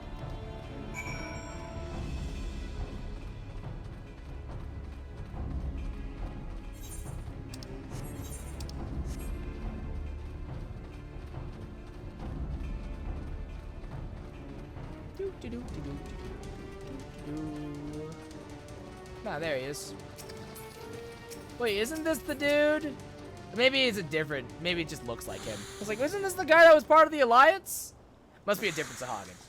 That just looks like him. Maybe it's the headdress. Psst, Shorewalkers in our spotting grounds? To what do I owe the displeasure? Speaker Dao, I presume? Our apologies for entering into your home unannounced. I am Merwin Blofuswin, Chief Admiral of Limsa Laminsa, and this is Shou Shin. We come seeking a parley that we might strive for peace between our peoples. Parley, you say? Prolonging this conflict any further will lead only to needless suffering. The menace both our people face is great indeed. If ever there was a time to set aside our differences and come together for the greater good, it is now. I invite you to join us at South Tide Gate for formal negotiations. Shorewalkers and Sahagin coming together? What assurance do I have that you will not slit our gills the moment we set foot within your territory? I can offer naught but my word. We open our gates to you and invite you into our home as a show of respect.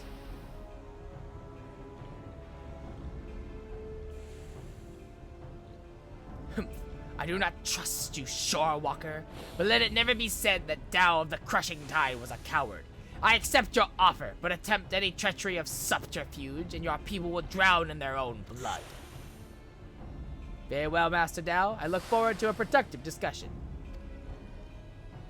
Let us return then. I shall send word to Null as well. I would have our Sahagin allies join us at the parley.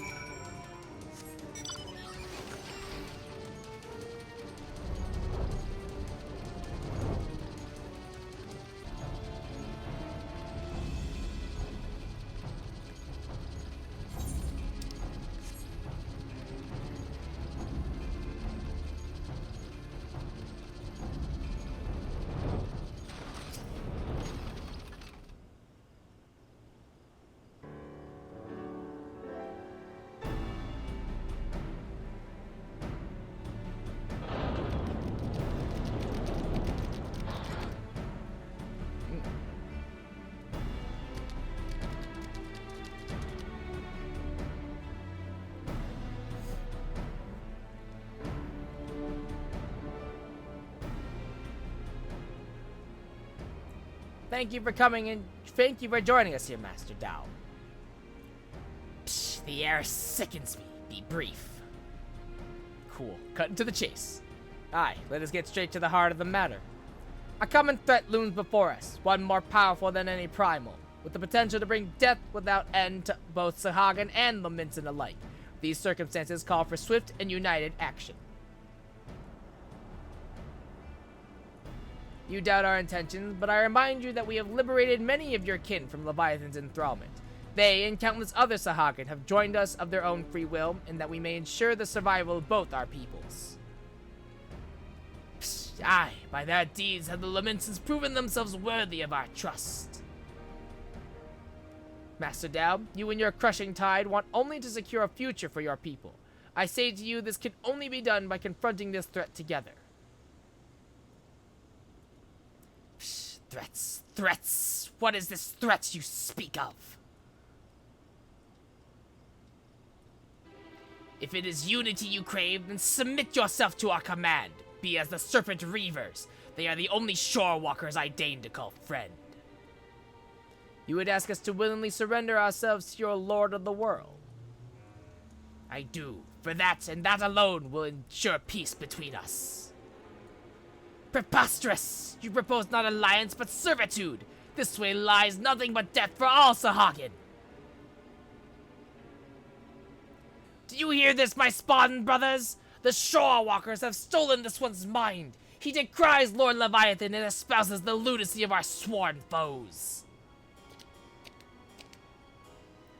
These treacherous wretches have abandoned our god and conspire to drive we faithful from our ancestral home. We must not let this stand. Psst, for shame! Forsaken by our spawn brothers, they side with the finless ones and blaspheme our Lord Leviathan. They who steal our spawning grounds and slaughter our children, our future, our future! Well, shit.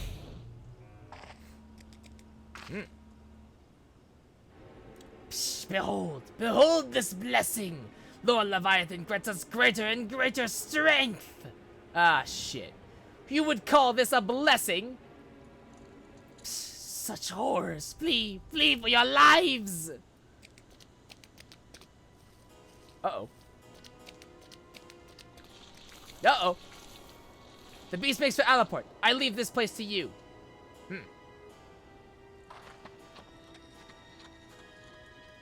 Ah, shit. So they're the ones making the blasphemies. Splendid, splendid. Let all our spawn brothers be blessed with such power. Ah, fuck. Ah, fuck.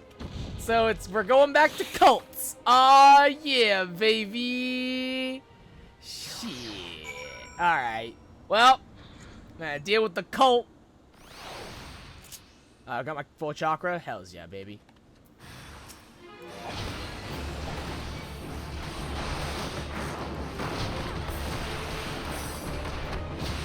I didn't do that riddle.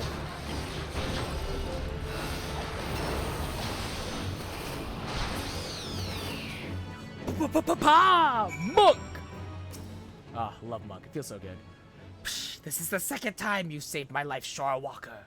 My gratitude is as boundless as the sea. But what of the Admiral? We must go to her aid.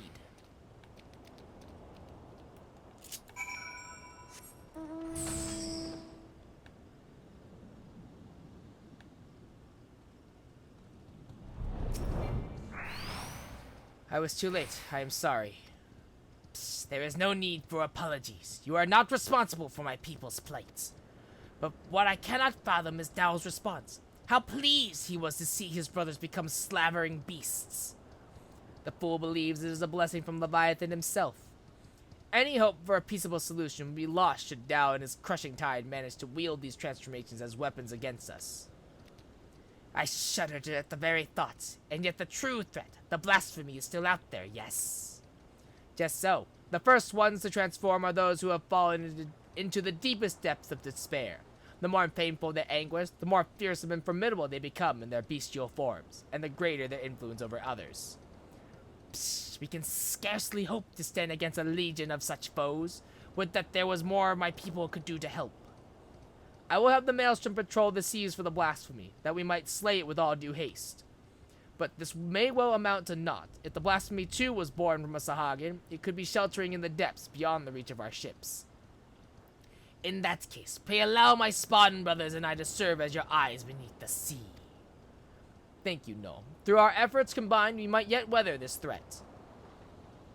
As for your brothers who gave their lives today for our cause, I shall see that they are returned home to be laid to rest as they deserve. Psst, you have my gratitude, Admiral. And with that, we should return as well. There is much work to be done, and would see it done quickly.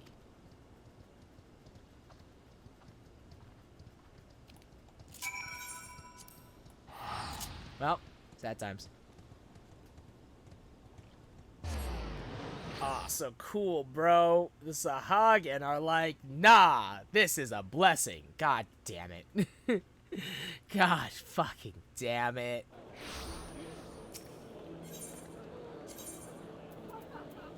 So most likely the most obvious answer of who the blasphemy was probably someone from, probably like Dao's, I don't know, right-hand man, significant other, I don't know. Something like that. Ah, Joe, I was just sharing our findings. So you see, the danger is exactly as the Sahagin described. While Dao and his ilk have no means of forcibly triggering the phenomenon at present, 'tis plain they intend to seek one out. Redouble our patrols offshore and inform me at the first sign of anything out of the ordinary. It shall be done, Admiral. I worry that we may be stretching ourselves too thin. Should the situation take a turn for the worse, I will recall our forces from Garlemald, yet I would reserve that for a last resort.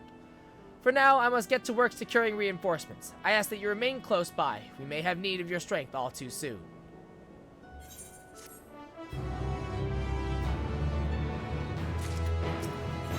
Old heroes never die. The Secretariat appears to have been waiting for you. The Admiral left a message for you, and the news is not good. It appears that a Laminson merchant ship was assailed by a Sahagan raiding party affiliated with the Crushing Tide. To further complicate matters, the vessel in question was carrying a shipment of crystals supplied to us by the kobolds of Ogomoro. The Admiral suspects that Dao means to use the plundered crystals to summon Leviathan. She has gone to meet with Noel that we and our Sahagan allies might take swift action. She bids you join her immediately. Should the worst come to the worst, your experience in combating primals may prove essential. Pray, make for South Tide Gate and rendezvous with Admiral Brofuswin at once. That's Bronze Lake. Aleport.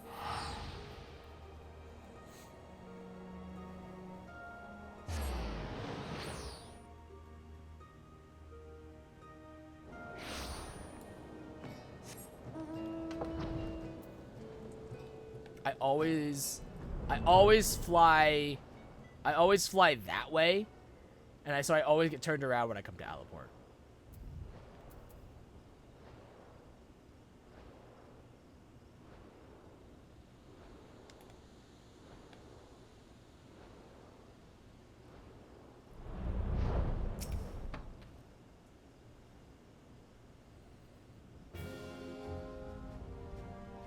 Thank you for coming, Sho.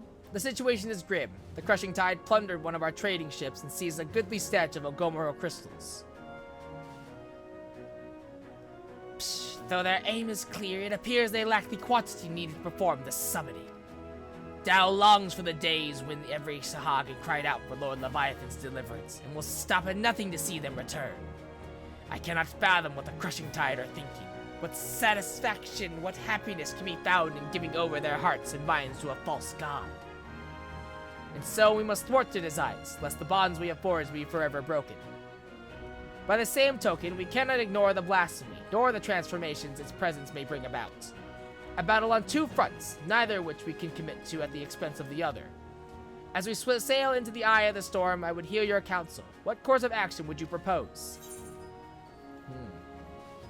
Might we turn to the three great pirate powers for aid? Let us recruit the Yellow Jackets to the cause. Sounds like a job for the Company of Heroes.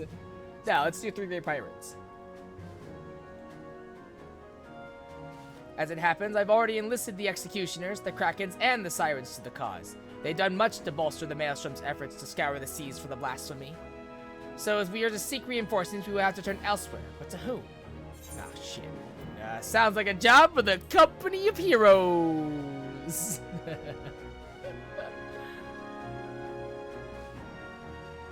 Company of Heroes. Now that's a name I've not heard in some time. 'Tis true that they answer the call many a time. Indeed, other than you and yours, there are arguably none better suited to the task of primal slaying. But they disbanded over 5 years ago, and neither hide nor hair has been seen of their commander since. Absent their leader, I suspect they will be reluctant to join our cause. And yet, I can think of no better option. I'll contact Wisket, their erstwhile commander's right-hand man, and see if he will not hear us out. I will ask him to meet us at the Drowning Wench. Let us hope he is receptive to our offer. Noel, might I trust you and your brothers to continue the search for the blasphemy in the meantime? Psh, but of course, Admiral. Should we discover anything, you will be the first to know.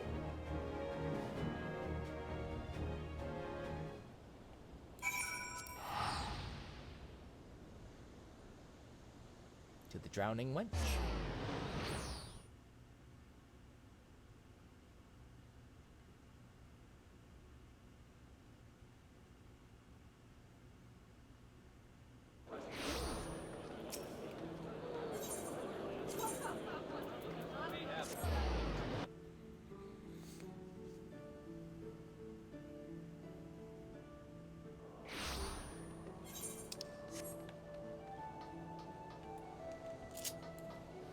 he out here?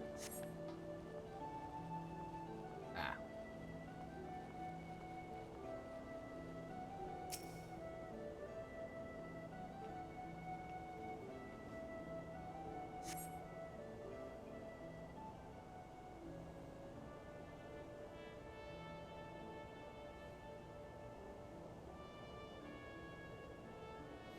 My apologies for the delay.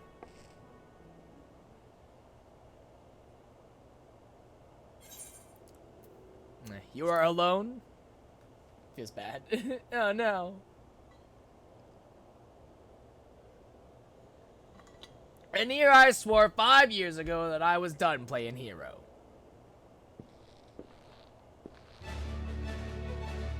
Hey.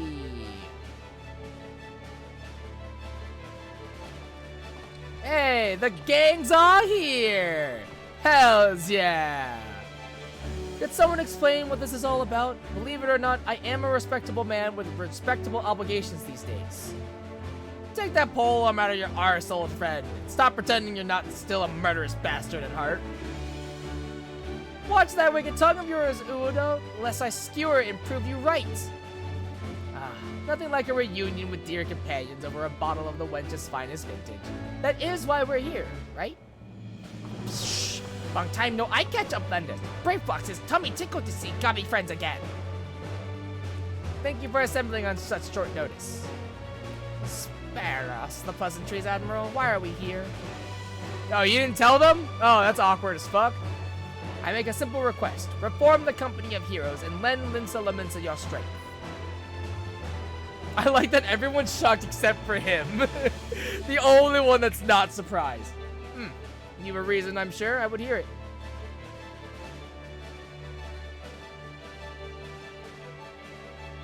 Our most dangerous enemy yet. Depression. So there you have it. A terrible fiend known as a blasphemy prowls our seas, transforming the Sahagin into ravening beasts. At the same time, the Sahagin themselves, specifically a hostile faction calling themselves the Crushing Tide, had declared their intention to summon Leviathan anew. Should they succeed, we would be hard-pressed to deal with the Primal while still dealing with the other threats. Alright, pickle indeed. But the answer is no. The commander disbanded the company, and as his first mate, it's not my place to gainsay his final order. Sod that, I say. Have you forgotten our company's creed? The duty of the strong is to protect the weak. Are the people now in danger not the same men and women who fought to defend them years ago? The commander would not have turned his back on them, and neither should we. Bold words, Landonell, but do you truly believe that we can honor them as we are? Old mercenaries past their prime, lacking the commander whose wisdom and prowess saw them to glory once upon a time? Ah, yes, your commander.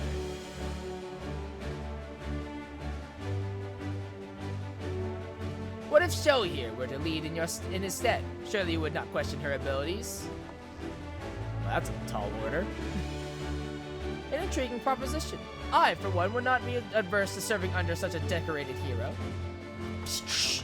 Gubby friend has goodly head on fighty think and goodly arms for thinky fights.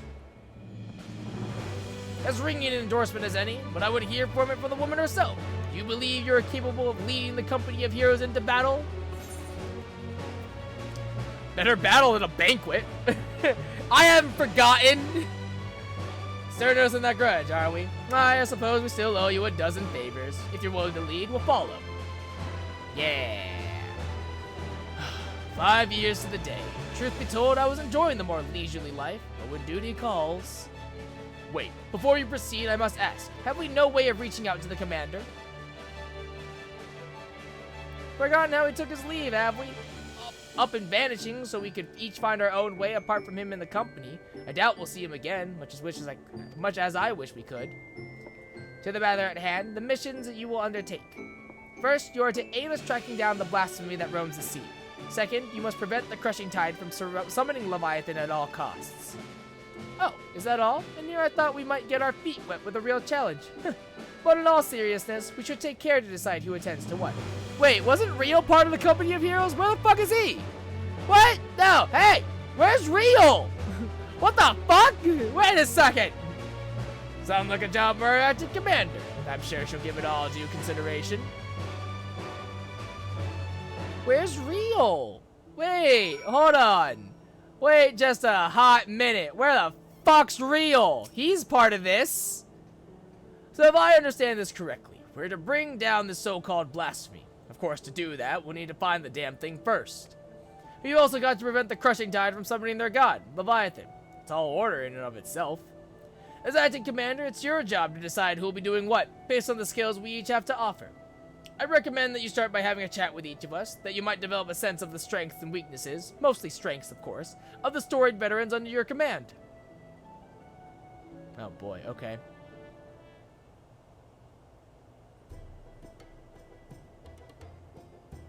This is interesting.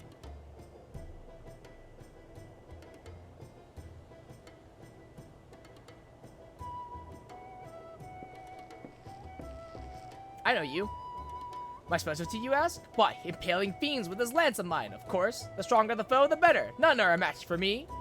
It would be folly to waste my talents on dealing with those slippery fishmen. Set me against that so-called blasphemy, and I'll have the thing on a skewer before you can say Merwin Blowfishwin. Alright. I mean, pursuing and slaying the blasphemy. You know what? Sure. That makes sense. A wise choice. Send Lenendel after the Sahag, and he's like to help them summon Leviathan to sate his bloodlust. Yeah, that makes sense. That makes sense. Oh, interesting. I will speak plain. I am not some battle-crazed barbarian like Landonel. As Na of the U, a tribe of peerless hunters, I conduct my affairs with discipline and prudence. As such, I know better than any that to rush headlong into battle is rarely the best course of action. Far wiser it is to observe from afar and proceed with caution.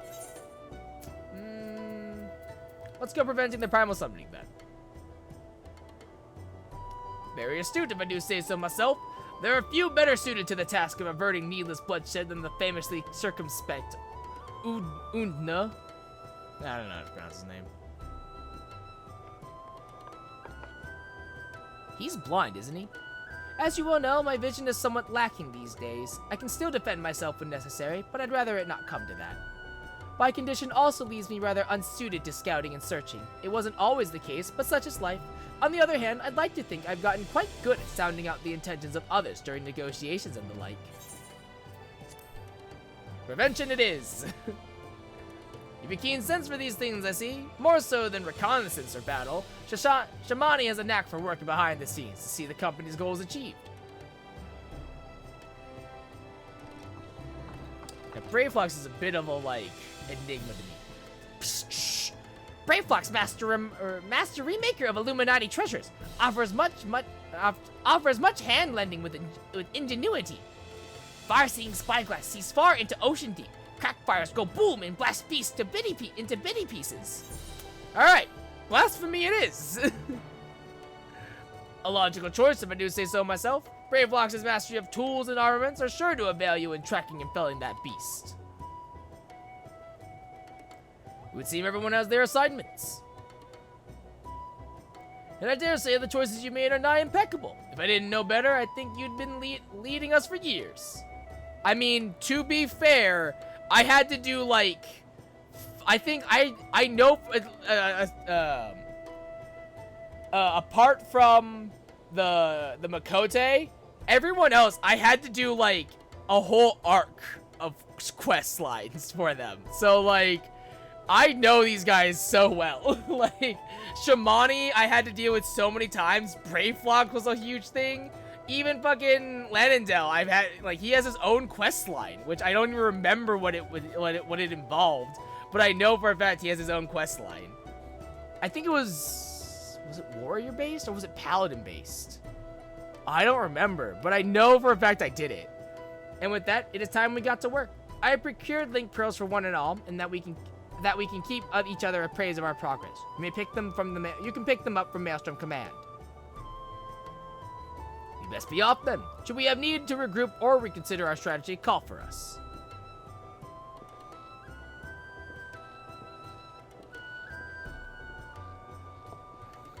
I will return to command and share these developments here with the Secretariat and our Sahagan friends. Do join me if you can, Commander Show. Alright, Melred. Alright. Look. I didn't ask to be in this position, okay? Humph. I guess Rio joined the Scions, so he's doing other stuff. I guess that makes sense. Still, though. Come on. Rio was part of the company heroes. Like, come on, man. It's fine. Rio's a Scion now. It makes sense. It's whatever. I'm fine.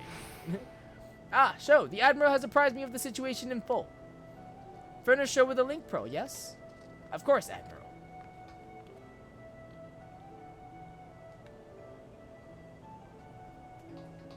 It would seem the company is trying to reach us.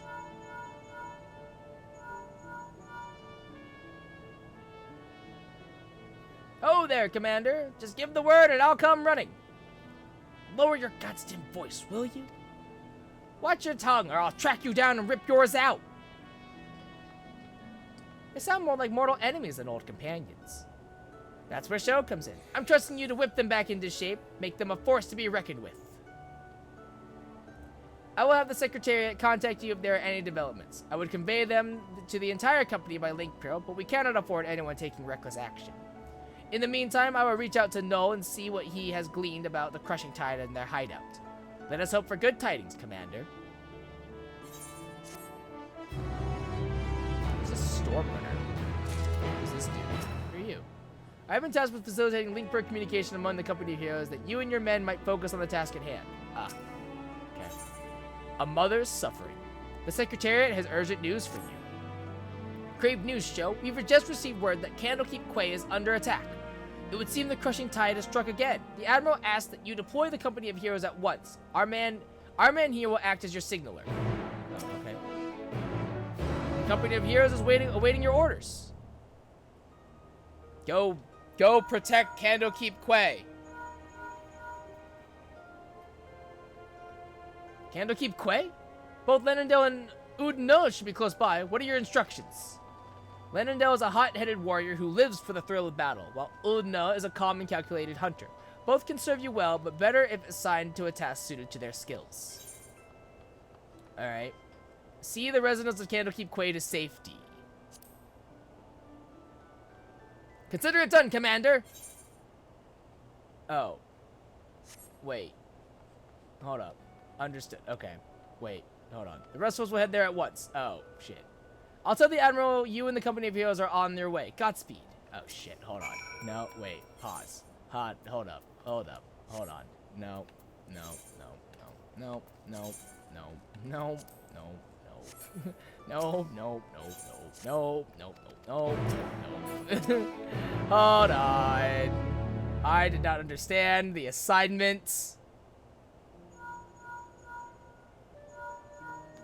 Okay. So... Alright, close by. What are your instructions? Okay. Landondale is a hot-headed warrior who lives for thrill battle, while Ulno is calm and calculating hunter. Both can serve you well, but better if assigned to a task suited to their skills. Alright, so Landondale, drive the crushing tide away. And then see the residents of Candlekeep Quay to safety. There you go. Alright, there we go. That makes more sense. Moraby Dry Docks, huh? Was not aware of how this was playing out.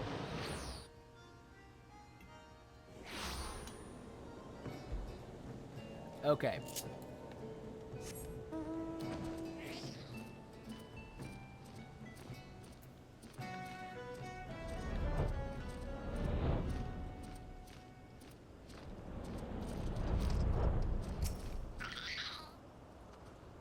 Worry not, the tide has already ebbed, if you follow my meaning.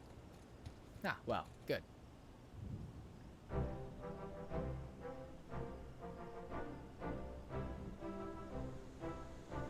Perhaps you're curious how your men carried out your orders. You'll be pleased to hear that Lananda led the attack with his charismatic aplomb, dancing amongst his foes with such speed and ferocity that were dizzying to watch.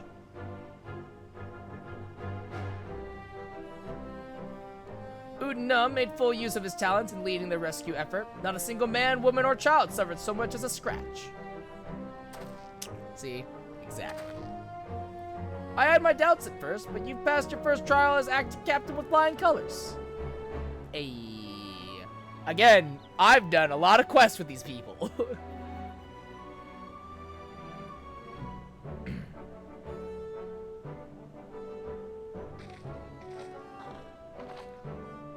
The battle is over, I see. 'Tis good to see the company of heroes can still live up to its name. I demand answers. Why did you target Candlekeep Quay? I spit on your questions, filthy Shorewalker. I was hoping we might do this the easy way, but if you insist... So you would torture us? You Shorewalkers are all the same. Savage brutes, the lots of you. Torture? Please, we are not so uncivilized as that, my slippery friend. Brayflox and Shiny Treasure will have fishermen trading tongue flaps in no time. What?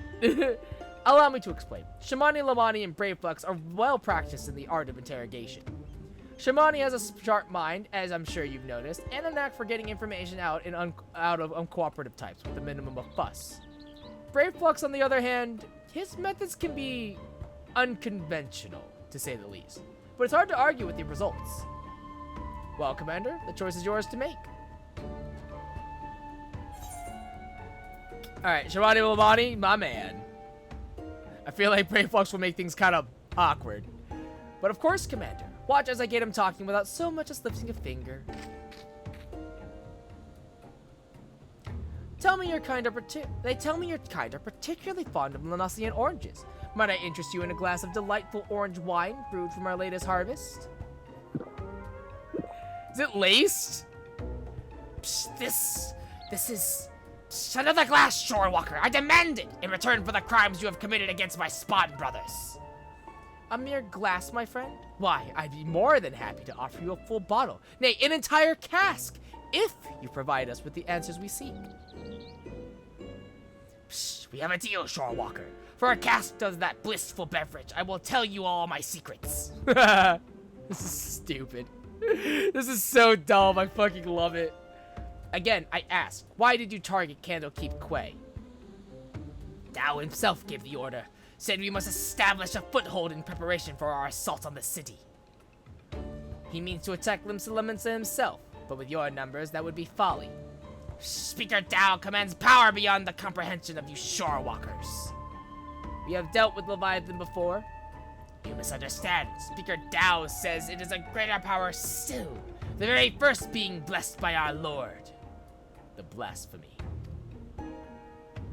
Tell me where Dao is. Psst, an island far to the south and east. There he performs the rite that will summon forth the Divine One and deliver my brothers and I to glory. Thank you for your cooperation. I almost kind of want Brayflox to do the torture instead, actually. I suspect that Dao is hiding out somewhere in the Ciudades, a deserted isle, most likely. I don't know much about these so-called blasphemies, but can they truly be tamed so easily? We have no evidence they can, but we must operate under the assumption that Dao has found a way. I will ready a ship. We set sail for the Ciudades at once. Prepare yourselves and meet me at the docks as soon as you are ready. I'll have Shamani and Brayflox continue the interrogation in the meantime. Our friends here might still be hiding something from us. I kind of want Brayflox to actually do the interrogation instead. Like, Shamani was good, but Brayflox was like, I'm concerned. I have concerns, Brayflox. Like, I thought Brayflox was just this quirky goblin doing quirky goblin stuff. But then he's like, I'll make him talk with my shiny thing. I'm like, I gotta step over here now. I'm gonna step over here. Because I feel unsafe.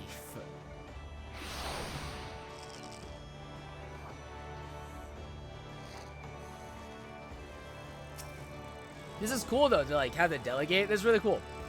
Everyone is here? Good. We make for the Ciudades in search of Dao's hideout. Our friend Noel will be waiting for us there. The Blasphemy 2 may be present. Be vigilant and keep your weapons at the ready. Well, Commander, do you have any words for your men on the eve of battle? The duty of the strong is to protect the weak! Ah! It's cool having the company of heroes come back. That's really cool, actually. It was really fun. It's those small little references, you know?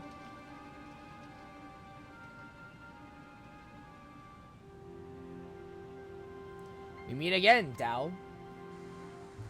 Where is the blasphemy? Tell us now so we may end this madness.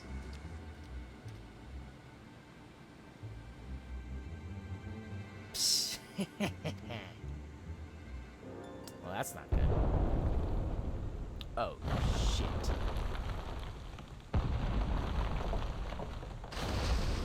Oh my god. Holy shit. Wow. Speak of the bloody devil. Psh, there it is. The dread beast I saw beneath the waves. The source of our woes.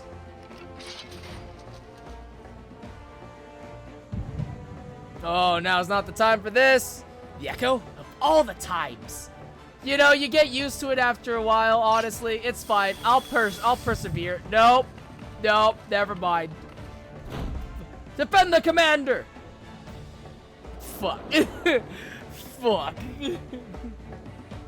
Not now. Not now! Ah!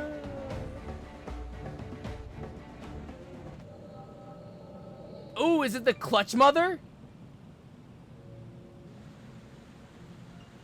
I've been grave tidings, my queen.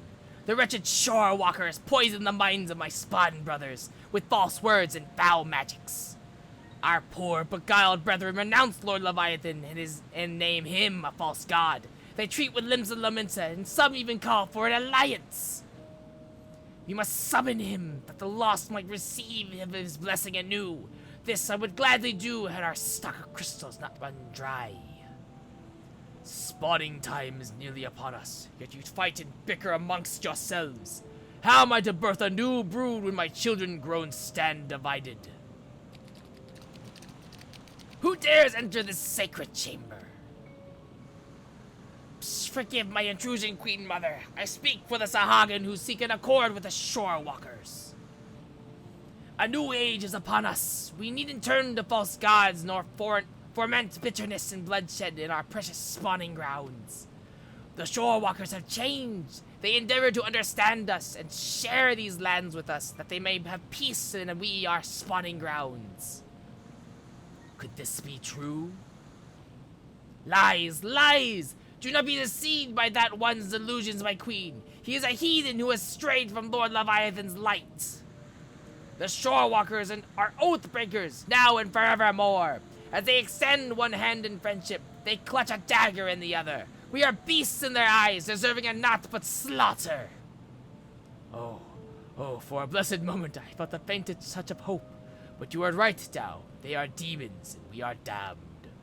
Oh, for woe! My poor children have lost their faith. Their minds poisoned by lies, they turn away from the lore of the world and cast their lot with the enemy. I like how easy it was to convince her. Just like, have they really changed? No, they haven't. Ah, you right. Like, what? 'Tis so, my queen, 'tis so. We will have no choice but to abandon our sacred spawning grounds and sink to the ocean's floor to rot and decay. Dao, dearest of my children, you tell them that we have no future.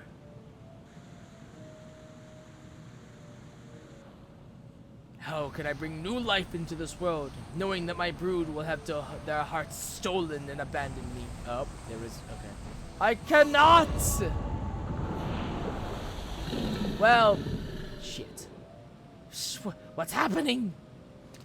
Please, my queen, you must calm yourself. Oh, no. Oh, dear. Such power, such beauty! A blessing from Lord Leviathan himself! Well, that's not good. That's real awkward. Huh? What's happening? Are you fighting without me? You know I hate it when you do that. So this is a blasphemy, eh? I can see what all the fuss was about. Have your wits about you? Good. If you can fight, now is the time. Okay, I'm back. Strike now, my queen. Send the shore walkers and their honorless leader to her death.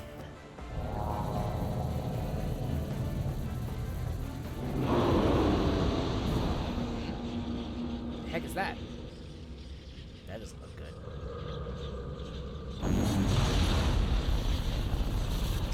Ooh.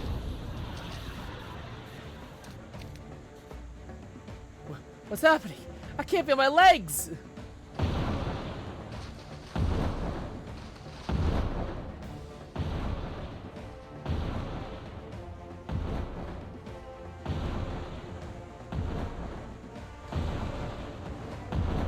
Oh no.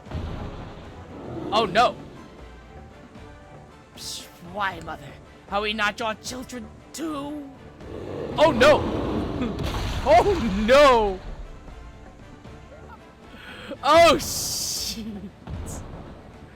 Well now. That's not good. Oh, it readies another one. Damn it, we cannot weather another blow like the last.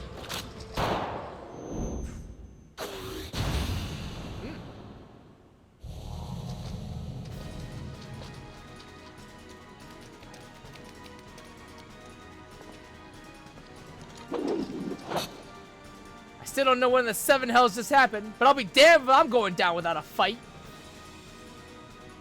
Steady, the beast is feeding on our ether. We'll not survive a head-on fight. Lennon and L, Odin, remember the company stratagem when faced with overwhelming odds. Retreat. Ooh. Smoke bomb! Yeah! Retreat! Retreat! Get ourselves the bloody hells out of here!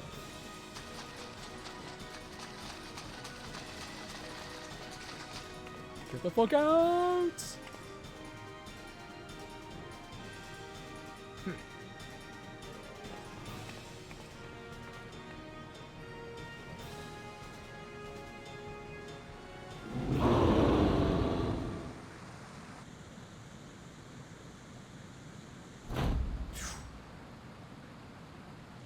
Oh ho. Hi ho, Commander. Well, that didn't go very well.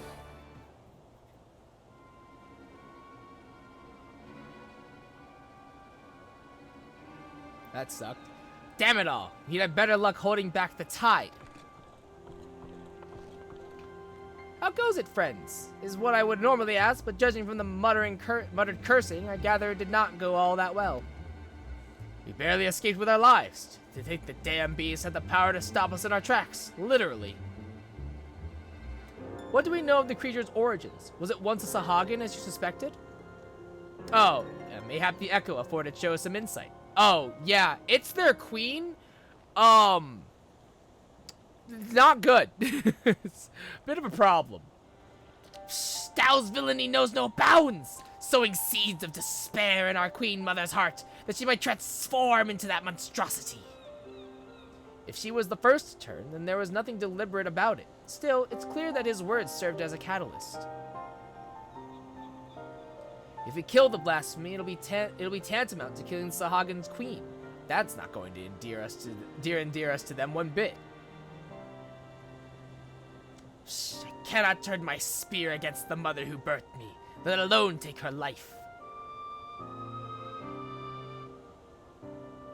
Out of curiosity, did anyone see who fired that shot? Were it not for them, we'd all be dead. You don't think. I know not, but we must formulate a plan, and quickly. My scouts tell me that the blasphemy has left the island and now roams the open sea. I will order them to continue the search. In the meantime, we must find a means to overcome the beast's formidable offense.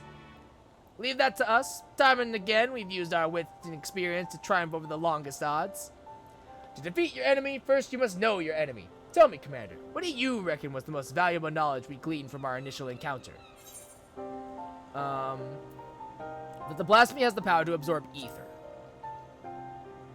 Like, it's cool that we know it's the queen and all, but like, that's kind of a problem. I concur. Now that we know how the beast disables its foes, we can use this knowledge to devise a proper defense against it. But that is not all we have learned. While the blasphemy can maneuver through the water, it also frequents caves and the like. Our best chance of defeating it would be such a place.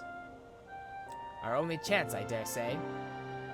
I will send scouts to identify any and all large caverns and coastal areas that could serve as shelter for a massive creature. To ensure the safety of our people, and to have any hope for peace with the Sahagin, this is a battle that we must win. All your strength and wisdom will be needed in the days to come. Dismissed.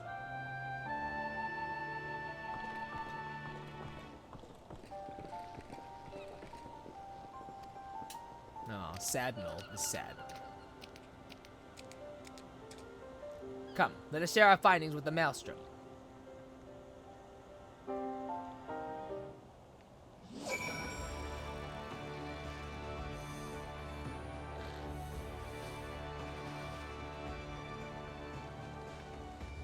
Where's the... Oh, there it is. So where's the Ethernet shard?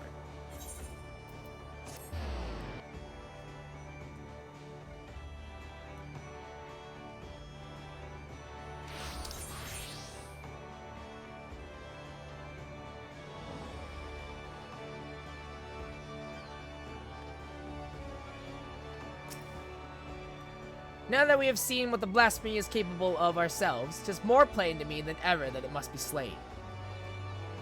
Reach out to all trade ships entering and departing Limsa. Inform them that any sightings of the blasphemy are to be reported to Maelstrom Command at once.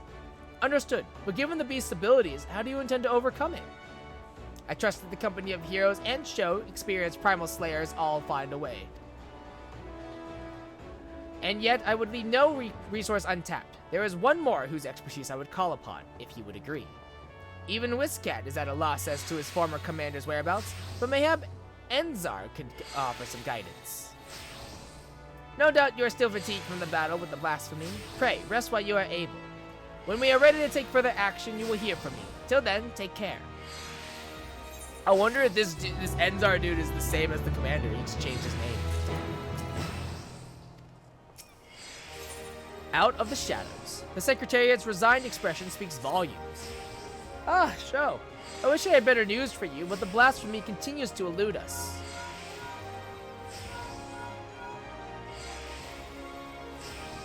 Can you hear me, Commander? This is Whiscat. I have an idea of how we might take down the blasphemy. Meet me in Costa del Sol as soon as you are able. Well, that sounds promising. I'll tell the Admiral you'll be away for a bit. Godspeed and stay safe out there. So I know this one. I know where this is. I've had to come here multiple times.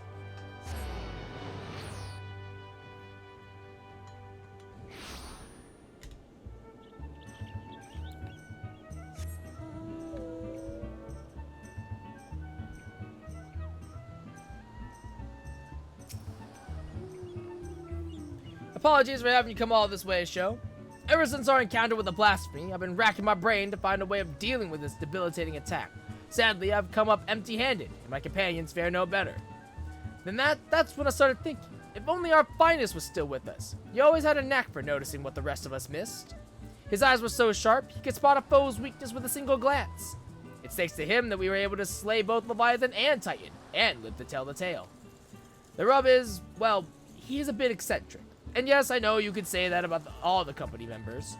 But unlike us, he prefers to work from the shadows. Truth be told, I've not seen him since the day we disbanded.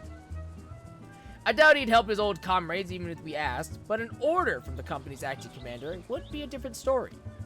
In our heyday, we had a way of reaching him. Whistle at the forked road, and sooner or later he showed himself. Didn't matter when, winter or summer, in broad sunlight or the dead of night, he'd always be watching from afar. With any luck, he still is now. Oh, but I've rambled on enough. Go on now. This may be our best and only hope. Okay. Whistle at the forked road in Bloodshore. Okay.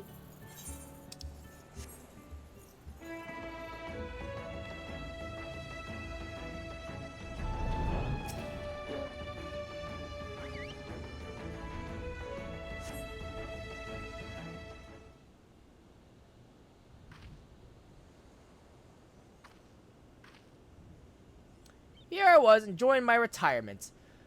Why'd you have to go and bloody whistle? Hello, sir.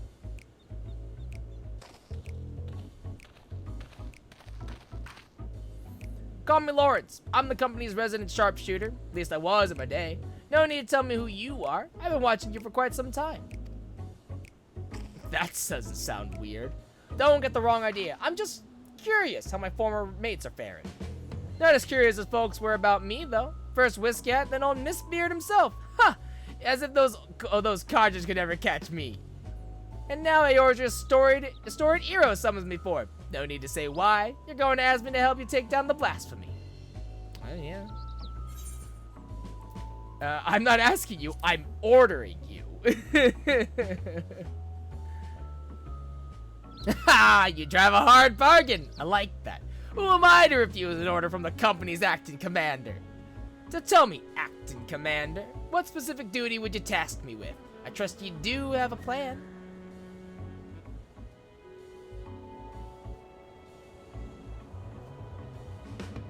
So you need a way to neutralize the beast's most potent attack.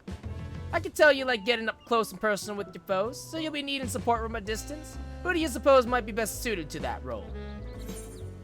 Melweb and your twin must can handle the job. You, of course. You, duh. Damn right. My eyes are among the keenest in the realm, as you've doubtless heard from Whiskat. In pure marksmanship, none in Limsar are the Admiral's equal. Yet Merweb is ill-suited for a supporting role, not for lack of skill, of course, but rather, come to think of it, there's something you should know. Follow me. Okay. I like him. He's fun. He's fun. I wonder if we can, like, go talk to Real and be like, hi, I met Lawrence. He's kind of weird. Is he up here? Oh, he is up here.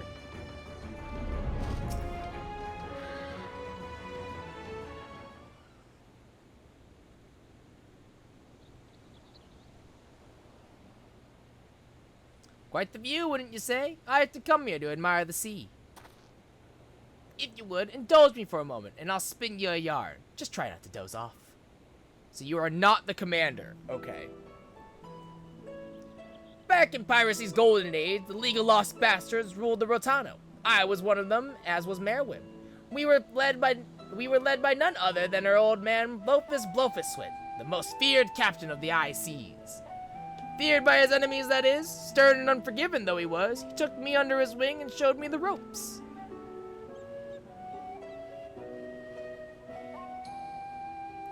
Aye, he was like a father to me, to us all, till that fateful day.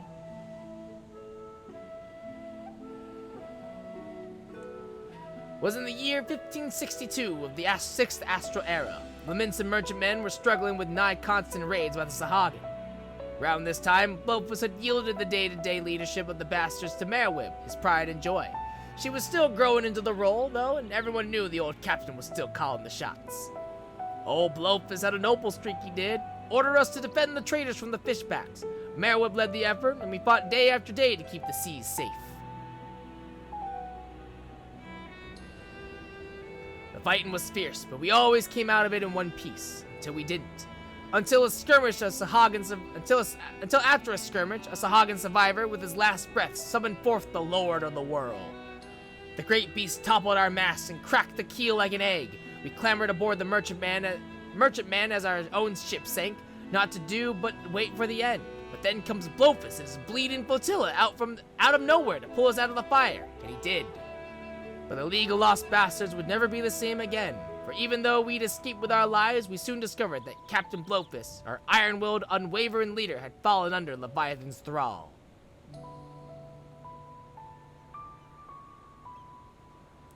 Of course, in those days, we didn't know much about drowning or tempering, didn't know what to make of our captain as he grew more haggard by the day, his words devolving into crazed rambling. Then one day, he vanishes, taken off with half our men. Not long after, a band of pirates calling themselves the Serpent Reavers began taking prizes in the Indigo Deep alongside the Sahagin. At their helm was none other than Captain Blofus, who cast his lot with the fishbacks. Merwib knew what had to be done, and to her credit, she didn't shirk from the deed. She acted quickly, sneaking off under the cover of night with a skeleton crew without so much as telling me. Of course, that didn't stop me from stowing myself in the cargo hold and joining her on her voyage. She was none too happy to see me at first, wanted to leave me out of it, she said. But seeing as I made myself known when she was struggling to fend off the Order Reavers and Fishbacks, it wasn't hard to win her over. Her twin muskets fell in one after the next, as my sharpshootings kept her safe from afar. We cut a path to the center of the isle. It was there we found Blofus, or rather the miserable wretch he'd been reduced to, all bones with skin shriveled and a tangled mat of white hair, eyes bulging from his head like a fish as he prayed for the Lord of the world.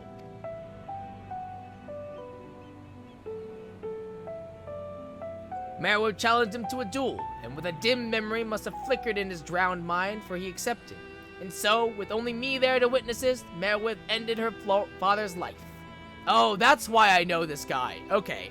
I was like, Lawrence, why does this name sound so familiar? It's because I read the short story. Lawrence is in the story. This whole recount is the short story from Tales from the Twilight. The League of Lost Bastards would have lived up to its name if it weren't for Merwim. She assumed full command and restored us to our former glory. Not long after, she triumphed in the Trident and was named Chief Admiral of Linsa Lominsa. I don't think back upon that day, seeing her charge into battle, muskets blazing. Might seem reckless to some, but that's how Captain Blofus taught her, and she knows no other way.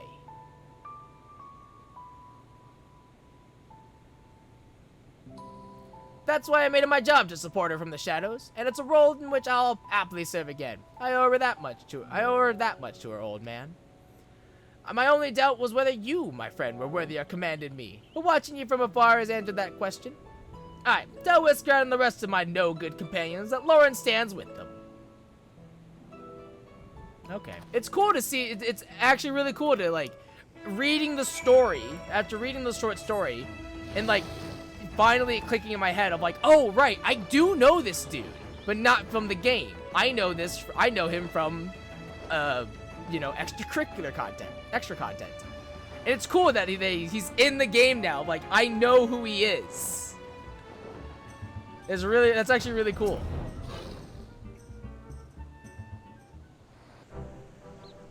I don't think any of the other like side stories. I don't think any of the other ones actually bring in a character from the story. So that's really awesome. Did Lawrence show himself? Yep, he says he'll do it. Now there's a surprise. I had some hope your words might reach him, but never did I imagine he would agree so readily. Ah, just one thing, Show. I'd appreciate if you didn't mention Lawrence's involvement to the company. Lannindale in particular. They'll find out soon enough regardless. At any rate, this gives us new hope in our battle against the blasphemy. All that remains is to set the snare and lure the beast into our clutches. Our scouts are on the lookout for the creature as we speak. If the latest reports are to believe, we are drawing ever closer. And with that, I best get back to it. Can I trust you to report these latest developments to the Maelstrom? Then till we meet again, Commander. So are we just never gonna meet the Commander? That's kind of sad. I would like to meet him, like, once. That's a little unfortunate. Like, I want to meet the Commander at least once, man. At least do, like, I don't even know, just like a small cameo. Damn, I thought Lawrence was gonna be the Commander, but actually Lawrence is just Lawrence. Lawrence is just Lawrence. Ah. Dang. So he's not the Commander. Okay.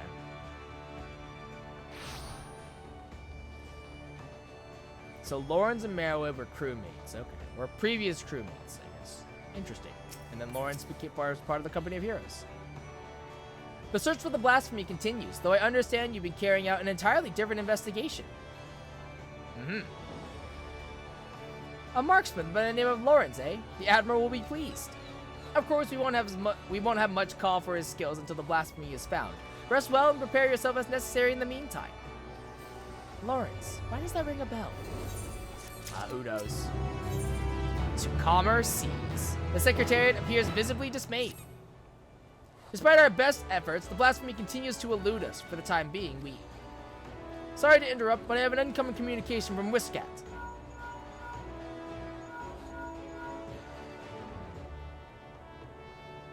Commander, we've snared ourselves a blasphemy.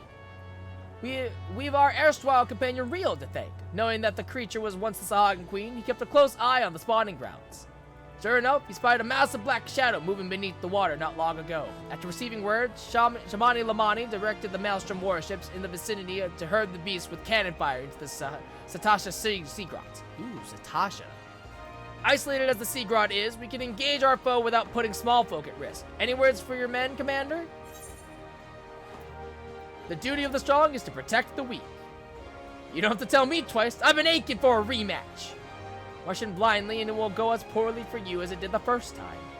Ha! Knowing you, I'm sure you'll show up just in time to see me deal the killing blow.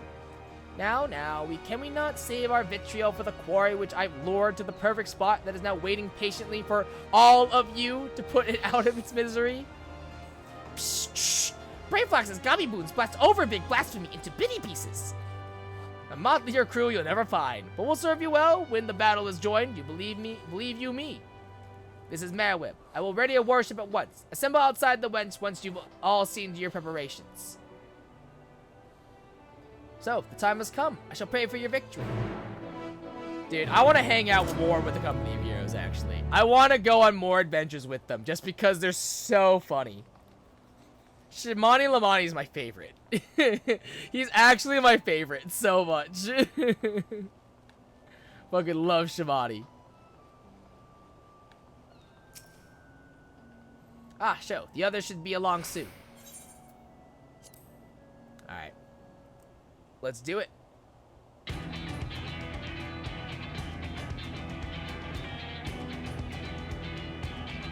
The blasphemy is still contained within the Satasha Sea Grot. There it will meet its end, Navigator willing. But that my brothers and I could join you in the fight, and yet, blasphemous though it may be, the beast was once our mother. I understand, though. Forgive us for what we must do. Were there means to reverse the transformation, we would do all in our power to bring your mother back. Sadly, there is nothing left to save her.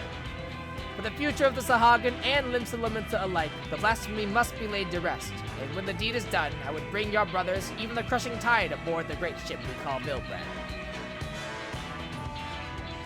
I do not want to slay your mother, but this thing as she has become, a mindless beast who would enslave and kill her own, is an affront to the memory of who she was.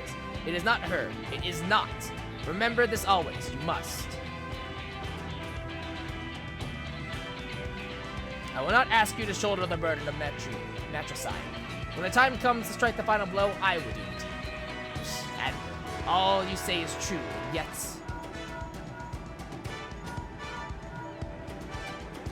I'm glad Rio got a play in this. Commander, I've sighted a group of fishbacks, crushing tide most like, heading straight for the sea grub. You best make your way here, and fast. Yeah, Rio, yay, Rio. Time to move out then. Any words for your men before we set sail? Don't go die on me out there.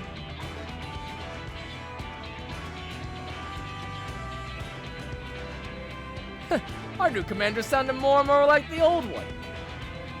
But enough talk. It's time to show the realm that the Company of Heroes hasn't lost a step. Aye!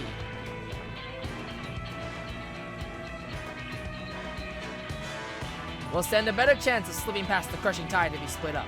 Sho and I will go together, while the rest of you take a different route. Let us brook no further delay. To Satasha!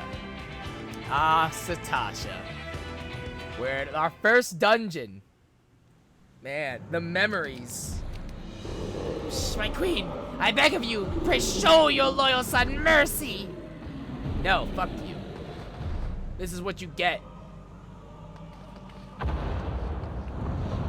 Oh, he's dead. Oh, no. Blasphemy, the indigo beast.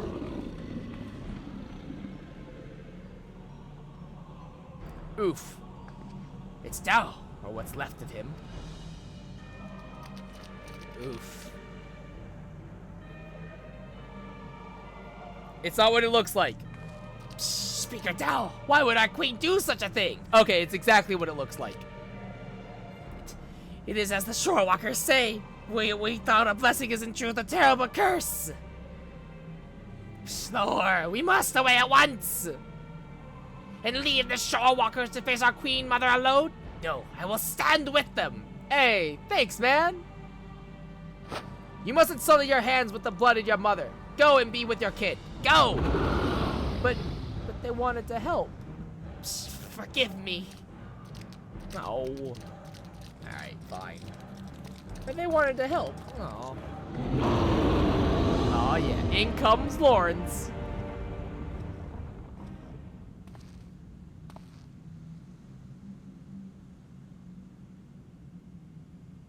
I was beginning to think you wandered off a cliff, Lawrence. Must you say it like that? I prefer to think of myself as fashionably late. Aw, yeah. But enough talk. It comes. Oh my god, he's so cool. Holy shit, he's so cool, man. God, he's so cool. Fuck, do I have to tank this? That would kind of suck. I would be Lauren's the Eagle Eye. Interesting. Fuck, I think I have to tank this right now until at least the company gets here. Here it comes. We're counting on you, Lawrence. Leave it to me. Ooh. Aye, no enemies escapes my eyes. Just one shot here and.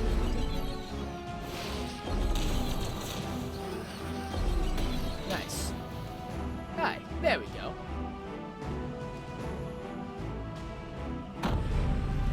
Oh, those are bigger. See how easy that was? I reckon you can do, acting commander. Oh, okay. You'd have me do what? Position? Oh, yep, positionals.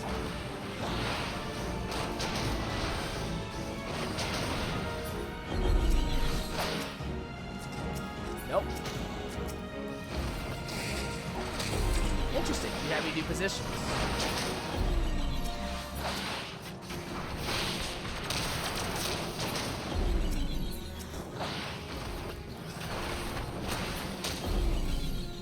That's cool, actually. That you'd have me do positionals. That's cool, actually.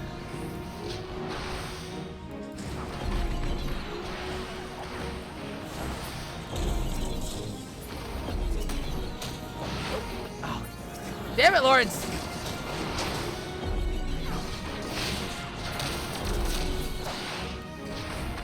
He moved faster than me. It's not fair. It's not fair. He moves faster than me.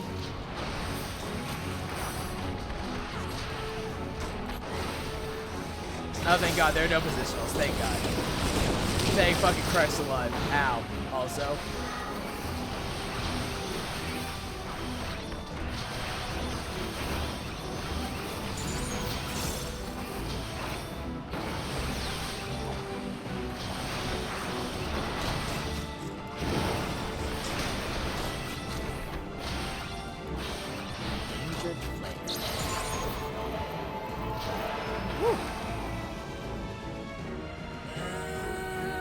Why are you coming to me? Please no! Please no, Merwin, please.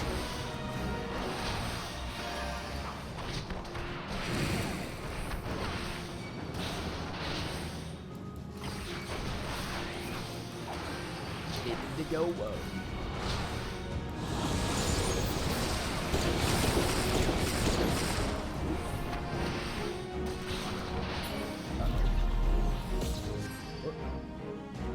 Go.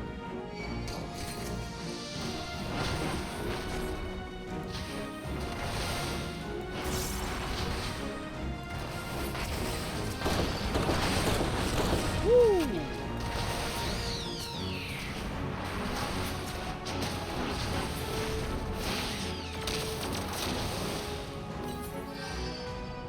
There it is.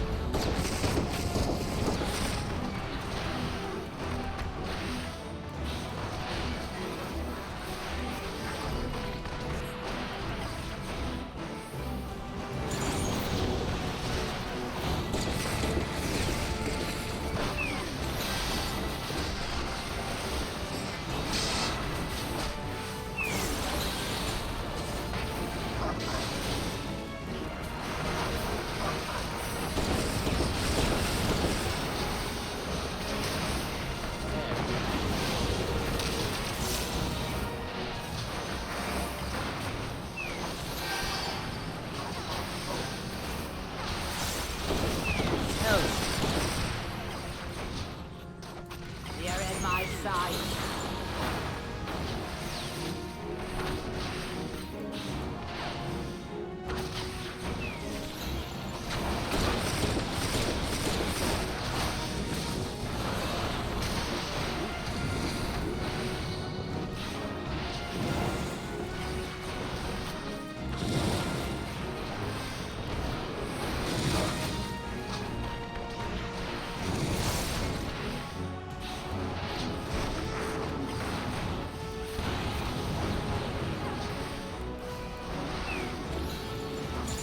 I like that Brayflox is our healer and he's just throwing potions everywhere.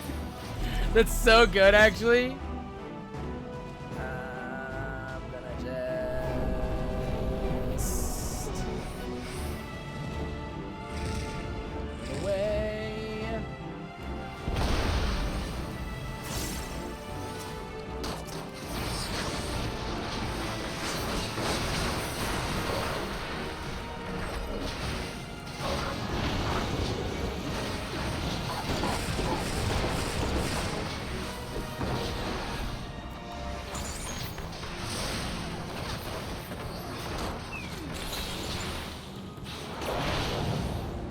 Ow.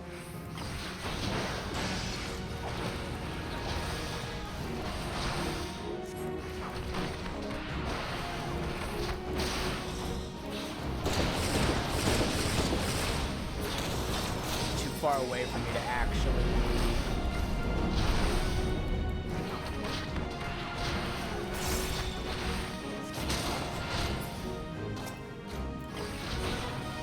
10 seconds. Dude, sticks.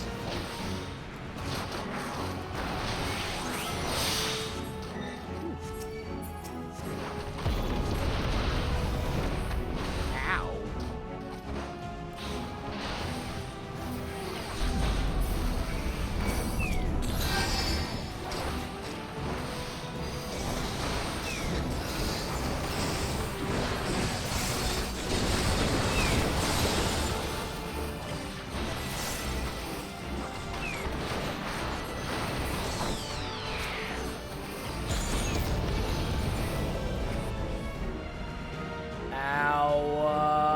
Freyflock feels ouchy.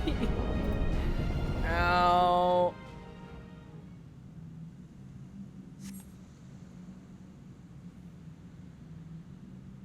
Hey, the Sahagin! Yay! What's this thing? Electrogenic force? Whew.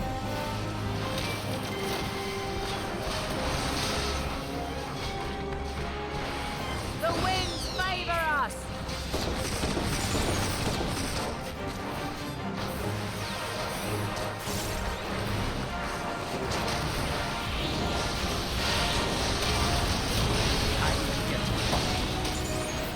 Liver breaks. I will not yield.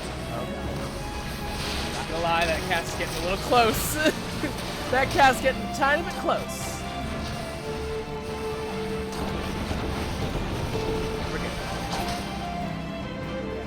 I would have liked to do a Masterful Blitz, but I think the stun canceled out my elixir field, so I didn't get my. I had to I had to use another perfect balance to get my naughty, and I'm upset by it.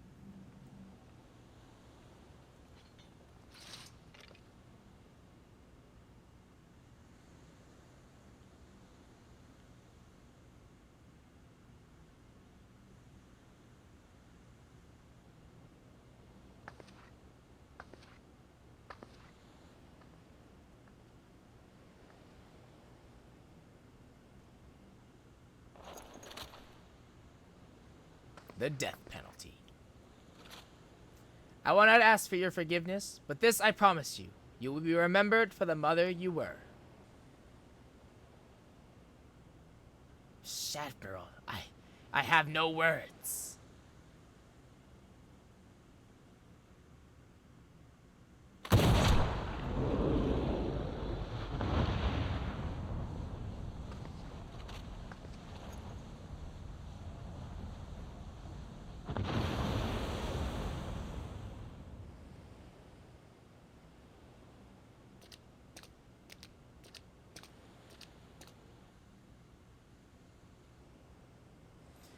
Our Queen Mother returns to the depths in eternal slumber.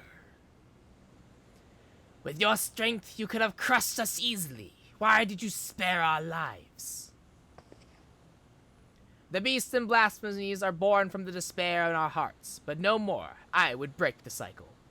Though Dao may have been blind to it, I believe in a future where Sahagin and Laminson live in harmony.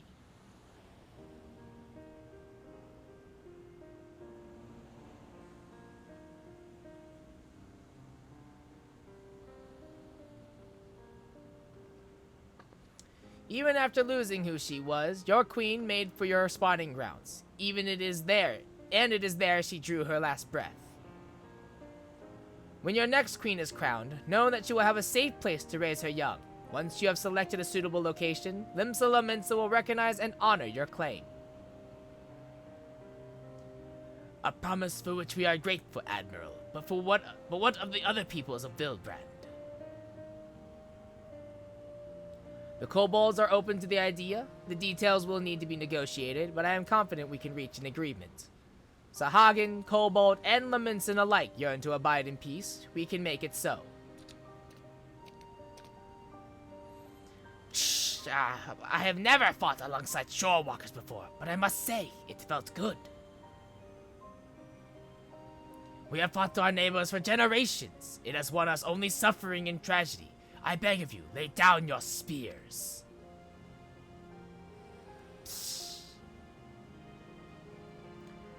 Twill take time and effort to bridge the gulf between our peoples, but bridge it we shall.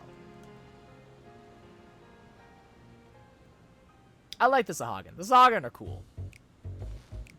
Lord, sneak it away.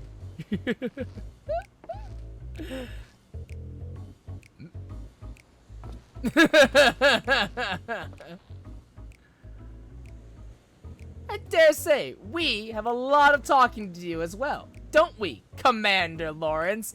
Ah, okay, I see.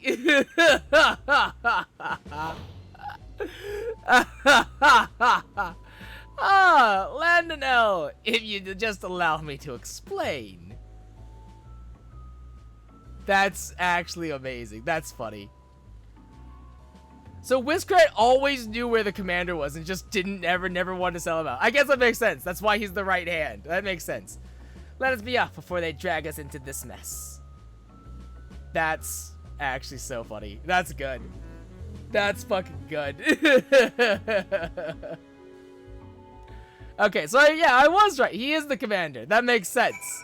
That makes a lot more sense. Of like, man, like Lawrence isn't the commander? Damn, man. At last, it's over. We can take pride in the respite we won, but we must never forget those who could not be here with us to enjoy it. Forgive us for what we have done, Queen Mother. Oh, fuck.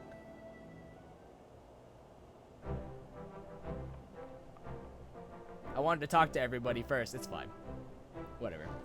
Perfect timing, acting commander. You must save me from this bloodthirsty bastard. Well, Lawrence, let's hear your excuse. And it had better been a good one. Why in the 7 L's were you skulking about in the shadows while we did all the dirty work? Huh, like you'd like to be any happier if I'd showed myself sooner? I could hear you whining now. What, you didn't think we could handle this on our own? Aye, I'd be bloody furious regardless. Don't think I've forgotten what happened, or rather didn't happen on the day of our duel. Even though the future of the company hung in the balance, I waited and waited and waited some goddamn more, and still you never turned up. But I've got you now, and I will have satisfaction. Given Lawrence's penchant for late arrivals, I couldn't help but worry too. To say he cut it fine would be an understatement. And not by choice, as usual. My scouts observed him roaming near Costa del Sol not long ago. It would seem our commander's woeful sense of direction has not improved in the least. I'm honestly surprised you never realized, Landondell, that was to blame for his extreme tardiness. That the commander did indeed arrive at the agreed upon location for your duel, after the sun had risen and set a half-dozen times. Navigator, take me. Shamani, you promised that you would stay between the two of us. That would stay between the two of us. Brayfox, you have a kind word or two for your old commander, don't ye? Shh. Commander Lawrence, Commander no more. New Commander, friend to Gobbies everywhere. Does many sweat works for Gobby kind.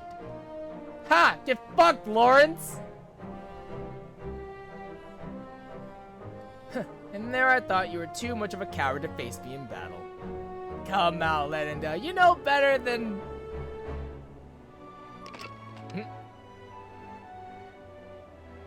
Then it's settled. We fight here and now. On your guard!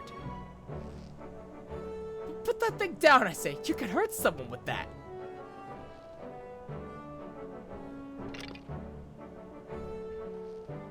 No, fuck.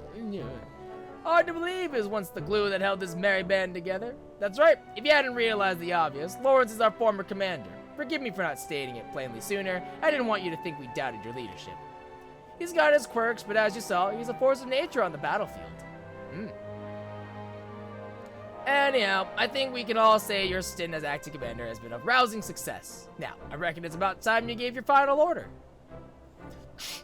A company of heroes band break once more? Brave folks never like parting with gobby friends. Here, here. I may have my complaints, but when we're together, a good fight's never far away. You hardly need a company or commander to get you that, and should Limsa again be in peril, there's nothing stopping us from rising to the occasion. Till then, you're all strong enough in your own right. Why not serve the weak in your own ways?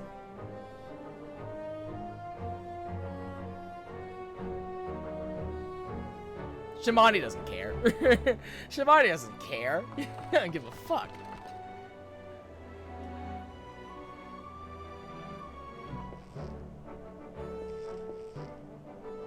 I love Lawrence. Lawrence is great. Fucking love Lawrence, dude. Hells yeah. It's time for you to do what I once did. Give your men their final orders and send them on their way. You've had quite the turn of duty, but all good things must come to an end. Any parting words before we go our separate ways? Give Gabriel Juju my best regards. Finally, I can enjoy some semblance of peace again. At least as much peace as a man can enjoy waiting with hand and foot on the Lord of Costa del Sol. It may have been rough sailing at times, but I rather enjoyed serving under you, acting commander show.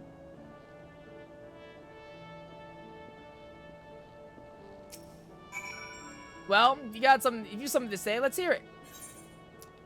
Return to the wares and keep the murdering to a minimum. As if I needed you to tell me. While I enjoy the diversion, I know as well as any that my true place is in Gridania leading a respectable life. You may not have been the perfect commander, but 12 as my witness, I hope to fight by yours aside again. Farewell.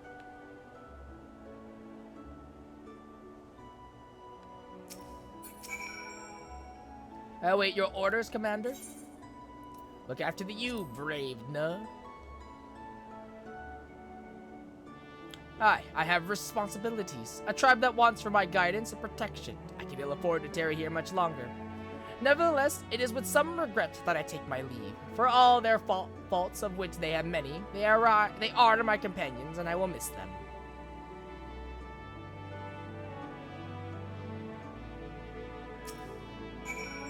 Well, let's hear it, Commander. You owe me of your finest bottle of Brackus. You owe me. Indeed, indeed. I mean to return to Wineport as soon as I've tied up a few final loose ends here. Speaking of wine, I've always preferred the older vintages, left to sleep in their barrels for many a summer. They come out tasting better than ever. One might say the same about our own company.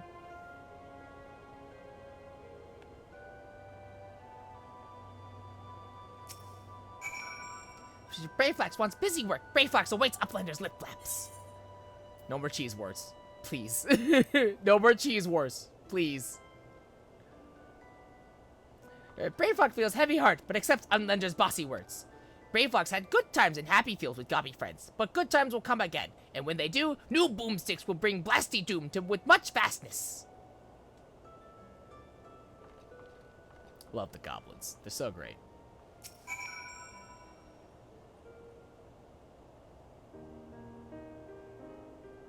And on that note, I ought to be on my way.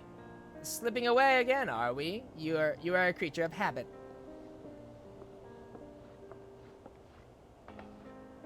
I resented you for it at the time, you know, but I think I understand now. Better to shun fame and not serve as an example for glory seekers too eager to fight and too quick to die. You're overthinking it. I'm a creature of whimsy, a man who lets the tailwind carry him where it will. But more importantly, this new age belongs to the new blood. I've had my day in the sun. If you succeed in brokering peace with the Beastmen, there'll be no need to worry about primals, and the company can go into permanent retirement, and then I can say I did right by the old man. If you hadn't been there for us both, I don't know if I could have pulled the trigger.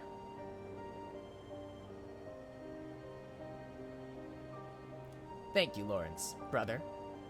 I did nothing. It was you who shouldered Captain Blofus's burden, and that of the entire League. I'm sorry, Mailwhip. I know it hasn't been easy for you. But I dare say, you've worked hard enough. Maybe us company folk aren't the only ones in need of a retirement. But I've said too much. Lawrence holding his tongue. Gods, you have changed. But yes, my greatest test as Admiral still lies ahead, as we steer the great ship Vilbrand towards a new future. You truly are your father's daughter. I owe you my thanks too. Dare say you did almost as good a job keeping my command to task as I could have done. You're welcome, Lawrence. Call it a hunch, but something tells me our paths may cross again. But forgive me if I carry on like I've never seen you before. Not unlike my old friend Mistbeard, I prefer to keep my past in the past. And with that, I'm off. Take care of yourselves.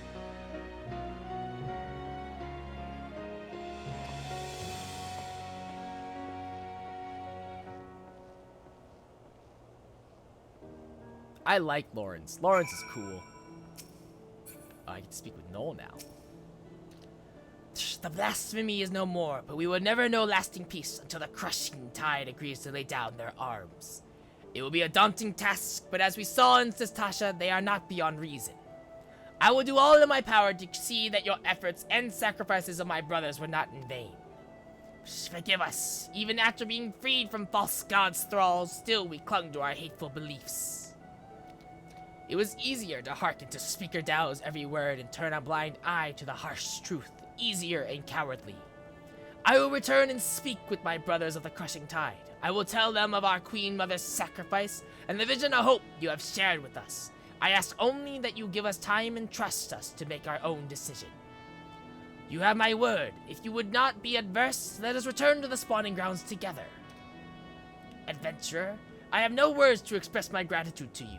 I will repay you the only way I know how, by doing my part to usher in an age where Shorewalker and Sahagin stand as one.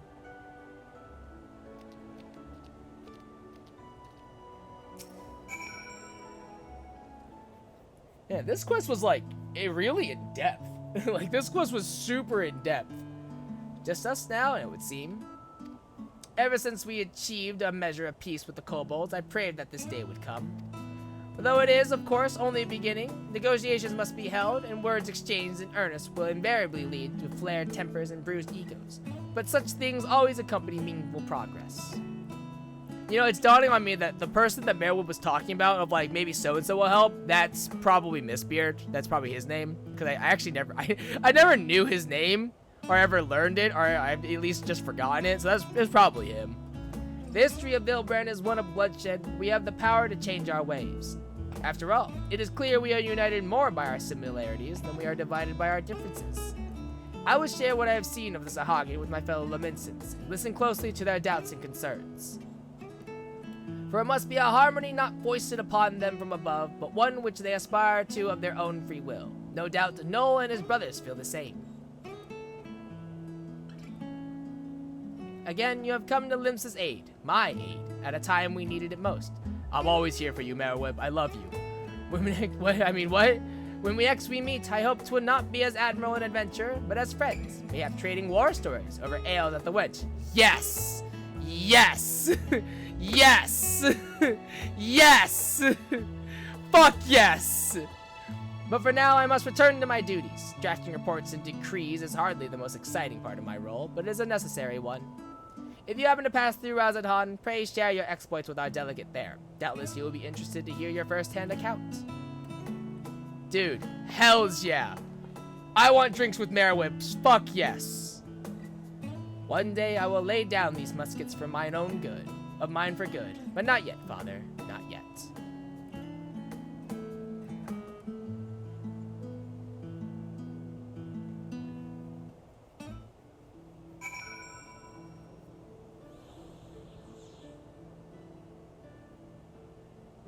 Dude, I like where all these role quests were. I liked the stories for these role quests. These were good. These were really good. I think the only one that I'm kind of just like, toward is Gridania. I think the tank role quest for Gridania was just sort of like, it's okay. Like, it was cool, but I'm just like, I had no stake in Gridania, like, at all. Like, I really just didn't. Because again, we don't do anything in Gridania. We do almost nothing in Gridania. Sure, we have the sylphs, cool. Nothing to do with that. So I'm just kind of like, So, you returned. Pray tell, what news from my homeland? Pirates. Extraordinary, and a chance at peace with the Sahagin. These are heartening tidings indeed. Without a doubt, you have helped to dispel the pall of despair that once hung over all Vilbred. Our people now bask in newfound hope. I must share the news with the others. Full glad will they be to hear that the threat of Talimsalumin is no more. Thank you again, my friend. Alright, so that's all the role quests. Is that... Really, that's it. There's nothing... No more... Nothing extra? Really? Okay. I guess that's it. Wow. I'm actually kind of shocked that there's really nothing. Let me go to... I'll go to Charlie real quick. Maybe there'll be something that I finish all the Crashers role quests. I doubt it, though. Huh. Nothing, huh? Maybe they might add something later on. Yeah. I think that's what they did for Shadowbringers, at least, I think. Well, no. No, they didn't. Yeah. There's nothing here. Oh, okay. I guess. All right. Then I guess on that note, guys, that's where I'm going to call it for tonight. Thank you so much for coming out to the stream. We will take care of the not as glamorous crafting gathering world quest tomorrow. We'll take care of all of that stuff. Should still be it should be an interesting story nonetheless. I like them. I like doing them in Shadowbringers, so I'm looking forward to doing them here in Endwalker. But we'll take care of all of those tomorrow. But as always, though, my name is Shogun Shin. You, the audience. And I'll see you guys next time.